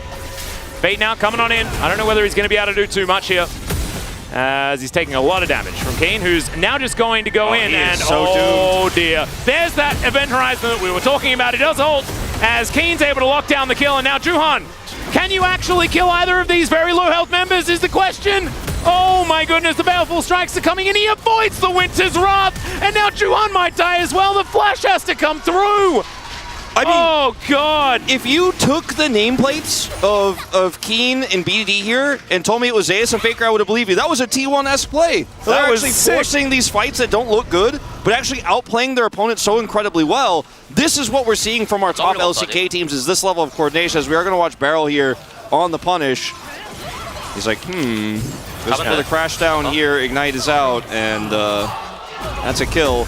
Is up here, Rascal is like, all right, I think I should be able to survive here. He has Flash, all-ins onto BDD, flashes the cage extremely well here, but it's still 1v2, and he's got a Yone and a Sejuani coming up. And then Fate's like, all right, well, I gotta salvage this play. I'm out of lane. I'm dropping a wave for this potentially. And then Keen plays it so perfectly, man. And then the Unbound Soul, he's like, yep, here's the cage for that. He tries to ult his way through, still gets it on the edge. Remember, dodge here from Keen, as you mentioned, so perfect. He avoids like almost everything and hits everything. It's crazy. And BDD's just sitting here being Vagar. He's like, well, you can't get to me. I mean, this passage of play is... These are the type of things where, as DRX, you're like, I committed more resources. I should be able to be rewarded for this. I sent my Yone top. I put my jungler up top. Rascal, he dies, but we will trade back too, is the plan. And you lose everything. Just like the movement from Keen, absolutely amazing. There was like so many times where if one of those abilities wasn't dodged, he was dead. And he dodged them. Yeah, all of them. Yeah. Outstanding. So once again, Keen, part of the most pivotal play thus far in this game. And if that's any indication of how these team fights are going to look with Vagar versus Yone later on in this game, very concerned here as we're doing it again. Oh dear. Cuz moving on up, and Rascal, not too many options here. He's going to get thrown back. There's the Vault Breaker as well. Cease and Desist comes in, and Keen tanking up the turret very comfortably. And going to come through for the demolish as well. Juhan just wants to get whatever leftover experience he is allowed to take. Yeah, and I mean, it was not on my bingo card that we would see the roaming Vagar with mid-prio ganking the topside Jace. And then outplay the Yone on equal level as he walks in at full health. And then, so he comes up and makes that play happen. Rascal has no teleport, has to walk back to lane, loses a lot of farm. And then who shows up? Oh, the Vi wasn't in the last play at all, so she still has ult, she still has engage, and then you die a second time and lose even further farm. Keen's about to have his TP back. He has his Sunfire Cape done already at 10 minutes. And that's all you need to know. Yeah, this is not going to improve for Rascal. As Event Horizon comes down, Fate just going to collect a stun on his way out. Unfortunately, it's not a blink, it's a dash. Yeah.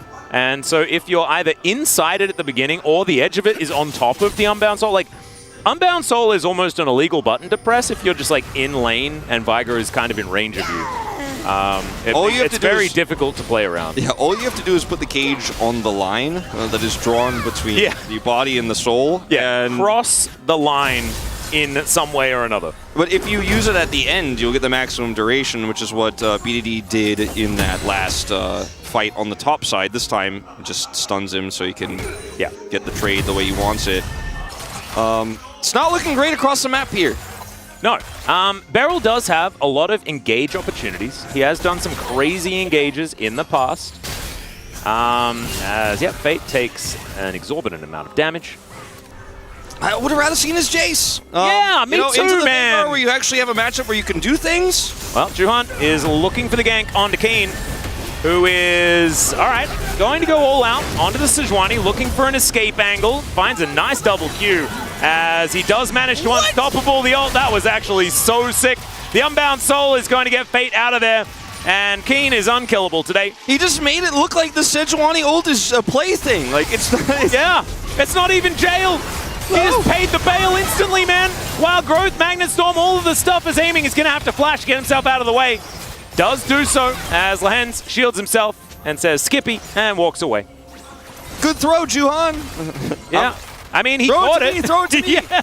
I'm open.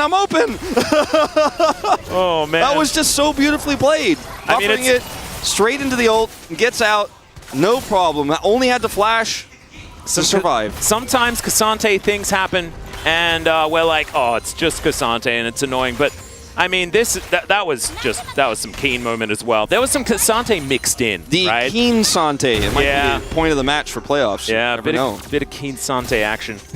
Especially if they ever face off against Genji, because Doran also has a fantastic Cassante as well. As collects another stun, and that is another Dark Matter. He's just stacking these up. He's at 122 stacks at 12 minutes. Man, he has 186 AP. He hasn't finished that's his rod. Quite large. Isn't it? It's pretty fat. He will get the Rod of Ages very soon. There it is, at 12 minutes. Well, so stacking that up. Fate's check. There's a cease and desist. Lehens is over here. Fate very close to death, but does manage to get himself over the wall. The blue buff has the thing to say about it. As Beryl looking for an opportunity. Magnet Storm just barely not off cooldown. Glitterlands getting a massive amount of value. Flash available here for Lehens. As Cuz going to get himself out as well, and KT narrowly avoid disaster, but they do get a flash out of Fate as well. Look at all these minions bottom lane that Duckdom needs to come over here and catch. A plate, not going to go over to aiming here. This is really the first damage he's done to the turret, but you have to go, you're caught here on this. Keen's getting money topside, you're losing bot farm, and you tried to catch Lehens, he loses a flash, but like, KT are winning all over the map right now. Too many fires! There's too many fires on the map! As Beryl is going to be able to dive forward, finds aiming there, who does soak this Glacial Prison. He's alive for now, but not for long. Doctom's going to lock that kill down as Event Horizon, and Doctom is inside the cage, but he is going to survive. This is actually huge because they're going to be able to turn this into a second Drake here of the game. It's going to be 1-to-1 Drakes. It is going to cost them a top turret. Last plate. First brick. Last plate as well, right before they fade. So tons of money now on the already fed Cassante, but at least DRX wins something cross-map for what feels like the first time in this series. So we're going to get something out of it. Okay, hold on, Cuz. Yeah, Rascal going to flash immediately. Cuz is flashing with him as well. Does he have another Vault Breaker? The answer is yes, but is it going to be enough as the Unbound Soul from Fate gets through the wall, and he is going to be able to lock that one up. Seals the fate. Look at his ult. He was so close to having ult. He does not have it. It was so close to having it. If he has that, 100% gets the kill and should be able to get out just fine, but a little bit too greedy here. They are punished, so 2 overextensions for KT here evens up the kill score, but the whole map is open, and yeah, you got the cross-map bottom. You got a 1-to-1 Drake exchange here with this passage of play where aiming is just greeting for a ward. Beryl decides he's going to come in here with a crash down, and it's the Glacial Augment, as you mentioned, that really hurts. As aiming just cannot get out of here, doesn't have his cleanse, and that's a kill that goes over. The follow-up here going to lead to the Drake. Because overextends here, but they got top turret, which is first brick. They got mid turret. King gets all of the plate gold. Rascal gets blast coned out. Valdez rolling his eyes back there. But they're able to turn this into a kill at least. But man, it's small victories here, and the kill score is misleading. When you look at the gold, you're going to see, 2,500 ahead here for KT Rolster. Yep, it's a very big Cassante is the result, but also breaking down the mid-outer turret is huge news as well. with the amount of map control that you do open up for yourself. Now, they're not a composition that does capitalize on map control all that much. However, being able to set up for these surprise cages can be very, very scary. As KT going to struggle to collect the eye here. Oh, that is so cute! I did not know you could drive by eye collect. Oh my god. That was... I can't believe I've never seen... I can't believe I've never that's seen the that first time before I've seen either. it. Yeah, I have never seen that before either. I feel like every time there's a Hextech rip, you should that should be the way that you collect the eye every time, and we have so many. That was like Silver Surfer stuff, man. Why haven't I seen that? That's so cool. It was like a hurdle race or something, not a hurdle race, a relay race or something. Yeah. It's like zooming, grabbing the eye on his way over. He's like, you guys got the Herald Sakura, I'll come down here and pick up the eye. Yeah, if I'm on the space, by the way, that's highlight 1. Guaranteed. Slow-mo. Uh-huh. Oh, maybe highlight 2. Perhaps, you know, that play top lane is a little bit more important, but we'll see. We'll leave that to the experts. Keen is just soaking up all of the minions, and there's no one who could stop him. And when you have a fed Cassante like this, it's similar to a really fed Fiora or in the past. Okay, let's see what happens here. Get out, get out, get out. Oh, I got it. Like, that's so cool. What? Yeah, so I guess no one knew that you could do that. So I feel less bad. I felt like maybe like there'd be a Reddit thread about it afterwards. Like, Atlas didn't know that you could just collect it by pressing on the hex gates. He's a moron. Well, now there's going to be a Reddit thread. It's like Atlas, Wolf, and Cuz didn't know. Oh no! We just implicated Cuz in this as well. It's a disaster. Aiming skates over the wall, and I was going to say, Alice, when you have this really fed Cassante, and this can happen with like a fed Fiora, a fed Graves we've seen in the past when Hullbreaker was super broken. Remember when if Graves got Hullbreaker first? It takes like 3 people to kill or threaten Keen or to shut him down, so you just win the cross map every time. And if you don't shut Keen down, he becomes a huge problem. At least Cassante doesn't threaten turrets that much, and Rascal will be able to relatively well stave off this pressure. He went for Eclipse this game, which I did not expect to see. I think there are some good aspects of this, but it's certainly not going to help him in this side lane, not at all. It kills minions, but it will not hurt Cassante in any way. It might heal him at this point. We'll have to get a check on that. Yeah, there is a Jackto, so if he does manage to get that one online, it's not going to be much help in the 1v1. However, he was never going to win that anyway. And now you're going to try to come up here top side and deal with this Veigar. Everybody's grouped, and this means that Drake that spawns in 40, KT are going to have Prio on this. They're going to have vision. They can't catch BDD. He's playing too safe. At least they should be able to force this turret. Keen is coming up here. No way they defend this, right? Oh my god. Honestly, if Keen... He doesn't even TP, they defend this? Yeah, I mean, you just walk. And they get Drake Prio? KT's macro. I mean, usually we're not talking about KT's macro that much. We're like, oh yeah, they get ahead early. Sometimes they mess up the mid game. Sometimes there's problems in terms of getting their leads furthered. Sometimes they take Baron a little bit too slow, but the decisiveness in which they've taken this Cassante lead and then pushed it into a cross-map play where BDD is able to come down here now, catch these minions while they defend the turret, and have Drake Prio. Like, KT base just won 3 different parts of the map all at once with the lead they have. Yep, and they used a top lane lead in order to get that as well. That's actually the really cool thing about it, in my opinion, is that KT playing through Keen is sort of their evolution over this season, right? Because we're going to just sprint our way towards this mid lane. No giving up of this turret. Our turrets must stand, as the Drake is going to be secured here by Cuz. But what I was going to say is that a lot of the criticisms we had for KT at the beginning of the season, because remember, they weren't doing a lot of winning, is Keen is going to interrupt me, isn't he? He's just walking at the enemy, still walking at the enemy. Event Horizon comes down, Juhan, going to find a Glacial Prison. Keen cares so little about that, it's absurd. Wants to try and find an all-out angle. Juhan is out of there, man. He sees Cuz and he's like, I'm not a part of this. Are you afraid of inhibitor turrets, Keen? No. Well, we're going to get another charge, and Keen's just going to wander his way out. He's like, thank you for that. Shirley value does come through. And Fate finally gets that top turret here, and he's going to crash a wave into the inner. We can't get any more damage than that. KT on Soul Point here for Hextech again, by the way. Hextech Soul... Oh, not quite yet. Soul point. Yes, that's right. Soul Point for the Hextech if they get it. But it is Hextech Soul is what I was getting at, is that... Oh, yeah. It's very valuable that they have this lead right now. And, I mean, as DRX here, team fights aren't easy to set up. We've talked about the problems in this composition so much and how we would have rather seen the Gwen and how the Yone is going to struggle, but the Yone has really been bullied through lane. The Seraphs is done now. Rod of Age is going to be done in just a few minutes' time here as we get to about 24 minutes. And the Zeri is also just something we haven't really discussed that much because it was the first pick. It was the first pick in game 1. And yeah, aiming did a lot of damage, but the game wasn't about him. Once again, he's going for Rune in second. And in these fights, he has such a great front line. The Cassante, the Event Horizon, this Vi who can ult onto the Yone when he goes in, ult onto the Sejuani when she goes in.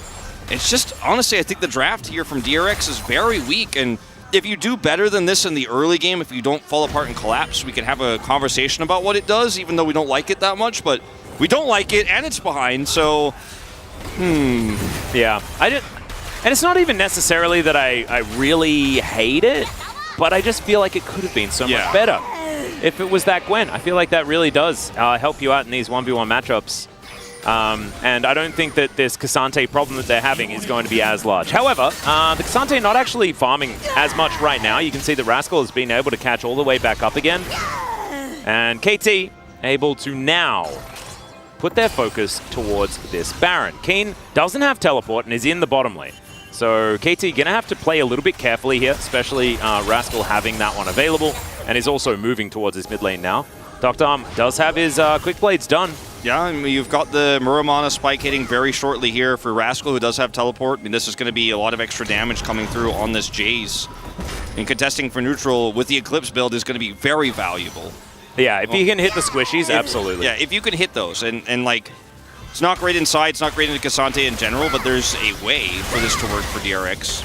I like the adaptation, even though we don't necessarily like the Jace into Cassante in general. Yeah. The fact that you just kind of realize that it's just never going to be okay. Yeah, I like that they're going all in on something that's riskier for their comp, but might from behind be really helpful. As Cuz will have the flash, TP. But now he's going straight back in again. That is Wild Growth Barrel is just CC forever and to death.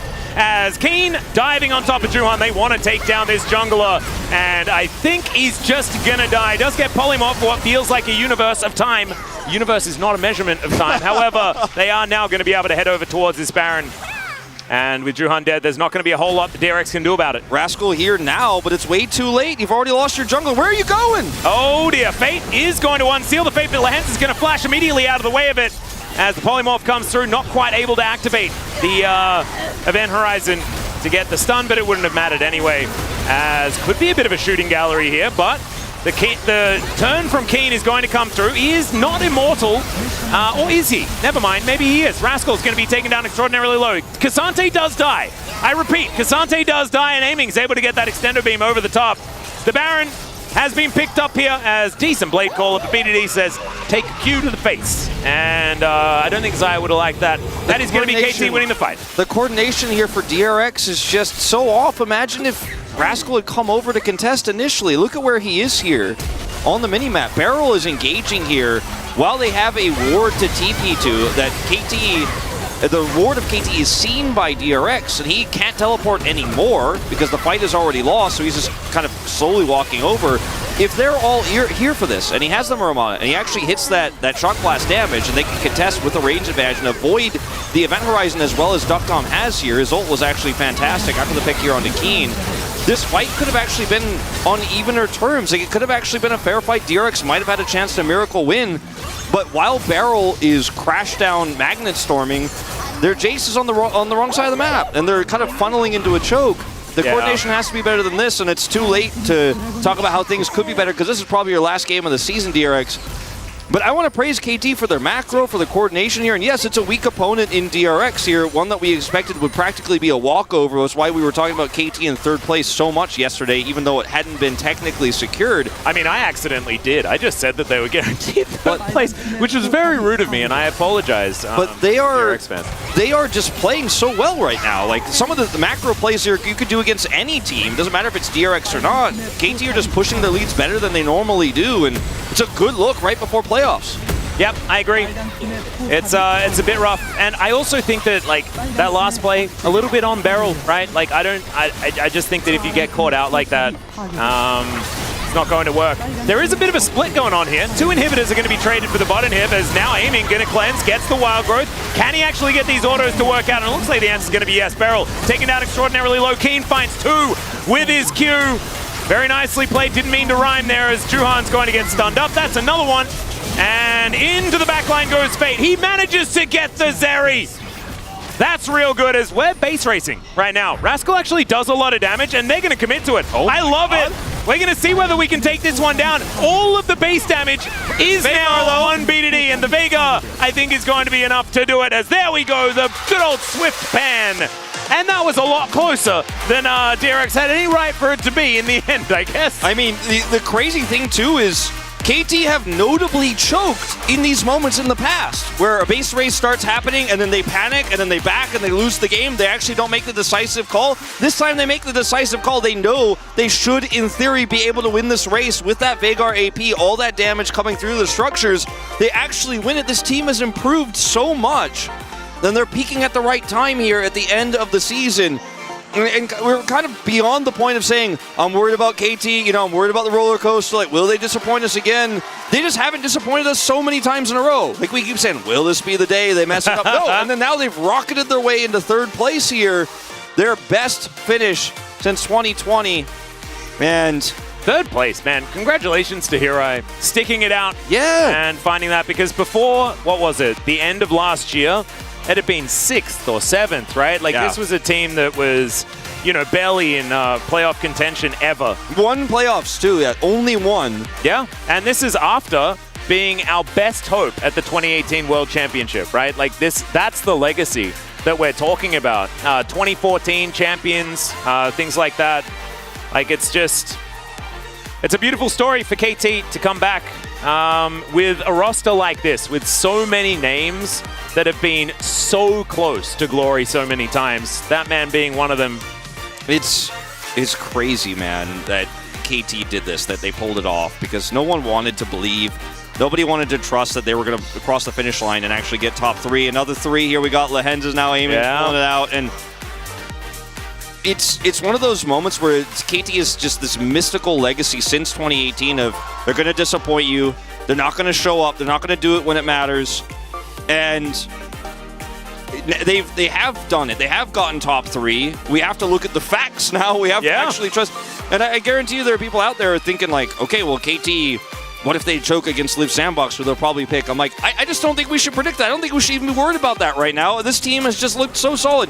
Moments like this, like I mentioned before, this is a play that looks T1-esque, where you're just really pushing the boundaries of what's possible with your champions and your team coordination and your macro, like all at once. And they do it a second time here with Cuz, because he wasn't involved in the previous play, has his ultimate available. They just shut Rascal down. And we said going to today, the key player matchup is top. It's going to be so exciting. Look at Rascal's solo kills. He's 2 away from Zeus. And then suddenly, like, this becomes the focal point of KT. They destroy Rascal in 2 games in a row, and it's not even close. I mean, it was the key player matchup, though, so we definitely got that right. It's just highlighting Rascal's solo kills seems a little bit mean at this point, because this was all about Keen and his ability to get his team, play around him.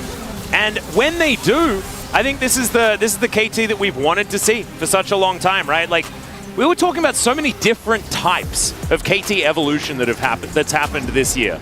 And the first one was Cuz and Lehens getting on the same page and playing together. And then it was this slow evolution towards still being able to play around the top side of the map at certain instances of the early game to make it work. And actually, it's just really, really beautiful to see that KT have sort of found that this is the way they play League of Legends the best, and it's only getting better from there. These comms are so interesting, too, because initially they were like, let's back off, and then they get the engage, and BDD's like, we can go, this is good, this is good. So he TPs, because he could have just stayed to defend the Jace, but he makes the call, he wants to go, and we can actually push to go for this. And look at how decisive they are, not even phased, knowing they're going to win this race. Push, yeah. and as they see the TP coming through from the Yone.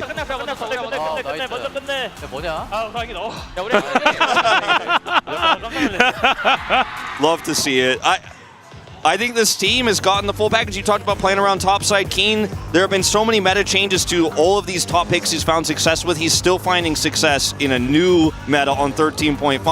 BDD, he basically molded the Taliyah that was finding success after having so much control on Azir. He's like, I'm the better Azir in the Azir Taliyah, I'm the better Taliyah in the Taliyah Azir. Now he's one of our best Veigar players too, when Veigar is so relevant. I don't think he's played Veigar until today as well. I think this was the first one of the season. Of course, did play it in the past, but really great play out of KT. And man, on the verge of playoffs, what a great way to get into that, because now probably going to choose Live Sandbox like you were talking about. And if KT manages to sweep that series, they're not likely to get chosen by T1. So perhaps we get that KT Gen G. Could happen. I don't know what... we need to go back to Wolf's crystal ball, but... I think T1 will pick KT, but that's just my prediction now. We'll see how that series goes. Yeah, we'll see how it goes. After this, maybe it's recency bias, I don't know. But now we've got two gentlemen waiting alongside on the space to break down the KT victory. Take it away, boys. Thank you, casters, for your wonderful work today, as it is the last day of the regular season. That's the last cast of the regular season you guys will hear, but we just had the 2-0 from KT. Pretty straightforward stuff, as they are looking super strong, as the casters have already mentioned. Let's look at the draft once again, Ox. Yeah, they were hovering the Gwen towards the end, and they ended up going for the Yone. I wasn't a big fan just because it made them full AD, and then Keen ended up popping off on the Xante and built full armor. It's not going to be a good time. Like, I feel like the problem is, like, the composition of DRX, it does okay in the later stage of the game. It's not like it's going to fall off a cliff, but as soon as it's full AD, you just know you're never going to be able to burn through the enemy front line. You enter a Zeri, you enter a Veigar, and then I didn't feel like they had enough tools to get pressure early either. So I think it kind of hamstrung them a bit, but being honest, I don't think draft was the major issue in this game. Yeah, I mean, it certainly didn't help DRX, but, and I'm glad we get to point this out, but it was just so funny when we saw them going topside. Keen gets ahead, and then he's unkillable, basically, for the entire game. Like, he does die, but it still feels like he's basically unkillable. So much time to kill him. And yeah, if they had like a Gwen top, put the Jace mid. Jace has pretty good range in the Veigar, but yeah, they ended up in this situation, and the Yone, I was really feeling it. Yeah, I think, I don't know. Maybe, you know, Fate just wanted one last chance, play some somewhat fun champ at the end of the season. And but he was in the Veigar, so it's not so fun. But, yeah. Yeah, when Max said that, when Atlas said one of his abilities was illegal to use, I'm like, well, I guess it's kind of an unfortunate time. This is highlight number 1. This is basically where we got the Keen ball rolling. Yeah, I mean, he has been playing so spectacularly this season as a whole, but today in particular, you know, the highlight matchup, as they said, was his top lane matchup, and he was just completely dominating. And the micro on display in this fight, so many abilities, dodge, sidestep, and a lot of work done as well to keep BDD safe when they do aggress onto him.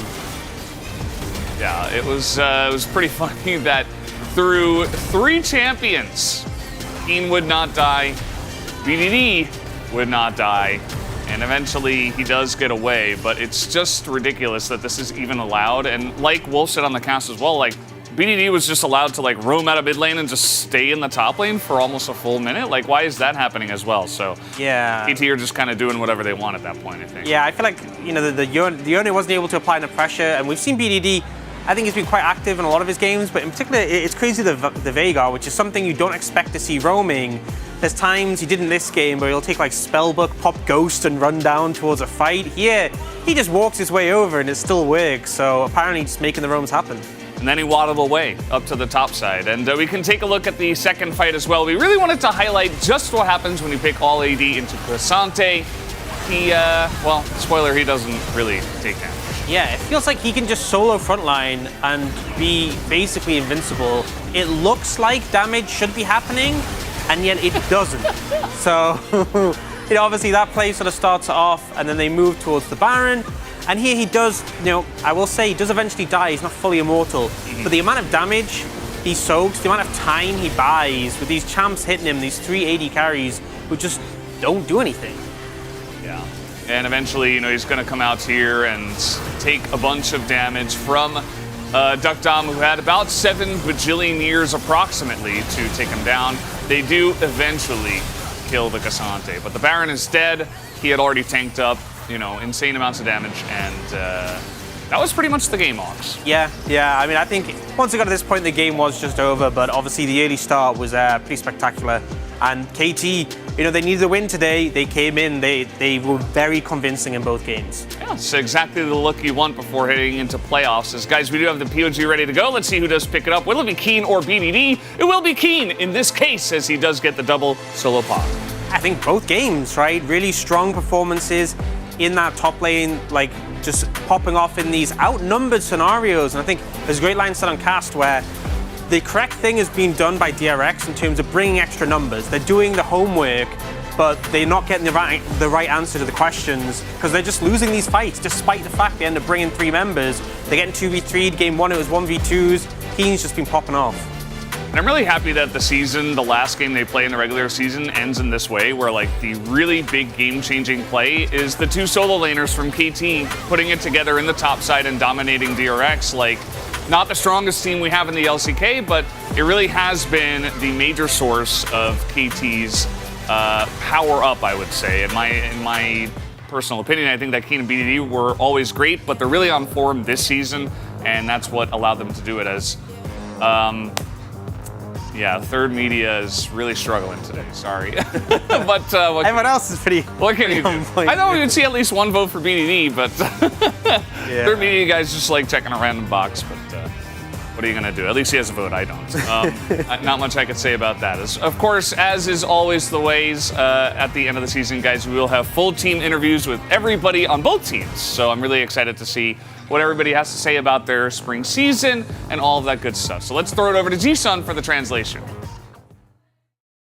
2023 LCK 스프링 정규 시즌 마지막 매치까지 Thank you very much, guys. This is Ji-sun for the post-game interview translation. We are here joined by DRX players, the home team players of the series.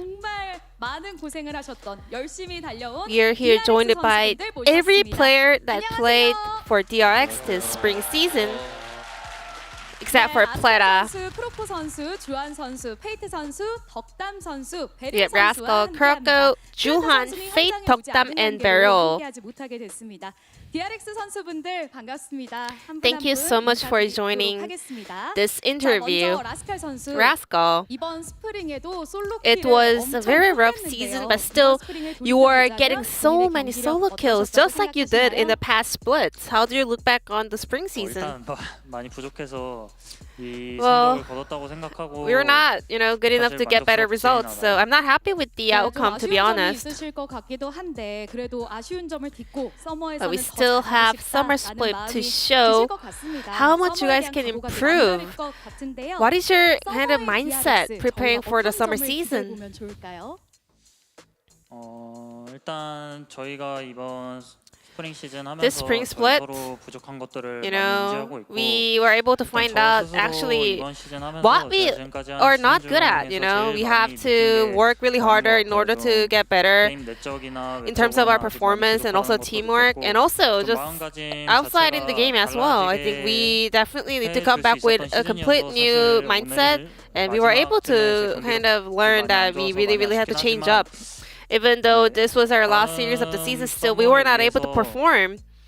So for the upcoming summer season, we will be able to become a stronger team based on every experience we have gone through throughout the spring season. 멋진 경기력 보여주시기를 응원하도록 하겠습니다. 자, 이어서 크로코 선수와 인터뷰 나눠보겠습니다. 크로코 선수. It was her first season on a new team. What was your biggest takeaway this spring?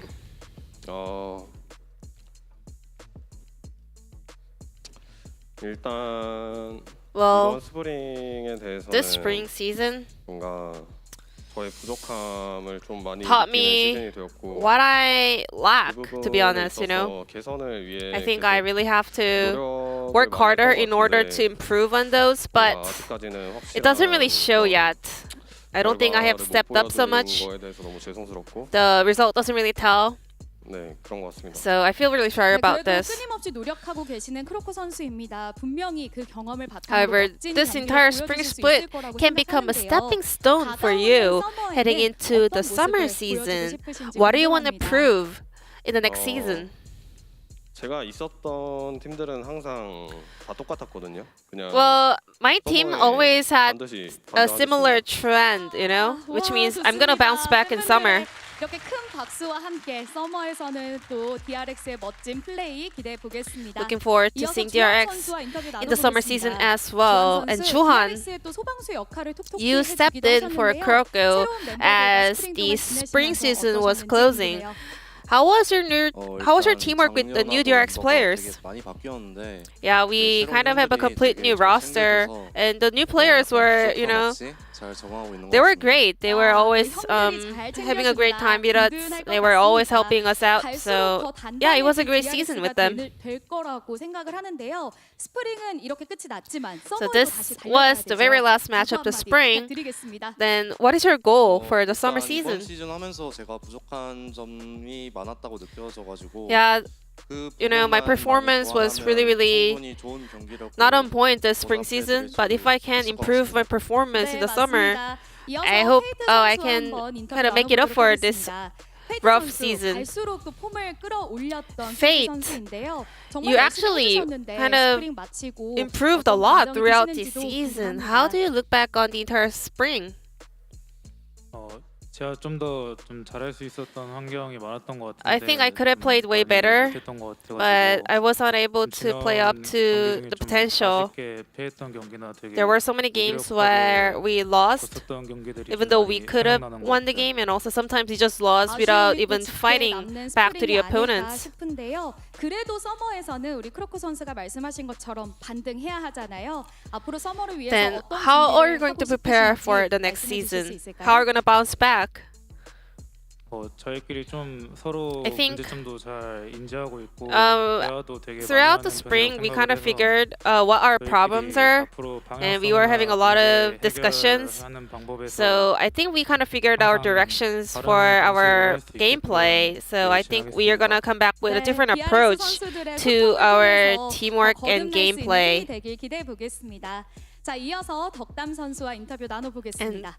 Let's hear from 이번 덕담. 스프링 되돌아보며 아쉬운 점도 그리고 또 배운 점도 많았을 것 You know, 같은데요. this spring had a lot of ups and downs, especially for you, 덕담. You got injured as well. How was the season for you? 걸좀 많이 깨달았고 좀 더 노력해야 I kind of figured that I really have to step up.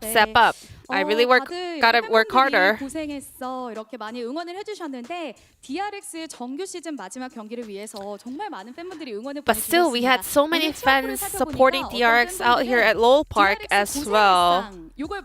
And so many people showed up with heartwarming fan signs. Any message over to all the fans?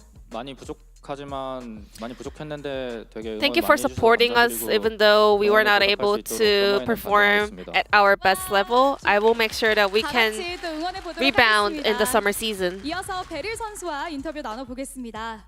베릴 선수. Now let's hear from Beryl. 우승이라는 엄청난 업적을 달성하고 또 Beryl, you just came back after winning your second world champion title. However, the spring season was not easy for you. How do you rate this entire split? I'm really disappointed in my own performance. 아쉬움이 좀 남는다라고 말씀해 주셨습니다. 자, 그렇다면 서머는 Then, 어떻게 what is your goal for the summer season? 역시 스프링에 제가 좀 많이 못했던 만큼 좀 썸머에는 Well, I was underperforming so bad this spring, so I hope I can level up as I head into the summer season, and I hope our team can reach higher. 뜨거운 여름을 열렬히 응원하도록 하겠습니다. 마지막으로 라스칼 선수께 Lastly, 질문 드릴게요. Rascal. 선수. 한 팬분이 저에게 이런 메시지를 There was a fan actually asking me to let you guys know that this spring was really rough. You know, you guys are not having the best time, but still, just being DRX as players brought so much happy memory to the fans. So, any last message for all the DRX fans out there? 느꼈었던 게 하나 있는데 이제 Recently, I figured out something, which is 개인적으로 너무 not only about our performance and result, but also I was like really obvious that I'm not having a good time, and our fans could also tell it by just just seeing me on stage. So next season, I hope I can actually bring better energy, positive energy. I want to spread better energy for the fans to make them feel happy just by supporting us. In the next season, I hope our team can get better result and also just make sure our fans are also happy being DRX fans. 보습이든 팬분들이 또 뜨거운 사랑 보내주시지 않을까 싶습니다. 함께해서 행복했던 봄, 우리는 여름에 다시 만나. Thank you so much for this interview one more time. 멋진 모습으로 팬분들과 다시 And 만날 we 수 will 있길 기대해 보도록 see you 하겠습니다. guys again in the summer season. 선수분들과 인터뷰 나눠봤습니다. 고맙습니다. Thank you. 네, DRX 선수분들 이번 시즌 정말 고생 많으셨습니다. Now, shortly, we will be joined by the KT players. 전원과 인터뷰 나눠보도록 할 텐데요. 네. Please welcome KT players to the stage. 계십니다.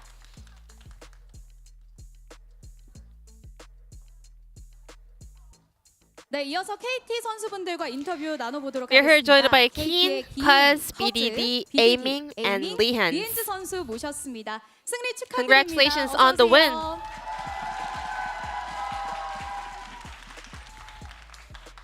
네, KT 선수분들도 이번 시즌 정말 고생 많으셨는데요. 저희가 Thank you so much for joining 편안하게 us. 하나하나 질문 드리도록 하겠습니다. It was a great run this spring 자, season. 먼저 기인 선수. Keen, 네, 기인 선수 팀 이적 후에 보낸 첫 스프링이었습니다. this was your first 3위로 season 마감한 정규 시즌 in a new team. You have been playing on the side of Fricks for such a long time, and you joined KT this year. How do you look back on the spring season? Well, early on, our performance was a little bit off, so we were not able to win those matches, but still, I'm happy with the result. 정말 엄청났거든요. 그만큼 또 플레이오프도 Keen, I think, 있으실 것 yeah, 같습니다. KT roster started to ramp up as you guys headed to the later phase of the season. What is your goal for the playoffs? Now that we made playoffs, I hope we can go as far as we can and also showcase a great performance. 자, 이어서 커즈 선수와 인터뷰 나눠보겠습니다. And let's hear from Cuz. KT가 6연승을 KT roster finished the regular season with 6-match winning streak and also on third place. How do you feel? 저희가 아무래도 초반에는 좀 잘 안 되기도 했었는데 Yeah, early on, we were struggling a little bit, but as time went by and as our teamwork kind of clicked in, we were able to level up so much. We were able to improve together as a team. And I was just so happy that we were able to grow together like this. 앞으로 더 높은 곳을 Then 바라보고 Cuz, what is your goal in the playoffs? 어디까지 올라가고 싶은지 각오 부탁드립니다. 플레이오프 때는 저희가 이제 At playoffs, I think. 플레이오프 때는 이제 Sorry, so in playoffs, I hope we can prepare thoroughly for all the matches and make it all the way to the finals. 자, 이어서 BDD 선수 만나볼게요. Next up is 선수, BDD. 시간이 지날수록 본인 플레이의 정체성도 찾아가고 또 우승도 You guys kind of figured your own characteristics throughout the spring season. 더블킬을 보고 굉장히 기뻐하시는 모습이 And also today, you were having a lot of fun watching Keen getting double kill on the top lane. How was this season? I thought you were having a lot of fun. 작년에 어쨌든 성적이 Yeah, I mean, last year, I personally, ended up very poorly in terms of the outcome. But this year, I'm just having so much fun. 좋습니다. 자, 이제 하나생명과 리브 샌드박스 중에 한 팀을 선택해서 Now, KT roster has to choose from Hana Life or Leap Sandbox. Who do you think your team will choose as the opponent, and what are their strengths? 리브 샌드박스는 팀 I think 전체적으로 Leap 움직임이 Sandbox, 좋은 것 같고 하나생명은 they play as a team really well, and Hana Life, 뭐 라인전 체급이 좋아가지고 their laning phase is so good. So they are kind of different. KT라면 뭐 양 팀 중 누굴 만나든지 멋진 경기를 할 자신감이 Are you ready to face either of them? 네, 사실 누굴 만나도 Yeah, we don't really mind whoever we get to face at the playoffs. 자, 그럼 이어서 에이밍 선수 만나볼게요. 에이밍 Next 선수 up, Aiming. 안정감 넘치는 모습을 또 보여주셨습니다. This season, you were the solid AD carry on the side of KT roster. You had the lowest stats among all the other AD carries in the LCK. How are you feeling about your form right now? I mean, my teammates were doing such a great job, so I didn't really have to worry about dying in team fights. It was so comfortable. Which bottom duo looks the most scariest? T1, Genji, D plus Kia, Hana Life, and Leap Sandbox are at playoffs. Every bottom duo. 솔직합니다. 좋아요. 이렇게 또 경기가 되는 만큼 준비도 더 열심히 하실 것 같은데요. 플레이오프 각오 한 말씀 Then how are you guys going to prepare for the playoff run? 플레이오프 때 이제 잘해보겠습니다. We'll do our best. 네, 잘 해주시길 바라겠습니다. 그리고 리엔즈 선수에게도 여쭤볼게요. 플레이오프 팀들 중에 가장 경계되는 서포터가 있을까요? Which support players stands out the most among all the playoff supports? No one really, but I looked into some of the interviews and Viper and Doran. They never beat us this season, but they were like, every interview they were like, I want to meet KT, I want to meet Lihan, so it would be fun if I can eliminate Viper with my hands. 자, 리엔즈 선수. 오, 네. 이야, 대단합니다. 네, 잘 끌어요. 자, 리엔즈 선수의 스프링 정규 시즌 목표 승수였던 13승 5패를 달성했습니다. Your goal for the spring season was getting 13 wins, and you accomplished it. How do you feel about getting the last win of the season too? I think my performance was just alright, you know, just average level, but my teammates were doing a great job, so we were able to end on such a good note. It feels amazing. 지난 서머에 이어서 LCK 2연속 우승도 굉장히 탐날 것 같습니다. 플레이오프 때 And Lian, if you make it to the finals, you will be able to fight for your back-to-back LCK title. How are we going to prepare for the playoffs? We're going to have more games in the playoffs, so we gotta work harder. And just like we did throughout the season, we are always going to do our best. 공연을 언제 볼 수 있을지 너무 기대된다. Every KT roster fan waited for the Lihan's Keen Aiming trio to do some cool ceremony. But you guys are a little bit exhausted, right? 이런 생각을 팬분들이 너무 많이 아쉬워하시네요. Too bad you guys are so tired, right? 오고 있는데 혹시 뭐 에기스 Are you guys down for some ceremony? 나머지 분들도 에기스에 합류해야 하는 거 아니냐 이런 이야기 오고 있는데 나머지 두 분의 의견이 KT roster, show us what you got. 제가 대답해야 되는 거죠? 그렇죠. 에기스에 다들 합류하실 생각이 있는지. And also, is BDD and Cuz gonna join? 합류하게 되었고요. Yeah, our trio is no longer a trio. It's gonna be all 5 players, you know, doing cool ceremonies. If we make it to the finals, we're gonna sing along on stage if we advance to the finals. Thank you. 벌써부터 기대가 됩니다. 네, 지금 뭐 절레절레한 We're gonna be on Team KT from now on, wishing for them to make finals and see all 5 players sing a song on stage. And lastly, Lian. One final message for all the KT roster fans. We were inconsistent early in the season. I know you guys were worried about us as well, but I think this run was pretty okay, you know. We finished pretty decently in the end, and we will do our best in the upcoming playoffs as well. And this will be the end of the interview from KT roster players, and we're gonna pass it back to the space. Thank you. Thank you, Ji-sun, for that wonderful translation, as always. Let's take a look at the standings now and see our final standings at the end of the split. Ox, what do you think? Yeah, I mean, we have our final 6 going to the playoffs. I feel like the fact KT slid in the third, pretty huge, honestly, and being able to choose their opponents, but T1 staring everyone down for the top. Yeah, and KT, you know, you were talking about this before, they actually had a chance to get second if things kind of turned out a different way, so it's kind of incredible their meteoric rise here in spring, and very excited to see if they can actually challenge in playoffs, as we do have our current playoffs bracket. We don't know the teams that have been selected yet. Well, the one team selected by KT, and then DK get the other one. Yeah, man, the regular season feels like it's gone so fast. It's like I only got here this week. And now we're going into playoffs. And Yes, as we just mentioned, round one of the playoffs. This is going to be on Wednesday, our normal starting day of the LCK just next week.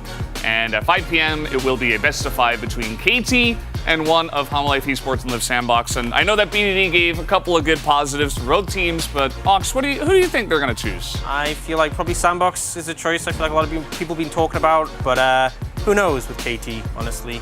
Yeah, it's pretty interesting. You know, they were saying, Homolife has got the good laning, but that's actually where they've been struggling the last couple of days they have played. But guys, also, Challenger League playoffs will be beginning tomorrow. So make sure you're tuning into that. Of course, we always do the English broadcast of that. Will be a lot of fun, starting with DK versus Nongshim.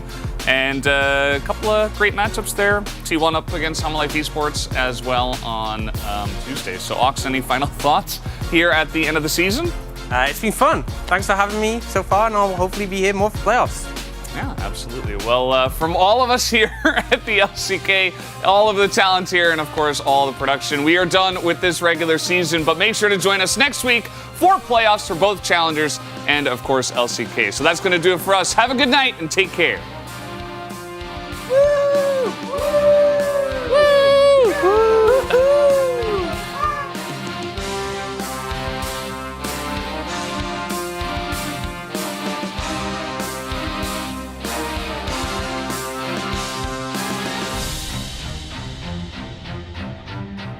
Standing on the edge of this big love, I'm not looking down, baby, I'm ready to jump. I never believed love could set me free. You break down the walls I build around me. It's a strange magic every time we touch.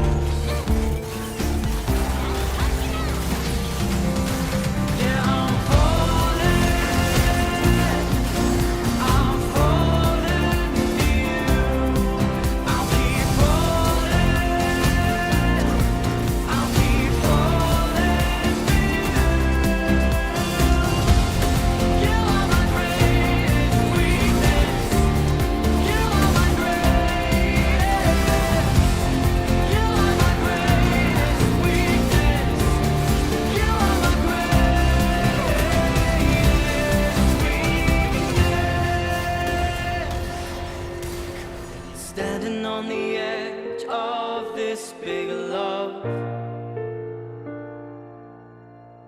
I'm not looking down, baby, I'm ready to jump. Baby, I'm ready to jump. I never believed love could set me free.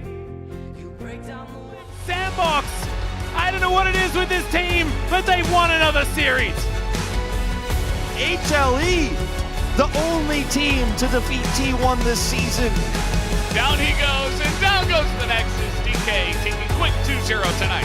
What a game! What an impressive game coming through here from KT. And they will be your second place team skipping the first round of playoffs here in the LCK. We will snowball you, finally. Faker has a big game himself, a huge smile on his face.